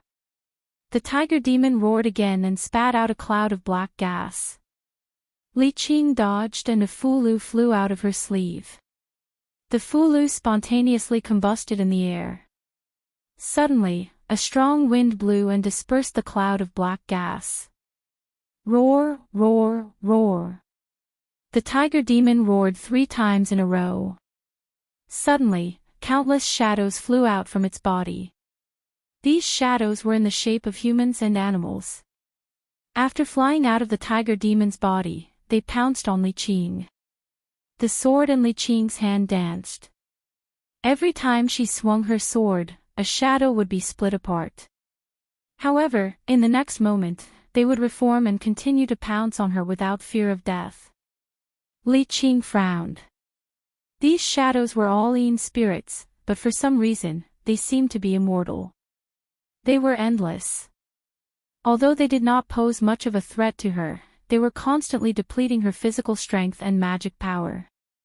At this moment, her wrist was suddenly grabbed. Stand behind me. Li Mu held Li Qing's wrist and walked in front of her. His body emitted a golden light. When the shadows approached the golden light, their bodies would emit black smoke and they would scream. They could only hide far away, not daring to get close. Seeing that these ghostly shadows were useless, the tiger demon took a deep breath and sucked these shadows back into its body. At the same time, the Buddhist light on Li Mu's body slowly dissipated. Of course, he didn't dissipate it on his own accord. It was just that the Heart Sutra consumed too much of his mana.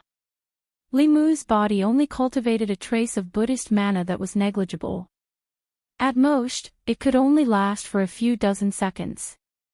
The tiger demon looked at them coldly. His 2 arms suddenly turned into tiger claws. His incomparably sharp nails shone with a cold light under the moonlight. At this moment, someone patted his shoulder from behind. The tiger demon slapped behind him with his claws, but unexpectedly, he hit nothing. He jerked his head back and looked at the monk standing in front of him. He said angrily, "Where did this wild monk come from?" "Amitabha." The monk made a Buddhist salute with one hand and said, "I am Xuandu from Jinshan Temple." "I am not a wild monk." The tiger demon licked his lips and sneered, "It seems that I can eat to my heart's content today." The monk looked up at him with a compassionate expression and said, "Humans have their own Tao, and demons have their own demonic path.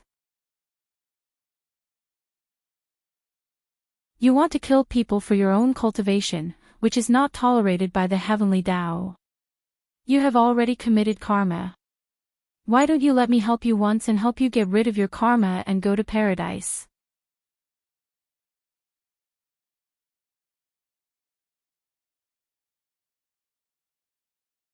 Chapter 47.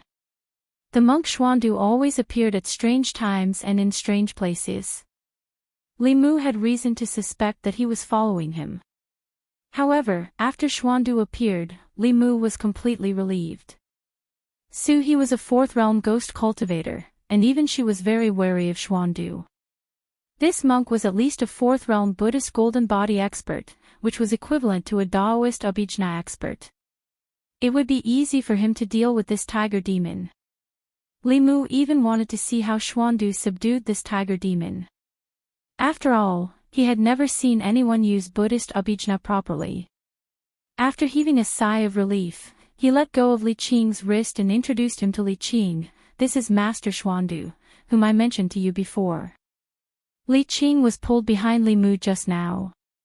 At this moment, she took a small step forward and stood side by side with him. She looked at Xuandu.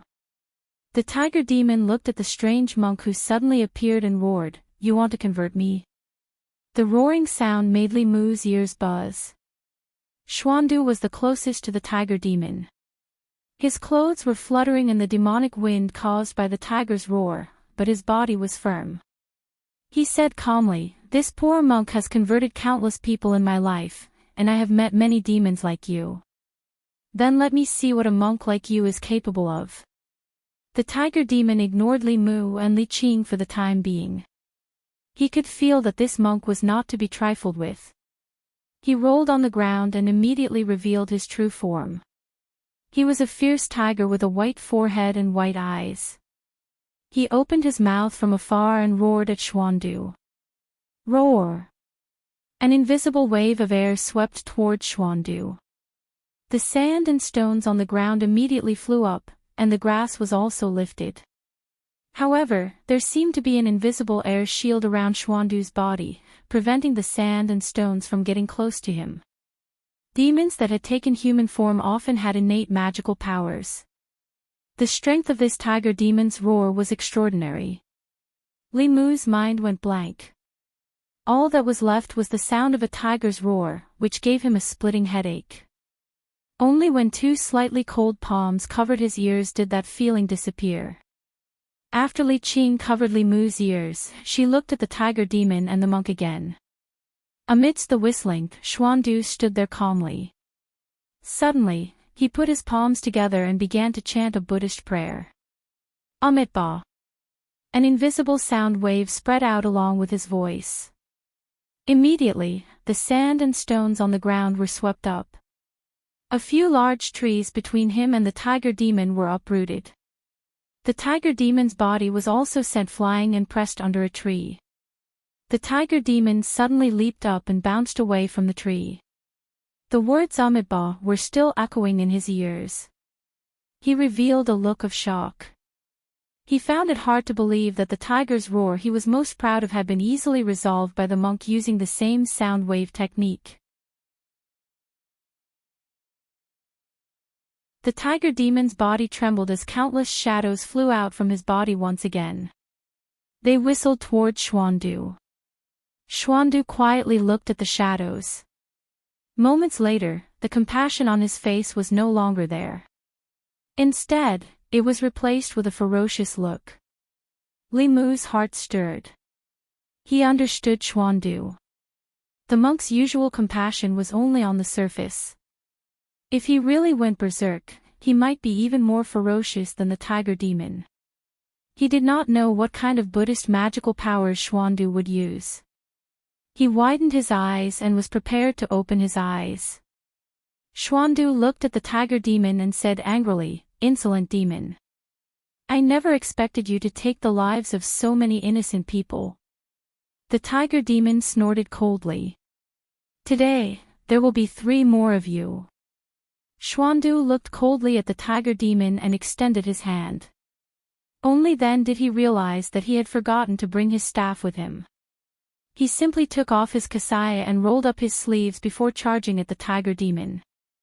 The tiger demon also leaped up and extended its gigantic tiger claw, slapping at Xuandu's head. The tiger claw had a massive momentum and brought with it the sound of the wind.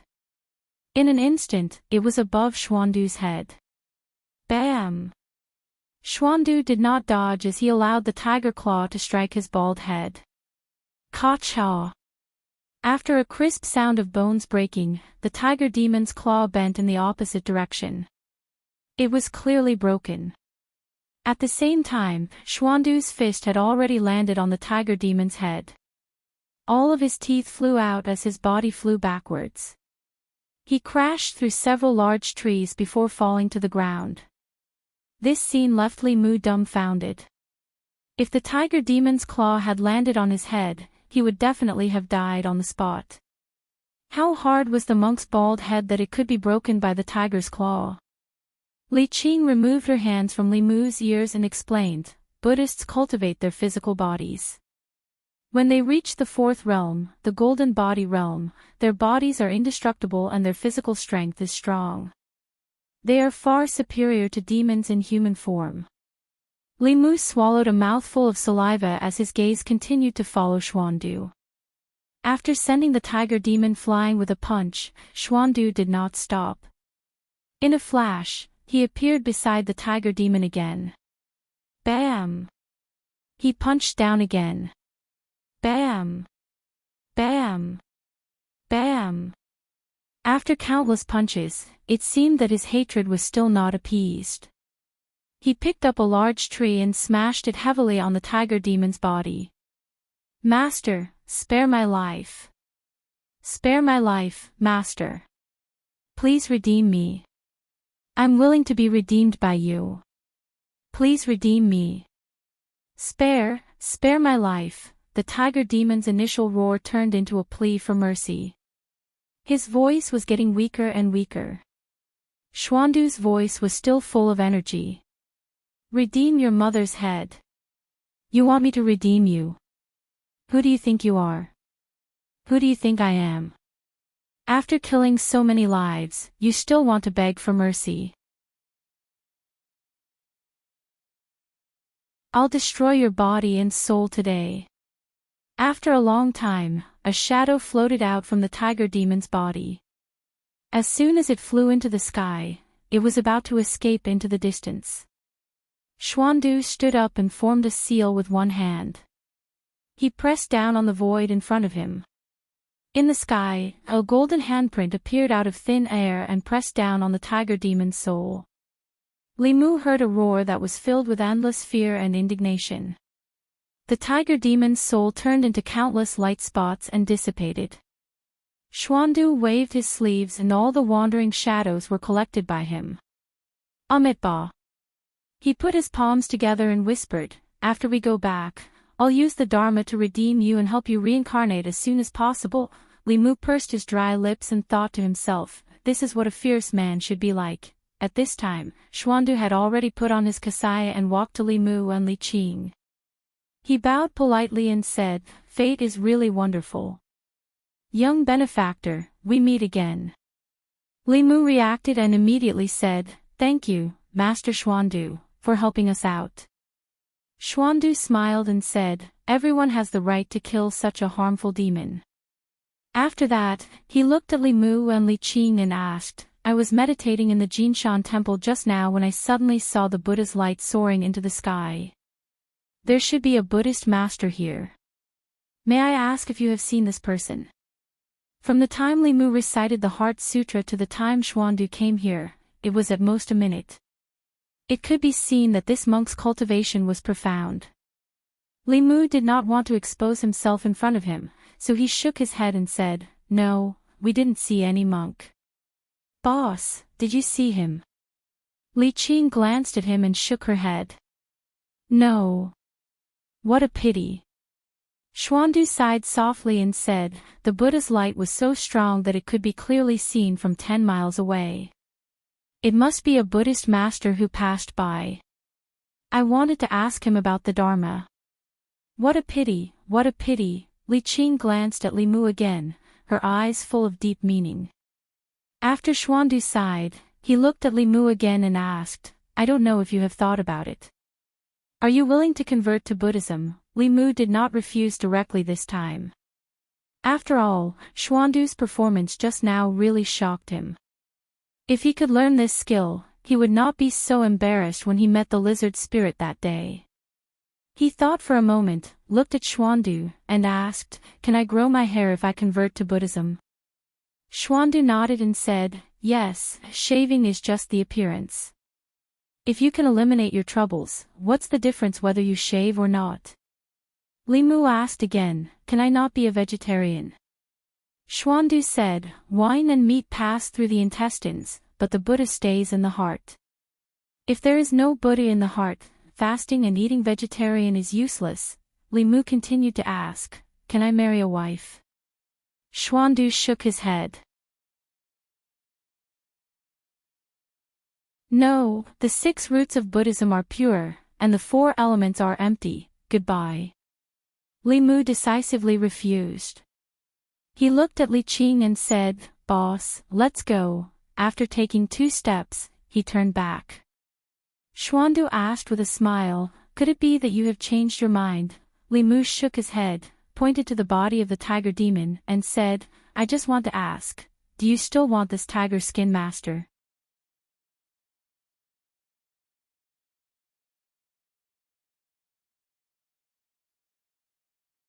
Chapter 48. Although the tiger demon was dead, its dead form was still useful to Li Mu. Its soul had already been scattered by Xuandu, but its spirit was still in its body. Extracting its courage would be of great help to Li Mu in condensing the three reverse spirits. Xuandu was a little disappointed, but he still said, "This demon has done a lot of evil and deserved to die. I still have some use for its tiger skin. If you want to extract its courage, you can do so yourself." Li Mu walked to Li Qing and whispered, "Boss, how do I extract its courage?"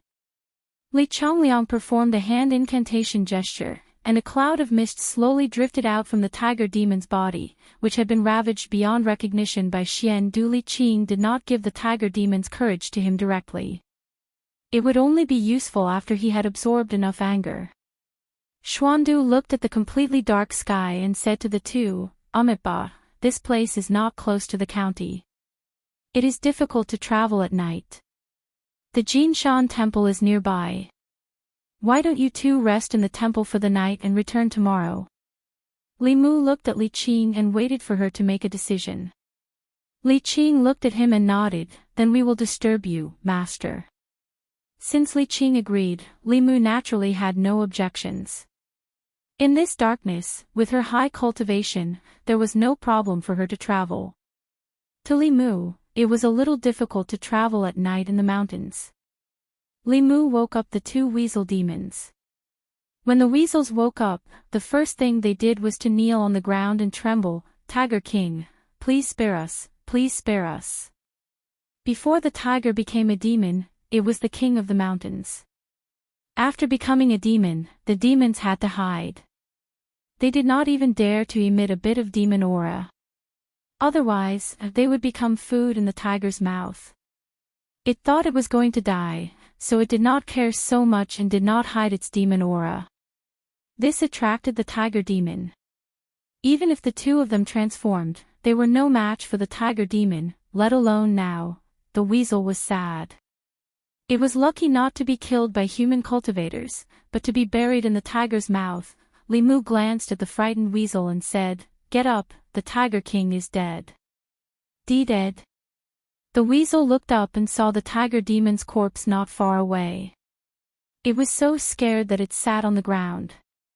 Xuandu picked up the tiger demon's corpse with one hand and walked forward along the mountain path. Li Mu and Li Qing followed behind him. The two weasels also quickly got up and followed. On the way to the Jinshan temple, Li Mu learned that the name of the weasel was Yellow Rat. It was a weasel that had been cultivating for 50 years. And the injured weasel was his wife. A month ago, the weasel's wife was injured by a cultivator. That cultivator wanted to take its soul for cultivation. Although it tried to escape, its foundation was destroyed. If Li Mu did not help, it would not have lived for more than 3 days. Li Mu just repaired a little of its foundation.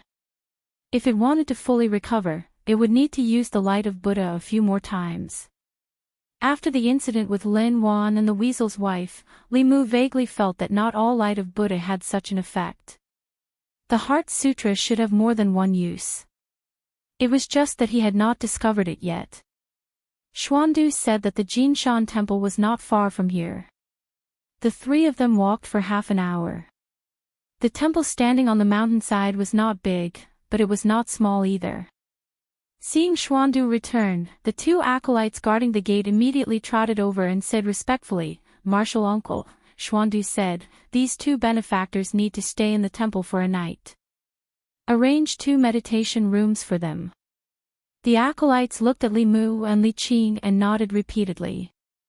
Although there was a rule in the temple that female benefactors were not allowed to stay overnight, Martial Uncle Xuandu had never talked about rules. Even the abbot could not do anything about it. Xuandu threw the tiger's corpse on the ground and said, "This tiger demon has done a lot of evil. Carry it in later and put it in the woodshed. Tomorrow, give it to the tailor at the foot of the mountain and ask him to make a tiger skin mattress for the abbot." The weasel stood outside and looked at Li Mu. He said nervously, "Immortal Master, I can't enter the temple. I'll wait outside. As long as there were real Buddhist cultivators in the temple, it would be blessed by the light of Buddha."